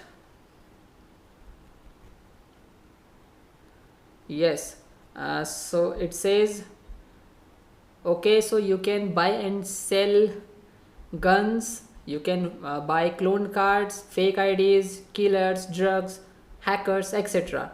Okay, see, as a security expert, you must know about all these kind of stuffs, but I advise you not to use any of these services. Okay, so here are some links. So let's see this one, which says AHIMA search for Tor hidden services. Okay, so let's open this one, and let's open this one as well, which says clone cards. Okay, let's see what they have to offer, and there are a lot of .onion links here. Okay, see, there is a lot more. Now from here you can search for hidden services. Okay, simply type the name, like let's say hackers, and search for hackers. See, now these are the hackers which are providing you the black hat services as well, right? And they basically take payment in Bitcoin, so that it is hard to track the payment option, because it's after all an encrypted currency. So let's close this tab, let's close this one as well. Okay, so it asks you to choose a country, so let's select United States. Okay, so here are some cards for sale, and this is the balance in the card, and this is the price in Bitcoin, as I have told you that they demand prices in Bitcoin. Okay, so anyone can buy from here, but I advise you not to buy from this. Maybe they harm you. Okay, so we cannot trust these kind of services. So my aim is to show you how you can explore these kind of stuffs, but at the same time I advise you not to use any kind of services in dark web. In the previous video, I told you to search for Tor links in order to get .onion websites, but there are some more ways you can get them. Like you can visit reddit.com. You can also find some .onion services link on twitter.com, right? You can also search for hidden wiki. So let's see some of them. So let's say search for hidden onion links. Now let's open this one, reddit.com. As I told you, you can find these kind of links on reddit.com as well. Okay, see, now you can open any of this link if you want, right? Now you can also search for hidden wiki. Now let's open this one, torhiddenwiki.com. Now you can also access this website from your normal browser as well, but it is recommended not to use them. Now you can click on any of this link and it will redirect you to the respective .onion website. Okay, so let's check out this one, which is Tor search engine. See, Torch is also a Tor search engine, right? You can now search for any hidden service here. Okay, you can see some examples below. Okay, so but I advise you not to trust on this, because maybe these many of them are scams. They are just there to collect your information, to collect your money, and you cannot trust them as they take payment in Bitcoin as well, right? So this is basically how you can explore dark web using Tor browser. In the previous videos, we have seen how we can hide our IP address and how we can change our MAC address using softwares. Then we have learned about Tor. What is Tor and how does it work? Now in this video, we will talk about proxy chains. So what is it and how we can use it? Let's find out. Suppose this is your PC and you want to connect to the destination. Okay, so the first method, which is the simple method, is directly accessing your destination. Okay, so this is the easiest method. Now the other method is to use a hop or a node in between. Okay, and then from that node we have to reach our destination. Okay, or you can also bounce your network from one node to another. Okay, and you can do this multiple times, as many times as you want, right? And then finally reach to your destination.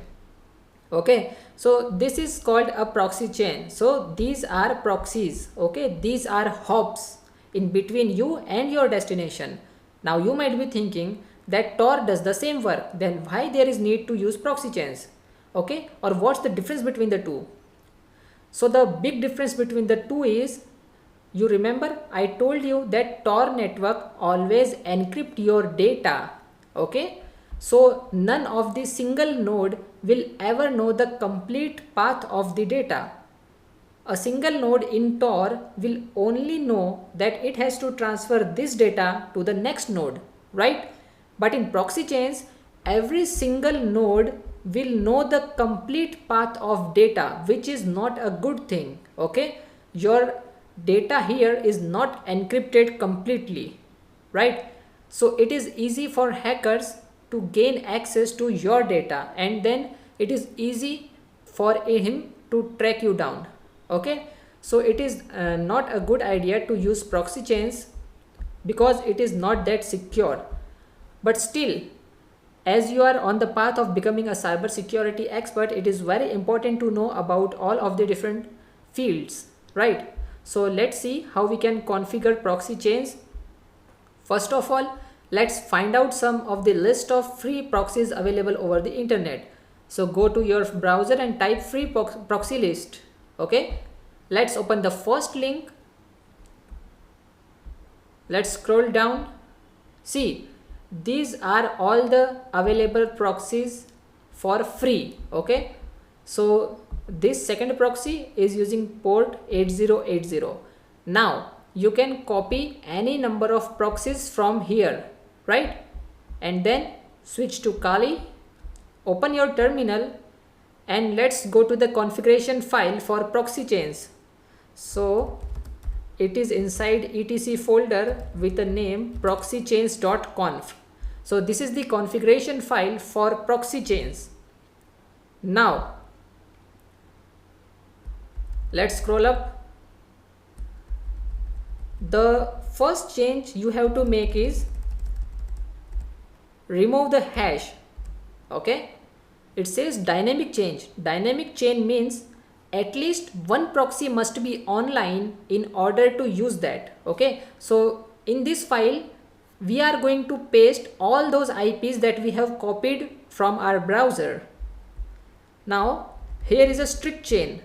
See, you have to make this line comment, because strict chain will always follow a path. That is, it will first go to the first proxy, and if it is working, only then it will go to the next proxy, right? So it is not a good idea, because we are trusting free proxies, right? We are not going for the paid one. Okay, now here is another line which says random chain. Okay, let's enable this. And this is chain length. Okay, so let's change it to 3. Now what does it mean? It means if I am using 5 different proxies, then it will randomly pick up any 3 in order to access resources, okay, which is internet. Now leave all these to default for now. Let's go to last and make this line as comment. Okay, hit enter, and now paste all of the proxies you have copied from the browser. Okay, so let me pause this video and I will copy one by one IPs and then come back.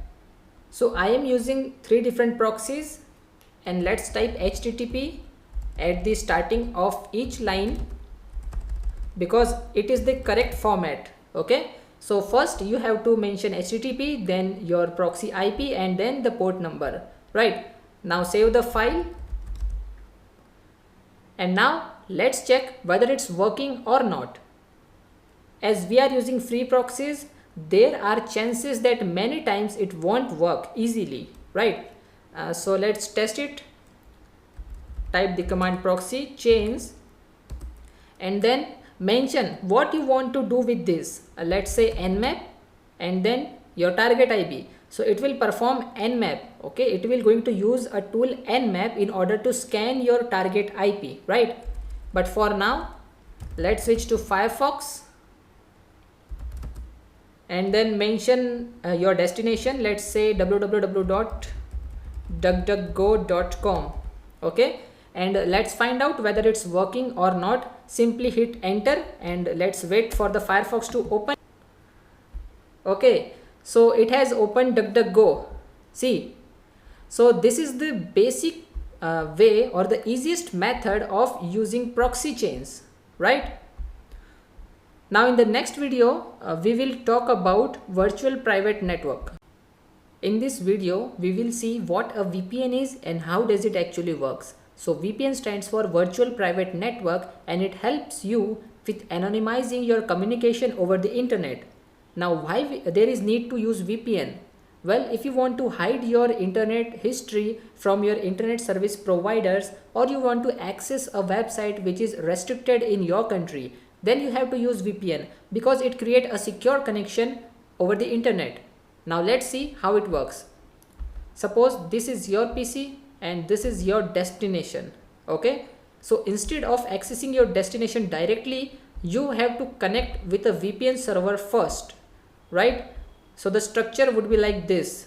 Your PC is connecting to the VPN server, and then VPN server is connecting to your destination. Okay. Now there is a problem with VPN server as well, and now what it is? See, this tunnel, which is when you are connecting to the VPN server, so VPN server will secure this tunnel. Okay, so it is a secure communication between your system and VPN server. Now your internet service provider is not able to look into this data, right? If hacker try to find out that what inside this communication, then he is not able to do that, because VPN provides you a secure tunnel. So it is a secure communication between your system and VPN server.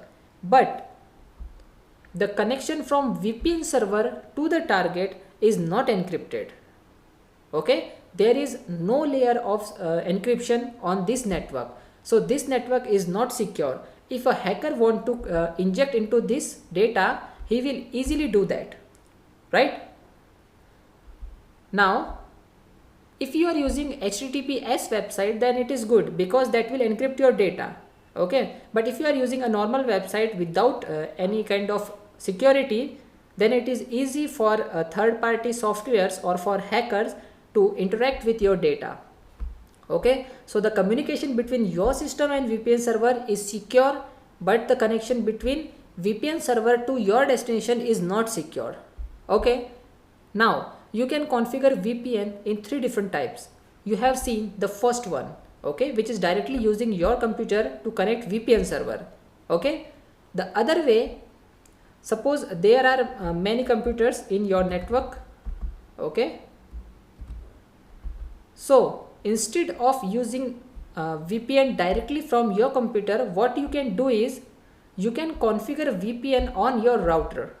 Okay, so this is your router. You can configure VPN on this router, so that whenever any computer or any client want to access to the internet, then your router will provide VPN services for all of these. Okay, so either you can directly connect to a VPN server, or you can configure VPN server on your router itself, okay, by going to its settings page. Now the third one is you can configure VPN inside a virtual machine.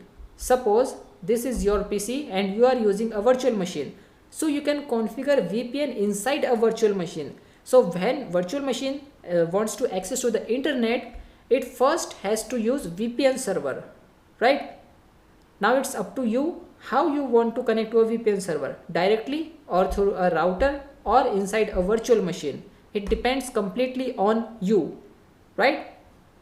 Now there are many free and paid VPNs are available over the internet very easily. You can Google them, right? But the one which I am using is OpenVPN, right? And now why I am using OpenVPN? Because it is free. Okay, it is more secure, as it is an open source. It is available for all platforms, whether it is Windows, Mac, OS X, etc. right? And there is firewall protection.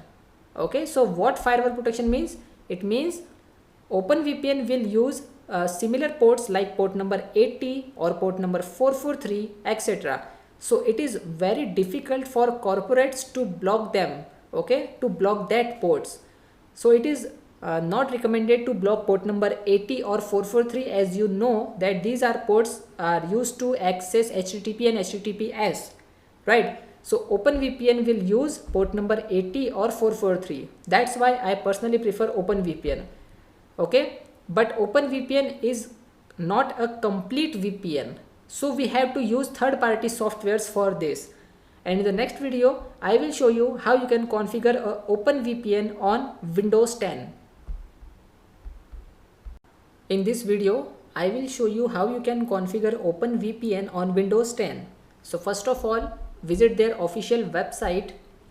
See, we have to download 2 different things for this. Okay, the first one is OpenVPN client and the second one is the configuration files, right? So let's visit openvpn.net/community downloads. Now depending on the platform of your operating system, you can download any of these. So I will download this one which says Windows 10 installer. Okay, simply click here and the downloading will start.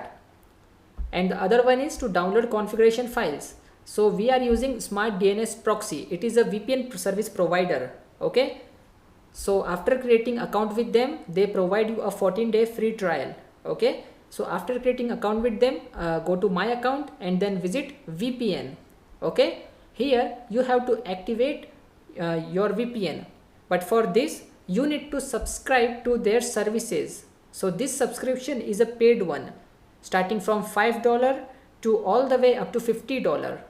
Okay, so let me complete the transaction and then they will provide us with the configuration files. Okay, so here are configuration files in zip folder. You have to extract it, and here it is a setup of VPN client. Okay, so let's run the setup. Now it's just like installing any other software. Okay, so next, I agree, next, now install. Okay, but first remember the destination folder which says C drive, program files and OpenVPN. Now click on install, and we have to wait till the installation gets completed. So the setup has been completed. Now click on next and click on finish. Okay, so we have successfully installed our OpenVPN client. Now let's head up to configuration files, open the folder, and now here you can either use any of them, but I recommend using TCP 443, or you can go for UDP 80, right?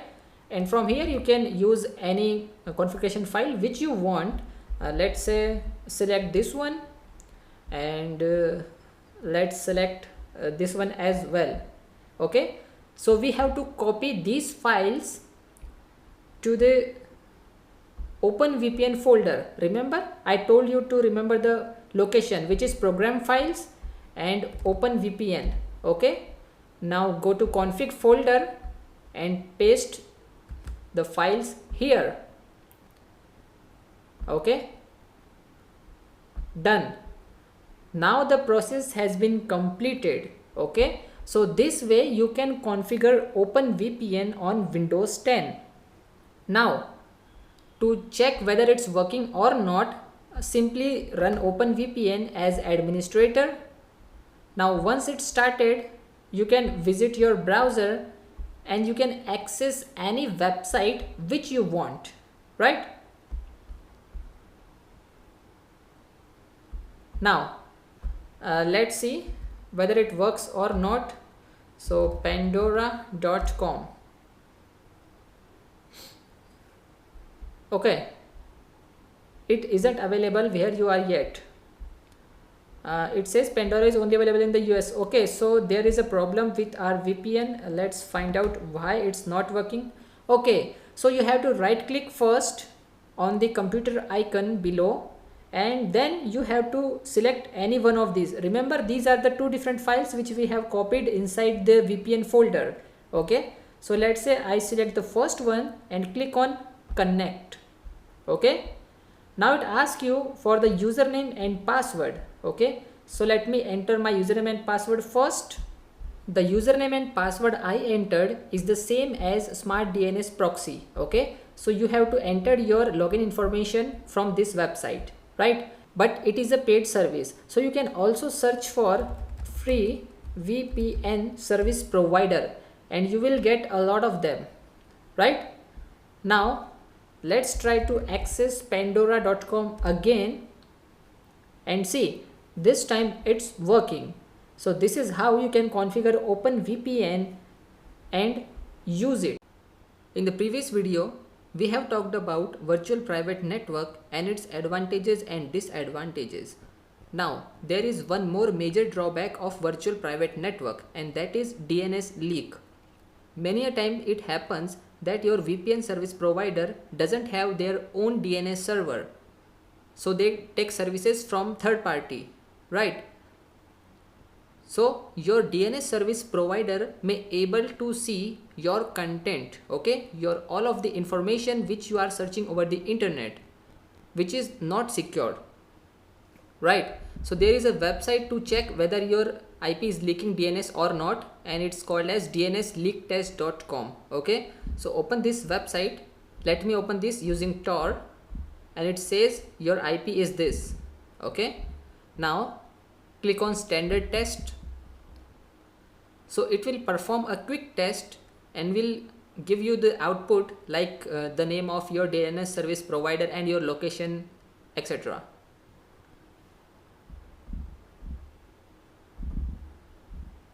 Now see, it says your IP is this, which is changed. Your DNS server is this name, host name. This is your internet service provider, and this is your country. Okay, so I am not from Germany, right? So that's why it is important to use Tor. Now in this complete section we have seen different methods, like how we can hide our IP, how we can change our MAC address, what is Tor, how we can use it, how does Tor actually works. Then we have talked about proxy chains and then VPN and its advantages and disadvantages. Now to gain maximum anonymity, okay, to gain maximum security, we will use live operating systems. Although there are many live operating systems available over the internet, but the one which I personally use is Tails.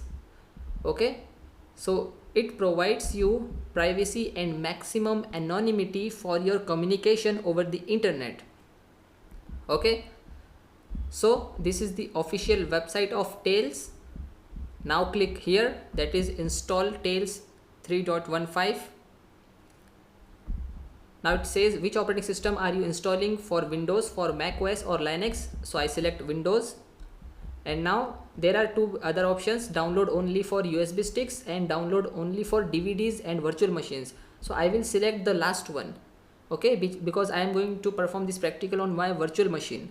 So there are two methods you can use a live operating system. The first one is using a CD or DVD, or using a bootable USB drive and run it on your main machine. Okay, and the other one is use it in virtual machine. So for our practical I am using it in virtual machine.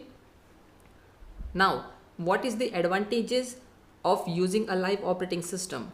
See, live operating system will virtually create a hard disk, and as soon as you turn off the system, it automatically destroys all of the information, okay, all of the footprints. It doesn't store any data on your actual hard disk.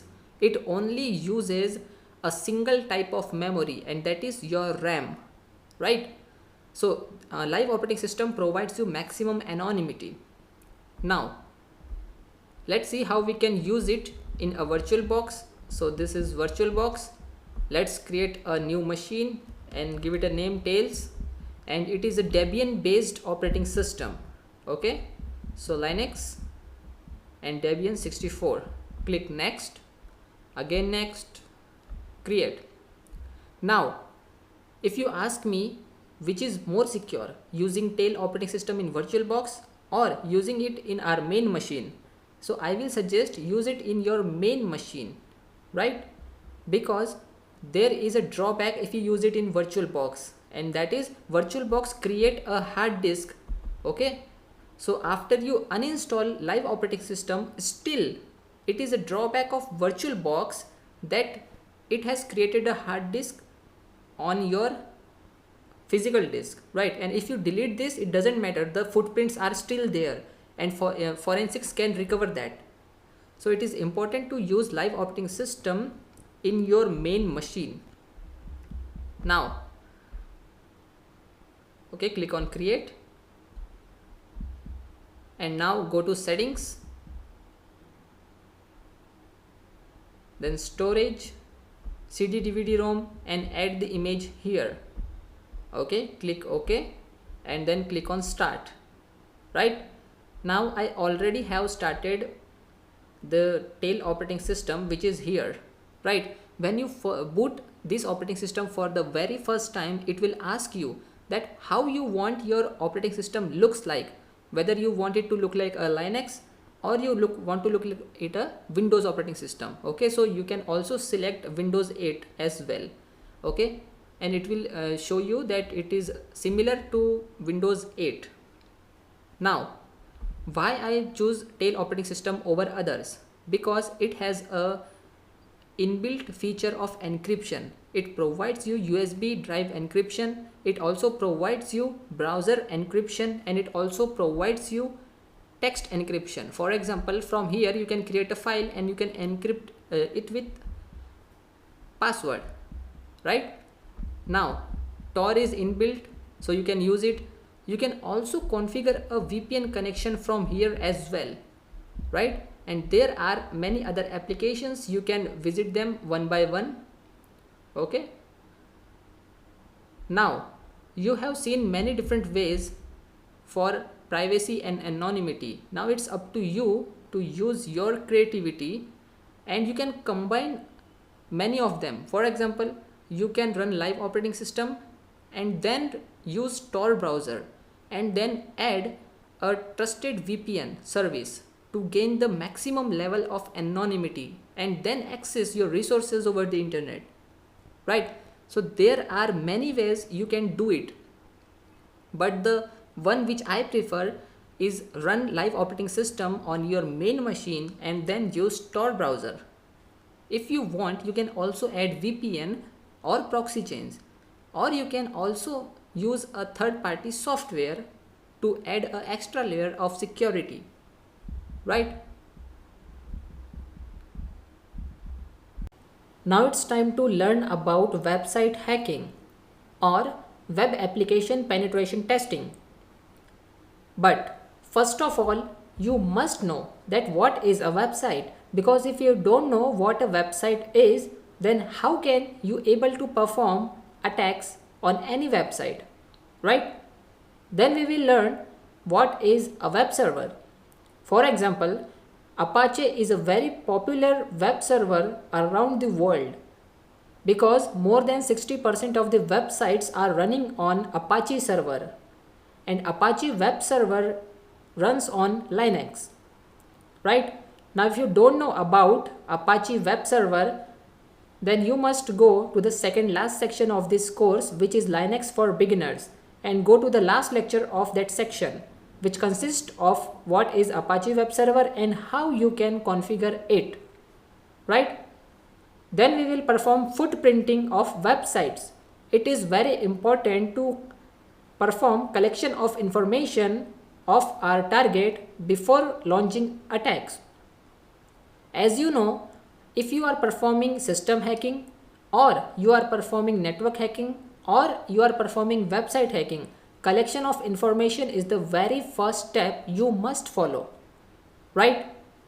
Then we will perform two or three of the major attacks like SQL and XSS or cross-site scripting, and denial of service attack or distributed denial of service attack on both virtual and live websites.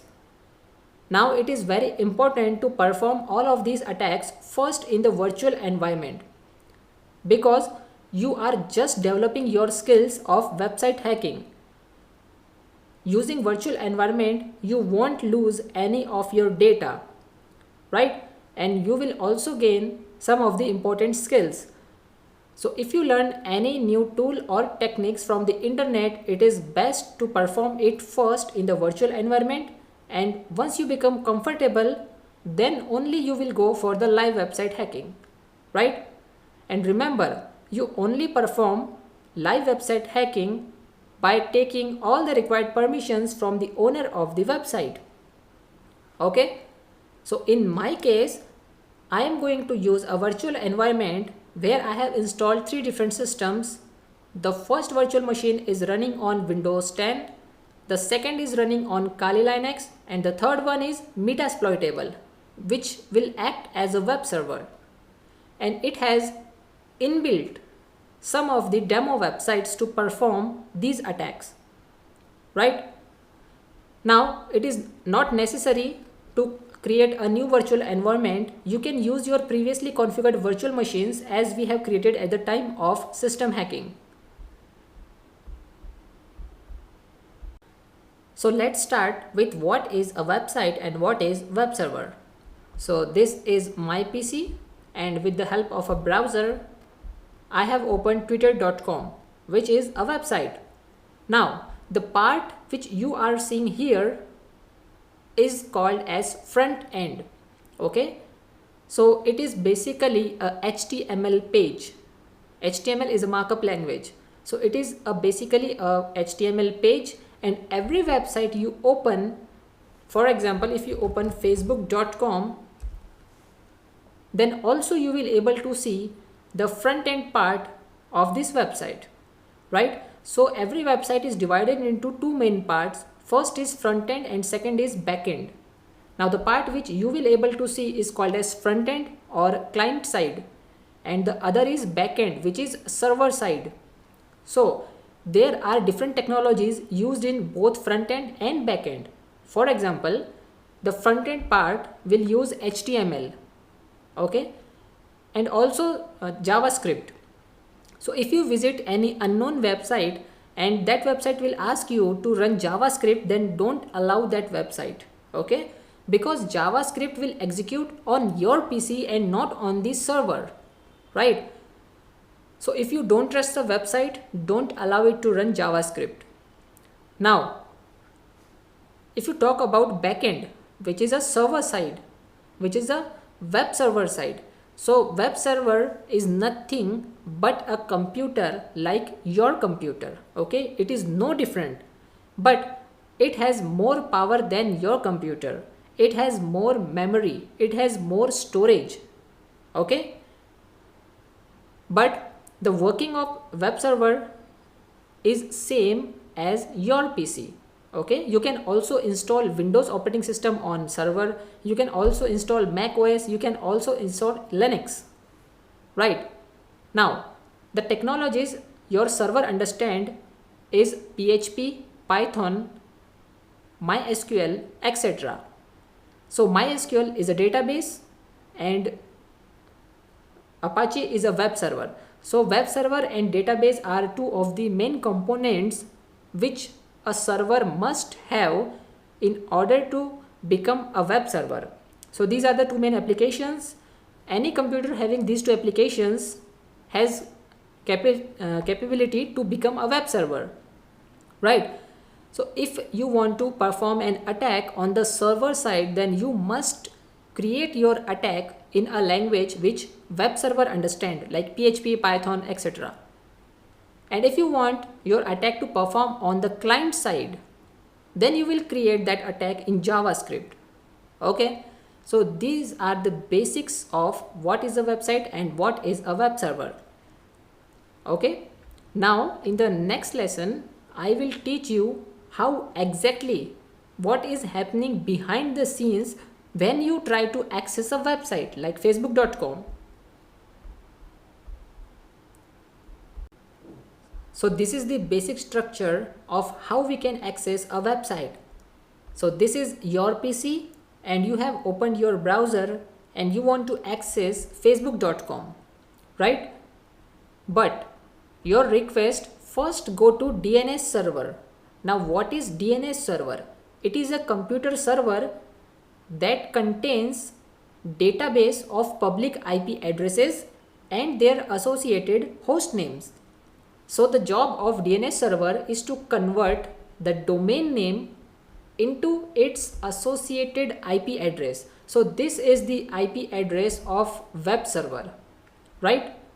Then it will forward request to a web server. So this is the web server where facebook.com is hosted, right? Now in worst cases where we are not able to hack into our target website because it is highly secure, then we must try to find out other websites running on the same server, okay? Now you must know that a single web server can host multiple websites.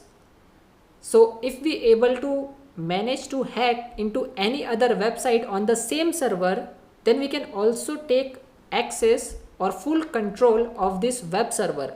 That way we will able to control facebook.com, right? So the web page which you see on your PC is a HTML format, right? So this is the basic of how we can access a website.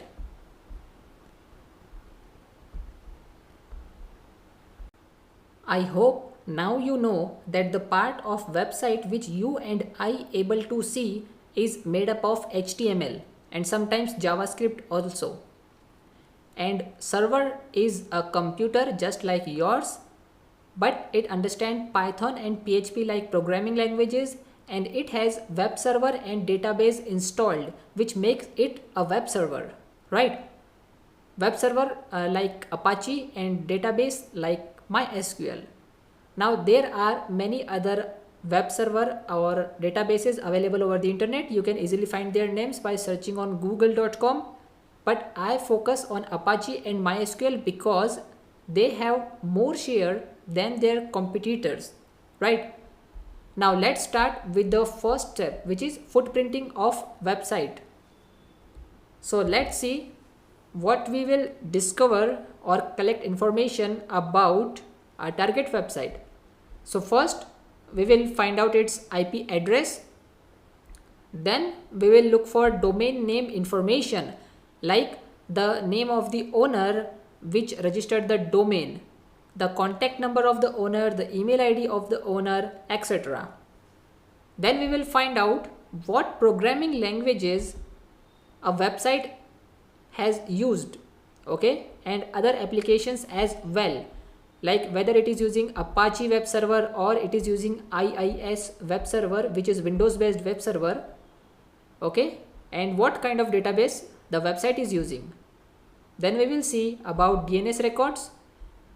Then we will try to find out directories which are listed on the websites as well as which is hidden by the owner. And we will also try to find out other websites which are running on the same server. So let's open your browser and type whois, okay, whois lookup. Now let's open the first one. So whois is a database which contain information about the owner of a domain name. For example, if I type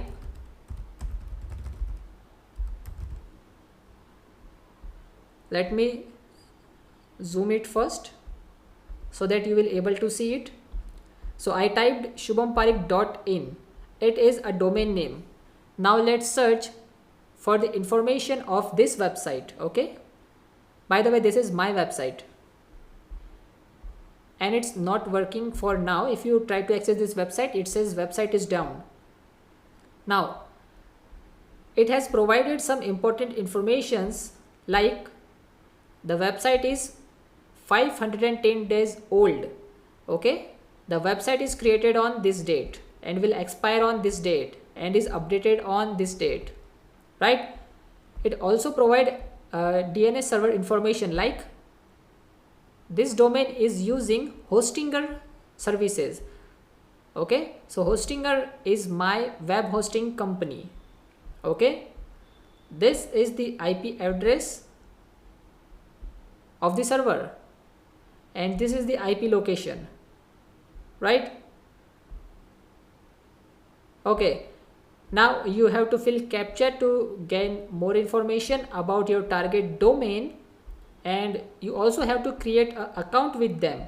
That way you will able to access some of the more information. So let's change another website which is who.is, okay. See, these are the similar websites which provide similar results. So let's try to find out using who.is, and I hope it will provide some other informations. Okay, data currently unavailable. So let's try on another website which is shubhamparik.com. Let's search for it. Okay, so it says registrar info is GoDaddy. So I have purchased this domain from godaddy.com, but it has already expired and I am not the owner of this domain anymore, right? I don't own this website now, but it says domain name is this, registrar is GoDaddy, and website updation creation date. So the similar information is provided by who.is. So there is not much of a difference. You can also see DNS records clearly, which is not available on the previous website. So you will able to see the DNS records, okay, like CNAME, A records, etc. Okay, so these are the very basics where you can find out the information about the owner, about the IP address. Okay, so let's see one more method of finding IP address of a website. So let's open command prompt and type ping www.shubhamparik.in. okay, remember this is the same IP as we have seen from who.is website or whois database.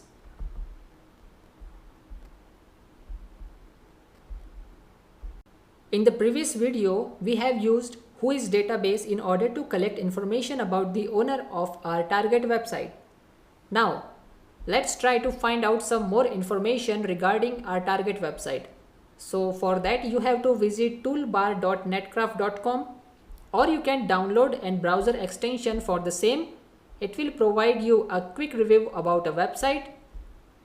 Now here on the left hand side, click on site report and you will get this web page, right? Now here enter the URL of your target website, let's say facebook.com. So this time we are going to target facebook.com. So here is the report. It says site title is this, date first seen, okay, primary language, and site rank. Risk rating, so it is risk free, right? Here is the network information about facebook.com, like this is the domain name, here is the IP address, so it is IPv4 version 4 and here is version 6, and this is the address of the organization, okay, hosting country, and this is the hosting history, okay. So the server where facebook.com is hosted is running on Linux, right? Now you have some more information here as well. So it is using PHP and SSL is installed on facebook.com, which is a good thing, okay. JavaScript, it is using Facebook CDN. CDN is the content delivery network. It increase the speed of your website. And other information like zzip, okay. So zzip is a compression, okay, which is used by the companies. You will find these informations on your control panel on your hosting dashboard. And some other information, okay, HTML5 is used, CSS is used, so that is a good thing, right? So you have seen many other information which is not possible if you go for whois database, right? So netcraft.com is a very important website which help you to gain more information about your target website. So we have used whois and netcraft in order to collect information about our target website. This time let's use robtex.com, okay. It will provide you some more information which whois and netcraft is not able, right? So this time our target is twitter.com. Now here is the report, and report is divided into different sections. So first is analysis, which provide you IP address and hostname informations, okay. So these are the DNS information about twitter.com. These are the information of mail servers, and these are IP addresses, okay. Again, quick information like twitter.com, registry, IP numbers, name server, mail server, etc. Here are the DNS records, okay. There is a huge list of DNS records. Then there is SEO. It is search engine optimization. It is a technique using which you will able to improve your website ranking in search engine results page. And then there is trustworthiness, okay, child safety, etc. Now Alexa rank, again some basic information, and here CNAME, IP numbers, okay, name servers, etc. Now here subdomains and host names. See, many a time it happens that the main domain of a website like twitter.com, www.twitter.com, you are trying to hack twitter.com, but it is very secure. So what you can do is, these are the big websites. Generally, before launching any new feature, they first start beta testing. So they assign subdomain like beta.twitter.com or name of the new feature.twitter.com, right? Like this. Here it is, this one, okay, or mx003.twitter.com. So these are subdomains. You can try to hack into these subdomains, okay? So there are more chances that you will able to hack into subdomains rather than attacking on the main domain, okay? Now here is the graph also, but you have to log in to see other history and whois information, okay? And this is DNS block list, right? So these are some of the information which Whois and Netcraft is not able to provide you. So you have learned how you can collect information about your target website using Whois database, using Netcraft toolbar, and by using roptex.com. In this lesson, we will see how we can hack into a target website using SQL injection. So in my virtual environment, I am using Kali Linux as my client machine, and I am going to access web server directly using IP address. Okay, I am not using DNS server in between.